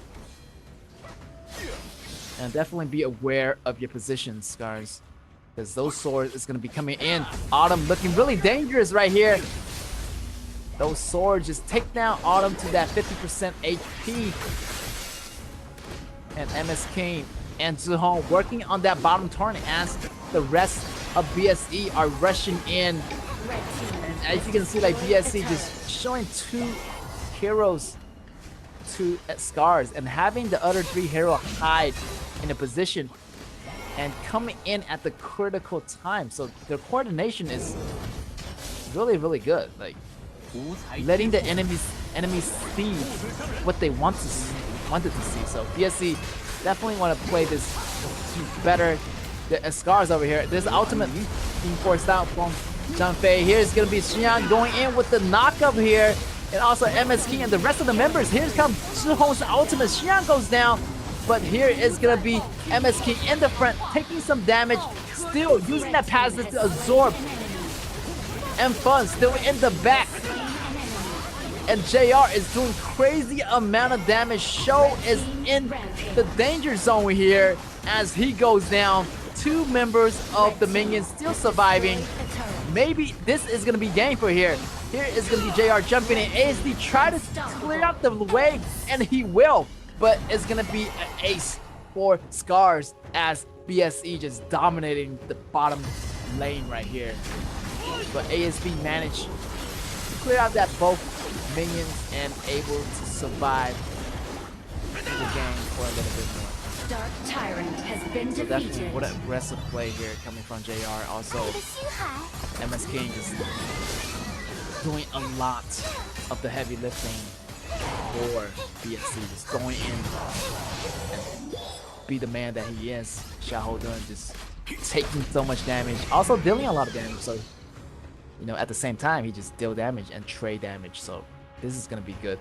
So it allows the BSC members to finish off whoever that's remaining on Scars. So slowly and surely, BSC is cleaning out these neutral objectives, which allow them to have a better goalie over Scars. Scars, however, you know, they're facing a little bit of a lot of assault here. The dragon, the tankiness, you know, this Rebel can't really take any damage right now. He has to use the ultimate just to stay alive. Unfun also in critical condition. They have to go back and recover. Here is the assault coming in. The Vanguard coming in already, but top tower couldn't hold on any longer. Here's the Gongsheng Li jumping in, doing some poke damage. Also Zhihong in the back, throwing those swords like it's nothing, and landed on ASD and rest of the members of Scars. The dragon come in. It's gonna be really much over soon for Scars. The frenzy activating on JR. JR still doing a lot of damage and in a really good position. Enfun goes after Gongsheng Li, but the damage doesn't really caught up. The damage is gonna be on And Fun ASD used that ultimate just to buy Scars some time. Zhihong still in the back doing constant damage. And yes, all the towers are gone right now for Scars. And BSC just having a comfortable time. Just farming and really pull away the go gaps in order to make the final fight happen. But still, I'm really surprised that Scars is able to survive this long. And definitely, ASD is doing a lot. Also, River with those tankiness. But I feel like they won't hold out because the super minions are on its way. Zhihong with that damage. He's gonna have that. Also, JR have that burst damage. All the items is online for BSE, and it's only a matter of seconds they arrive at the base. All they have to do is keep their composure, do those damages, and avoid those CC combos from Scars, and that should be, you know, pretty much it that they need to worry about. But Janfei does have that ultimate available that he can use this push to make this happen, push the weight back. But double kill already here for JR. JR just flicking the towers right now. And multiple members are falling down. Ace for this Scars and triple kill for this Gunsheng Li. And Gunsheng Li is going crazy. Congratulations to BSC for taking this game number 1. Yeah, I would say, you know, they could have taken this game a lot shorter, but, you know, Scars did a great job at defending the base. So yeah, they weren't allowed BSC just to walk in and just take away the crystal. So definitely a lot of obstacles for BSC to jump over, but those obstacles weren't that hard. Jumping over Scars' defense was pretty much, you know, a walk in the park, but you know, Scars did decently fairly well against BSC. I was expecting a really early game, like, you know, less than 10 minutes, but Scars actually stretch it out to almost the 15 minutes mark, which I was thinking, you know, BSC have to push a little bit harder in order to end the game. So definitely big respect to Scars for keeping it up with BSC, as they are this #1 team, this top ranked team. So a lot of pressure here for Scars, but they managed to hold on their own. So great respect to both teams for doing their job. So yeah, BSC still the regular stage championship right now. Feel like they got the top spot pretty much secure. Maybe a potential winner, but we might never know because BO7, BO5 is a whole different story. So yeah, we gotta wait until the playoff to see if BSC still got the unstoppable force that they had in the regular stage. So yeah, let's take a look at the scoreboard here. Yeah, I feel like JR just went crazy, and yeah, there's no one holding him back. Like, the leash is gonna be off of JR, just going crazy with the triple kill, going crazy with the double kill. MS King was pretty much there just to tank the damage. JR is gonna be your real damage dealer. Zhihong also, you know, the poke damage, and Mayane pretty much your assassin. So definitely more of the damage dealt is gonna be coming from Gunsheng Li, but still, you know, Zhihong managed to get 40% damage out of that one. So yeah, this Zhihong did significantly a lot amount of damage because his ability is like AoE damage in a line. So those two swords is gonna intersect, and whatever those sword touches is gonna deal massive damage. And also he can consecutively shoot out arrows in a rapid succession. So it's like a, you know, long range machine gun, like 3 or 4 shots in like a short amount of time. So if you get landed on those shots, it's gonna be super devastating. And here is gonna be your MS King, it's gonna be your MVP with that damage taken, 37.4%. So yeah, MS King is doing a lot of the heavy defending, just absorbing the damages for the whole team. And you can see here that he goes in with the ultimate first ability, knocking up Zhang Fei, allowing Xian to finish him off. And wow, this man just goes in at the every single moment. Like, even though like he died in the combat, but he served such an honor for the whole team, like a noble sacrifice, and which brings BSC, which allows, you know, JR to do more damage. He absorbed damage, he dealt damage, and allowed JR to go crazy with that triple kill at the very end. So a lot of work here from MS King playing at this Xiaohouden, and at the very end right here, you know, JR just went crazy. MS King still able to stay alive, and yeah, a lot of damage is coming up from JR, and congratulations to BSC for taking the game number 1. So yeah, game number 2 should be another easy, you know, strategy for BSC to take. Judging from this game number 1, they already got the right ingredient. Like, the push was there, the coordination was there. Like, the tyrant went down before the tyrant even popped up. So like the teleportation from the team, the coordination, they know what to do at every given moment. It's like they already trained for this. It's like it's built into their memories. So definitely Scars, if they want to take down BSC, they have to calculate their timings and anticipate what BSE is going to do next. Because if you don't anticipate, you're gonna see that the enemy is gonna move in all directions, and at that moment it's already too late, and the battle is gonna take over, and everything's gonna be really hectic. So definitely want to figure out how Scars is gonna take the points back from this one, but I feel like Scars don't want to give up. They did a great job defending, by the way. Like, that was really surprising. I thought Scars would just drop in the first 10 minutes, but actually surviving for this long is pretty much incredible. Yeah, the defending was good. Hopefully they can, you know, throw in some kind of offensive strategy. Maybe a great balance of defending, also a great balance of, you know, engaging. It would be a lot better. But at that time, you're just waiting for death. You know, just suffocating inside the base.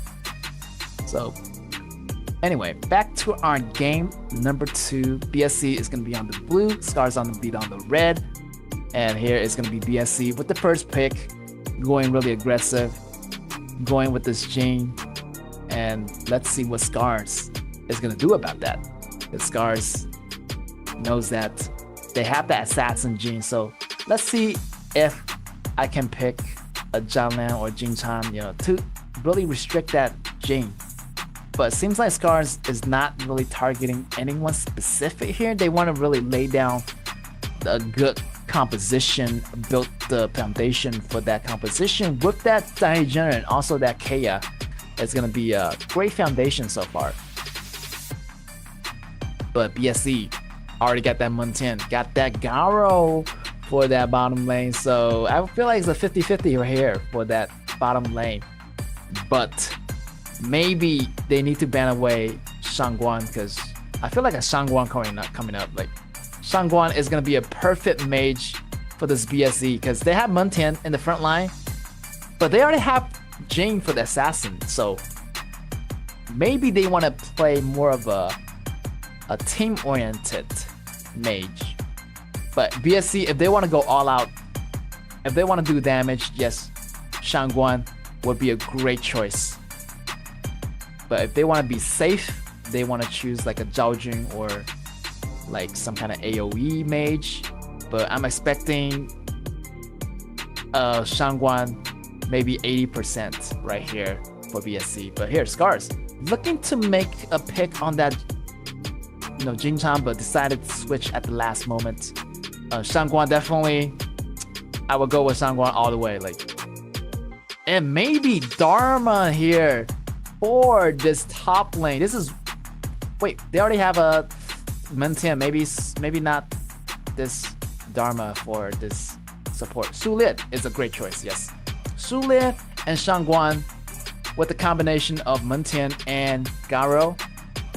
Wow, this game is already over. Like, I'm telling you, like, the composition coming out of BSC is really perfect. Like, the damage, the CCs, the range, the assassination. Like, this Garo is not gonna be, you know, really falling behind because she's gonna have the support from Su Lin, also the tankiness from Mentian.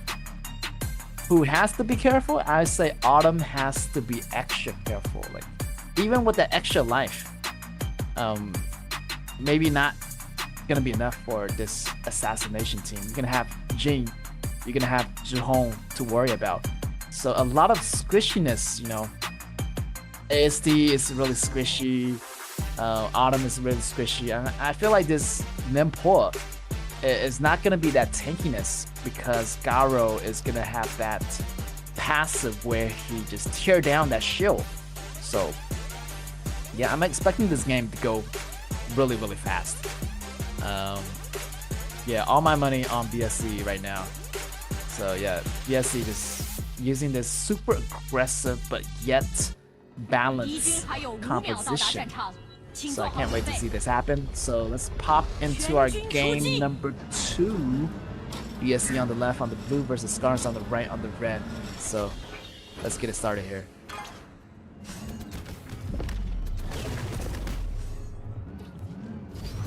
So definitely Scars have to watch for those burst damages. The burst damage of Mentian, the burst damage of Su Lin. Like, this is crazy. Like, once Su Lin get that Howling Emblem, like, what Scars is gonna do. But Scars actually, you know, holding up to its name, just going in, take those jungle monsters. But here is gonna be the assault coming in from Zhe, and almost Autumn getting taken down, but escape away using those kiting abilities built into this hero. But great start here for both sides, you know. Scars also being really aggressive as well, so I really like that from Scars, and not really, you know, kind of defending mode, but try to be on the more offensive mode for Scars could be a little bit better because they know that, you know, BSC is really aggressive, or maybe they want to go on the counterattack, make sure that BSC make a mistake. But I don't think that BSC is gonna make those mistakes. JR facing a lot of trouble underneath the tower. Here is gonna be the first blood coming out from Scars. So here, Scars Autumn with the combination of this Chai Zhen, he was able to dash underneath the tower and come out really safely. So another thing is about BSC that they do have this aggressiveness composition. So they're gonna be losing some of the protection on their marksman. So yeah, that's the downfall of this composition. And that JR, like, nobody's able to protect that JR. But I feel like that JR is going to be really more useful in that late game. But right now, Zhihong, MS King, it's going to be their time right now in the early and mid game. So that Mentian, also that JR, their roles is going to be more of a late game role, like, to play. So, you know, hopefully BSC does still have that composure to fight accordingly to what Scars is throwing at them, but definitely not letting this first blood phase you. So BSC definitely want to maintain the composure, and not letting anything phase them, and maintain that the nerve still. So JR definitely have to watch out for all those dives, and hopefully, you know, Su Lin really grab a hold of that door, try to clean up or defusing all the dive. Here's Judd coming in so aggressively with the knockup of the ultimate. He still has the extra life built into his passive. The ultimate is coming out from MS King. Fun also has to back off right now. He does exhausted his ultimate too. Here is gonna be JR coming in, but the damage is not gonna be enough. Fun managed to get away, and 2 kills already for Scars. Maybe I'll take that back. BSE is not really hitting the ground running yet. This aggressive composition also means that their composition is a little bit more squishy than usual. So I'm just waiting for the goal to build up. But definitely I'm still trusting myself in BSE and their mid-game power. So right here, the 4th minute, Tyrant is gonna be out. And seems like they want to make it engaged, not to be too obvious, but still managed to take that Tyrant pretty easily, you know. And they always get the first Tyrant, like maybe at 90% or of the time, they always get that first Tyrant in the game because they have that control in the beginning, which allowed them to do that. Here's gonna be Wanger flying in the sky, using those burst damages, but Show is gonna be taking those damages as usual, defending for Autumn in the front line. It's gonna be Xian using that ultimate, flashing over the walls, grabbing the kill, and the blue side is gonna go into the pause. What a great crowd control combo by Muntian, and he was not hesitant. He just came in, got the job done. What a play by Muntian, and you can see like he came in at a really good angle, and I feel like Scars didn't really expect him to do that because he actually jumped like from the bush over the wall. So he kind of had that cover of the bush first, so Scars couldn't really see Muntian for like the split second, and the next time he saw him, he's already in front of your face. Like you just stick the spear into that Zhangjia. Zhangjia just went down pretty much instantly. So yeah, I'm expecting the snowball is ready for BSE to get them rolling after getting that first kill and also having that first Tyrant. I'm expecting, you know, they have the invasion of the red area on top and also the blue areas later. So yeah, so far so good. Scars, on the other hand, they did a really good job in the beginning, getting that first blood, also getting that second kill. But other than that, they're not really fighting back. Right here, MS King using the ultimate to go in and out of battle, and yeah, so much damage here on the BSC side.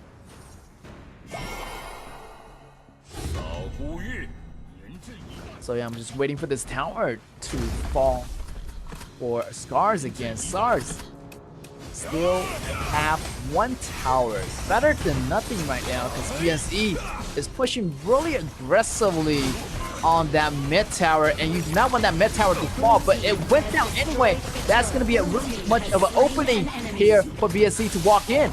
And right here, another kill for Zihong. Zihong actually used his burst damage with the combination help, but his team member is able to take down Autumn. Autumn goes down, and yes, this is going to be trouble for Scars. So far, Scars did a great job in the beginning, but things are not about to look too good here for Scars. As the Garo gained the gold, gained the damage, it's going to be difficult for Scars with those shield abilities in the front line. But here, another push for the tower. And with that Muntian in the front line, it's going to be really hard to get past that defense, to get past those soldiers, as General Muntian commands the front lines, and Zhangjia just have to use those slow effectively. Here's Judge pushing the Enfam back. Enfam used the ultimate on Garo. Garo does goes down. That's gonna be Judge pushing the threat back to the marksman. Hopefully JR doesn't hate Judd for that. but still they able to get the kill out of that. So yeah, a jungler for a marksman, okay trades, I would guess. But still, definitely you want to push the enemy away. But since that it was Miyamoto Musashi, he can just jump up at any moment. So if it's any other hero, I would say push against the JR. But you know, it was really dangerous for pushing Miyamoto Musashi. Here's the initiation coming from Judd using the ultimate, pushing back, Show using those ability to get out of there. But here is gonna be Limpo locking up 2 enemies, but you have to be really careful because he's gonna be Jing damaging into the back row, and he is still going right there. The extra life coming in from Show able to revive Autumn and himself, but the battle is gonna be still going. That's gonna be 0 for 1 trade. But Scars still wanna go back and recover right now. That was a hard attack from the rest of the members of BSC. BSC managed to get some damage in, but the well-calculated damage wasn't enough. Also, the extra life from Taijuan definitely saved a lot of members from that battle.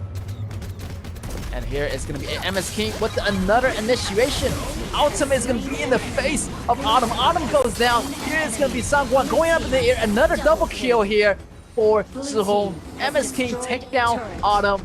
That is going to be really trouble here for Scars. Scars are facing in the brinks of destruction. Xian in the front, taking up the damage. 2 minions in the back.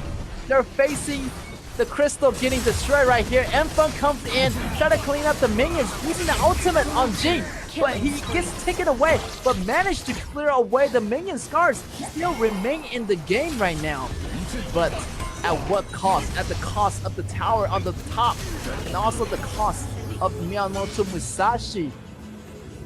But well played here by BSC.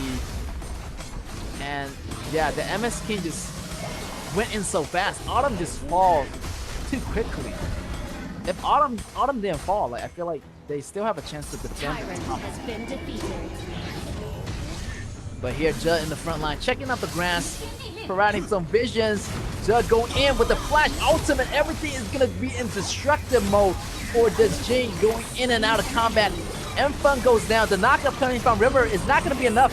Damage output from Garo, also from Zihong, is going to be so devastating to the back row. Autumn still doing damage. Xian flashed into the back row. Try to go put this Autumn back off right now. It's going to be a 1-for-2 situation in favor of BSC.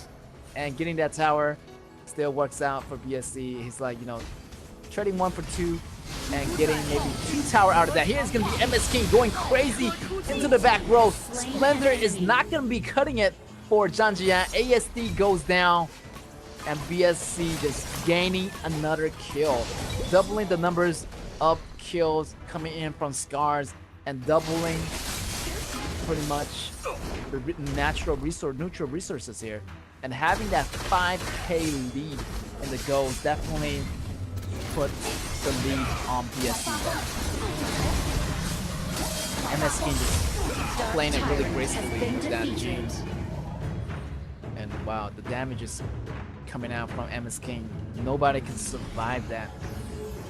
Wow. I feel like River can take some of the damage, but anybody else just gonna get annihilated inside Jane's ultimate, that combo.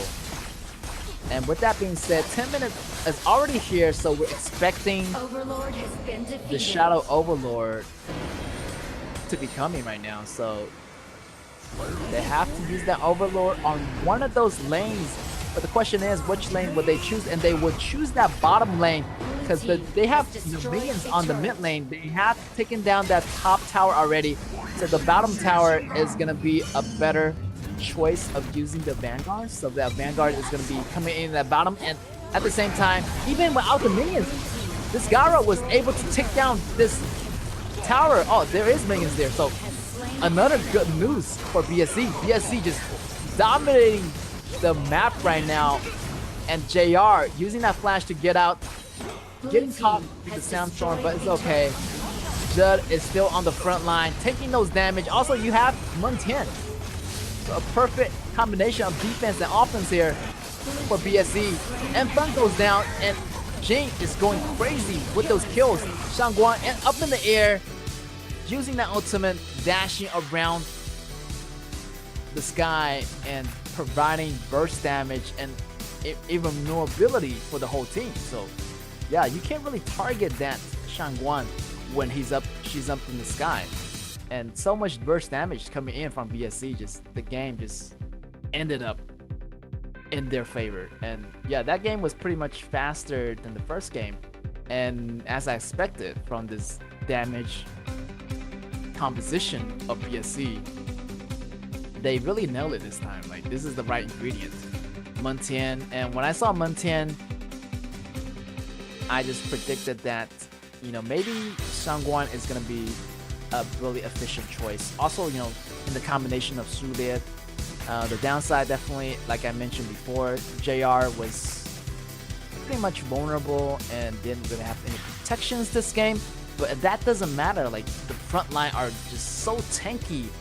Once they get that gold lead, it pretty much, you know, JR can pretty much take care of himself. He doesn't need like a John Fei there. Sulia can be on the offensive. Muntian can be on the offensive. Everything just so offensive for this BSC. The assault of BSC just unstoppable. So definitely BSC is walking away with the perfect regular season. Perfect regular season, season 1, and also the round 2 of the regular season. They also had a perfect score. So definitely big ups and big respects to BSC for making that happen. It's not easy to have a perfect regular season, and you know, having both rounds of the regular season perfect, that's something to take account for. So definitely is not easy to be one of those esports players, and definitely not easy to have that perfect season where you have no lost, no time, but only wins. So unstoppable winning spree here for BSC. The winning streak just keep going and going. Hopefully they able to have that momentum, that drive going into that BO5, the BO7. So yeah, the composition so well compact, and everyone made an impact on this team right here. Muntian defending, you got MS King just going after Autumn, JR the finisher, Jihome also the burst damage, and look at that damage coming out of all those members. And you can see the team participation rate, you know, coming from Jing and also this Shangguan. They're pretty much the same, so they actually want to be on the battlefield at the same time, because those burst damage is unstoppable. So who can really stop them at that moment? Nobody. Like, the burst damages are just so devastating coming from BSC that only certain members of Scars was able to take some of them, but you know, eventually fall to the victims of other members of BSC. So here is gonna be your MVP with the KDA of 209 across the board. MS King really deserve it, and damage dealt 22.3%, but he was the main guy. Like, went in and take down Autumn. That was pretty much the start of everything. After he took Autumn down, everything just started collapsing on that top lane, and this is what I'm talking about right here. Going in 1-2, 2-2, refreshing the ultimate with the Mirror Blade, and Shangguan just came in and just did the finisher. So those two really work well together. Those burst damage and those damage reductions on Jing, and also those damage immunities on Shangguan, on Jihome, just really pretty much unstoppable. Nobody can touch these two is wombo combos. ASD try to get away using that Splendor, but wow, the movements of this Jing just really swift, and swiftness is invincible. Like, the way he moves, nobody can catch him. And eventually Scars just drop like that in the very end. So, but yeah, what a great run of games by BSC. The perfect winning spree, the perfect winning streak. Definitely is gonna be a record to break because I haven't seen nobody in the KAW had that perfect winning spree in the regular season. So yeah, big respect to BSC and big up respect to Scars as well. They did so well defending in the first game. I was expecting them to pretty much go down pretty fast, but they held on their own. So yeah, these teams has progressed a long way, as you can see, and BSE also just showing us that what they are capable of. So in the meantime, we're gonna have a short interview and let's see what the player have to say. 今天是常规赛的最后一天，你们现在在第二轮一次都没有输过。对于这样的成绩是你们预料到的吗？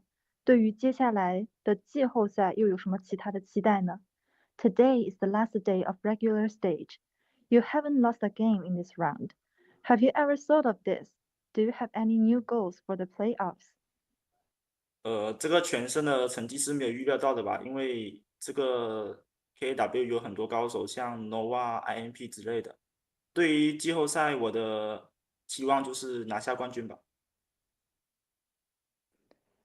After all, we haven't thought of it. After the Nova and Impunity are quite strong. As for the playoffs, I want to get the championship. 第二个问题，你也是常规赛的获得 MVP 次数的第一名，你对此有什么想说的吗？ You got the most MVPs in the regular stage. How do you feel about it? 我想说，感谢我队友给我创造那么好的输出环境，我才能拿到那么多的 MVP 吧。I want to thank my teammates. They helped me to get so much MVPs. So yeah, what a humble player that Zhihong is. And congratulations to him for making that top spots in the MVP and really making an honor for his team and his teammates.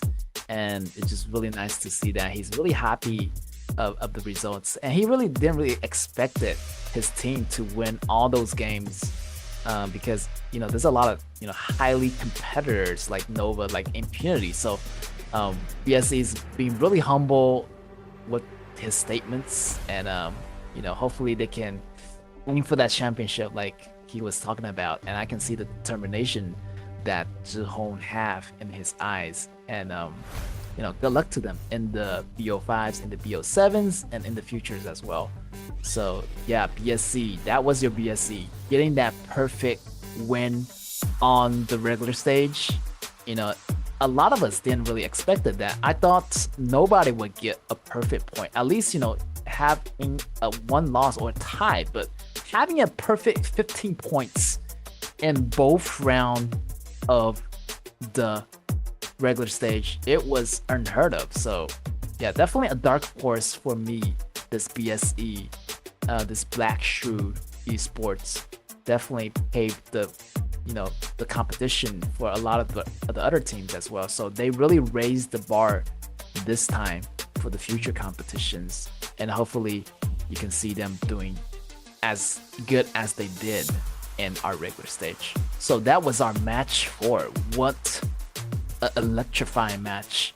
And I mean, all of the matches today are super action packed, with two of the matches going beyond 20 minutes. That was crazy. That is what all the crowd has been hyping up for. So definitely everyone get on the hype train, and everyone better get hyped because our playoffs is about to start pretty soon, which it will start next week, August the 31st on Thursday. So better be there, and we're gonna see these competitors going into our playoffs, and we're gonna have an update about those upper brackets, about which team in Group A is gonna be going to that upper brackets tournament. Also, the bottom brackets is gonna be the bottom 2 from Group A and the top 2 from Group B. So those are getting updated for you right now. And also we're gonna have a look at the MVP charts. As Zhihong, you already know, he has the top spot for the MVP, and you know, we can check it out, like who has the second spot and third spot and so forth. But again, that is crazy because we started this KAW last month, and right now we are at the playoffs almost already. The last day of the regular stage is over. Like, time passes so fast, and I was expecting the regular stage to go a little bit longer, but time just flies, and 9 days pass by, another 9 days pass by, and the regular stage lasted about 18 days. And you can see from all these battles, every single team really progresses pretty far. You know, you can see that even those teams that lost pretty, you know, badly to the other team, they already learned a lot. So yeah, definitely these teams has been progressing throughout the entire tournament, and we're gonna see a quick recap from today's results. Seems like KG took the win, but sorry to say they cannot make it into that top 2 position, and they able to take that win from PE. So that was a cool match today. I saw, you know, Arthur, that match, the quadra kill coming from Arthur, that was cool. And another match coming from Nova and Impunity. What a close match, you know. Nova getting those kills, also Impunity actually using a different strategy against Nova. So that was a really cool match. I can see the great improvement from both sides right there. And also RTZ against RCG, another fabulous match, another 20-minute all-out matchup, and what a close match that is. And I was just on the edge of my seat for that match. And lastly but not least, we got Scars versus BSE, the ultimate team coming out from Group B, but right now they're in Group A and sitting at the top. So definitely started at the bottom, and now we are here. BSE, that's what they are known for. They just came out of nowhere and really surprised us. So definitely they took the 2-0 from that one. You can see the updated points right now. We got Group A, BSE sitting at number 1. So they definitely are going into that top bracket for the playoffs.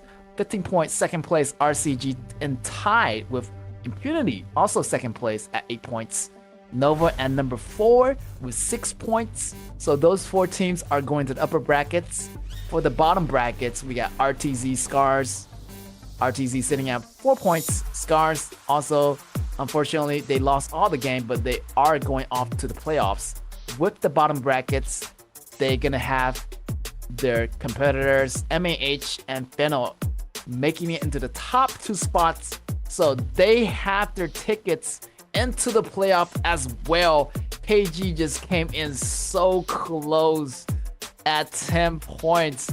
Just one win is gonna be enough, you know, for KG making it to that position. But unfortunately, that is the competition. If you do not have the sufficient points, I'm sorry to say you have to go. So those bottom 4 teams of the Group B have to be eliminated.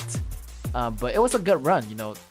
KG, did a great job. Gluck, PE, DE, they all got some points, and they learned quite fairly well a long way.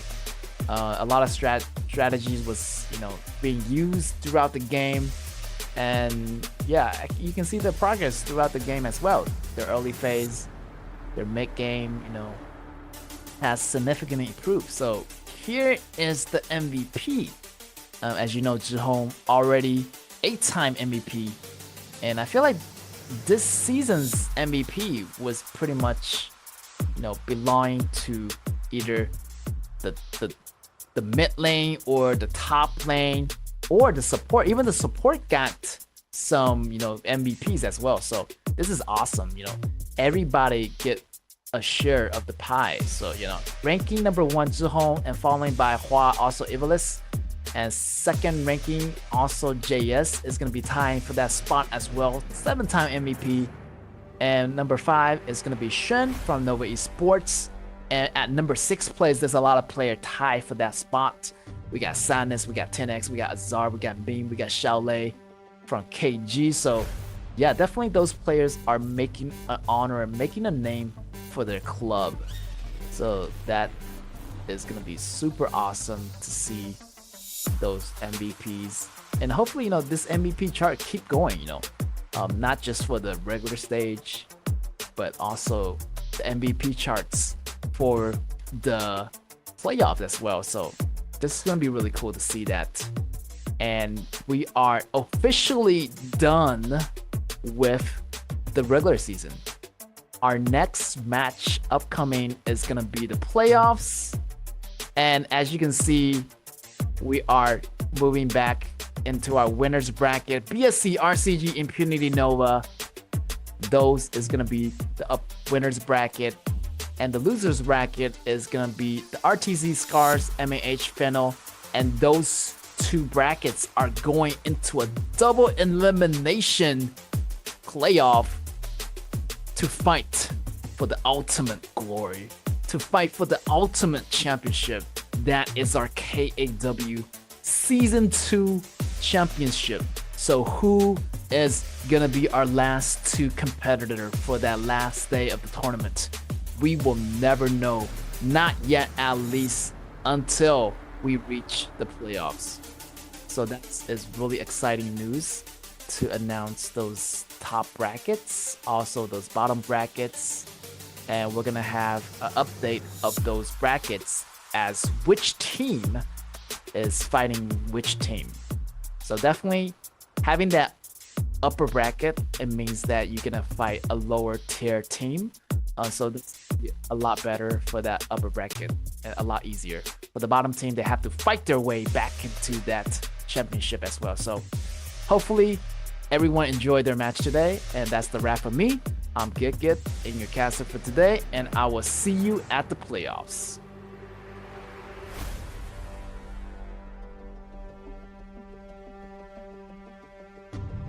아, 친구.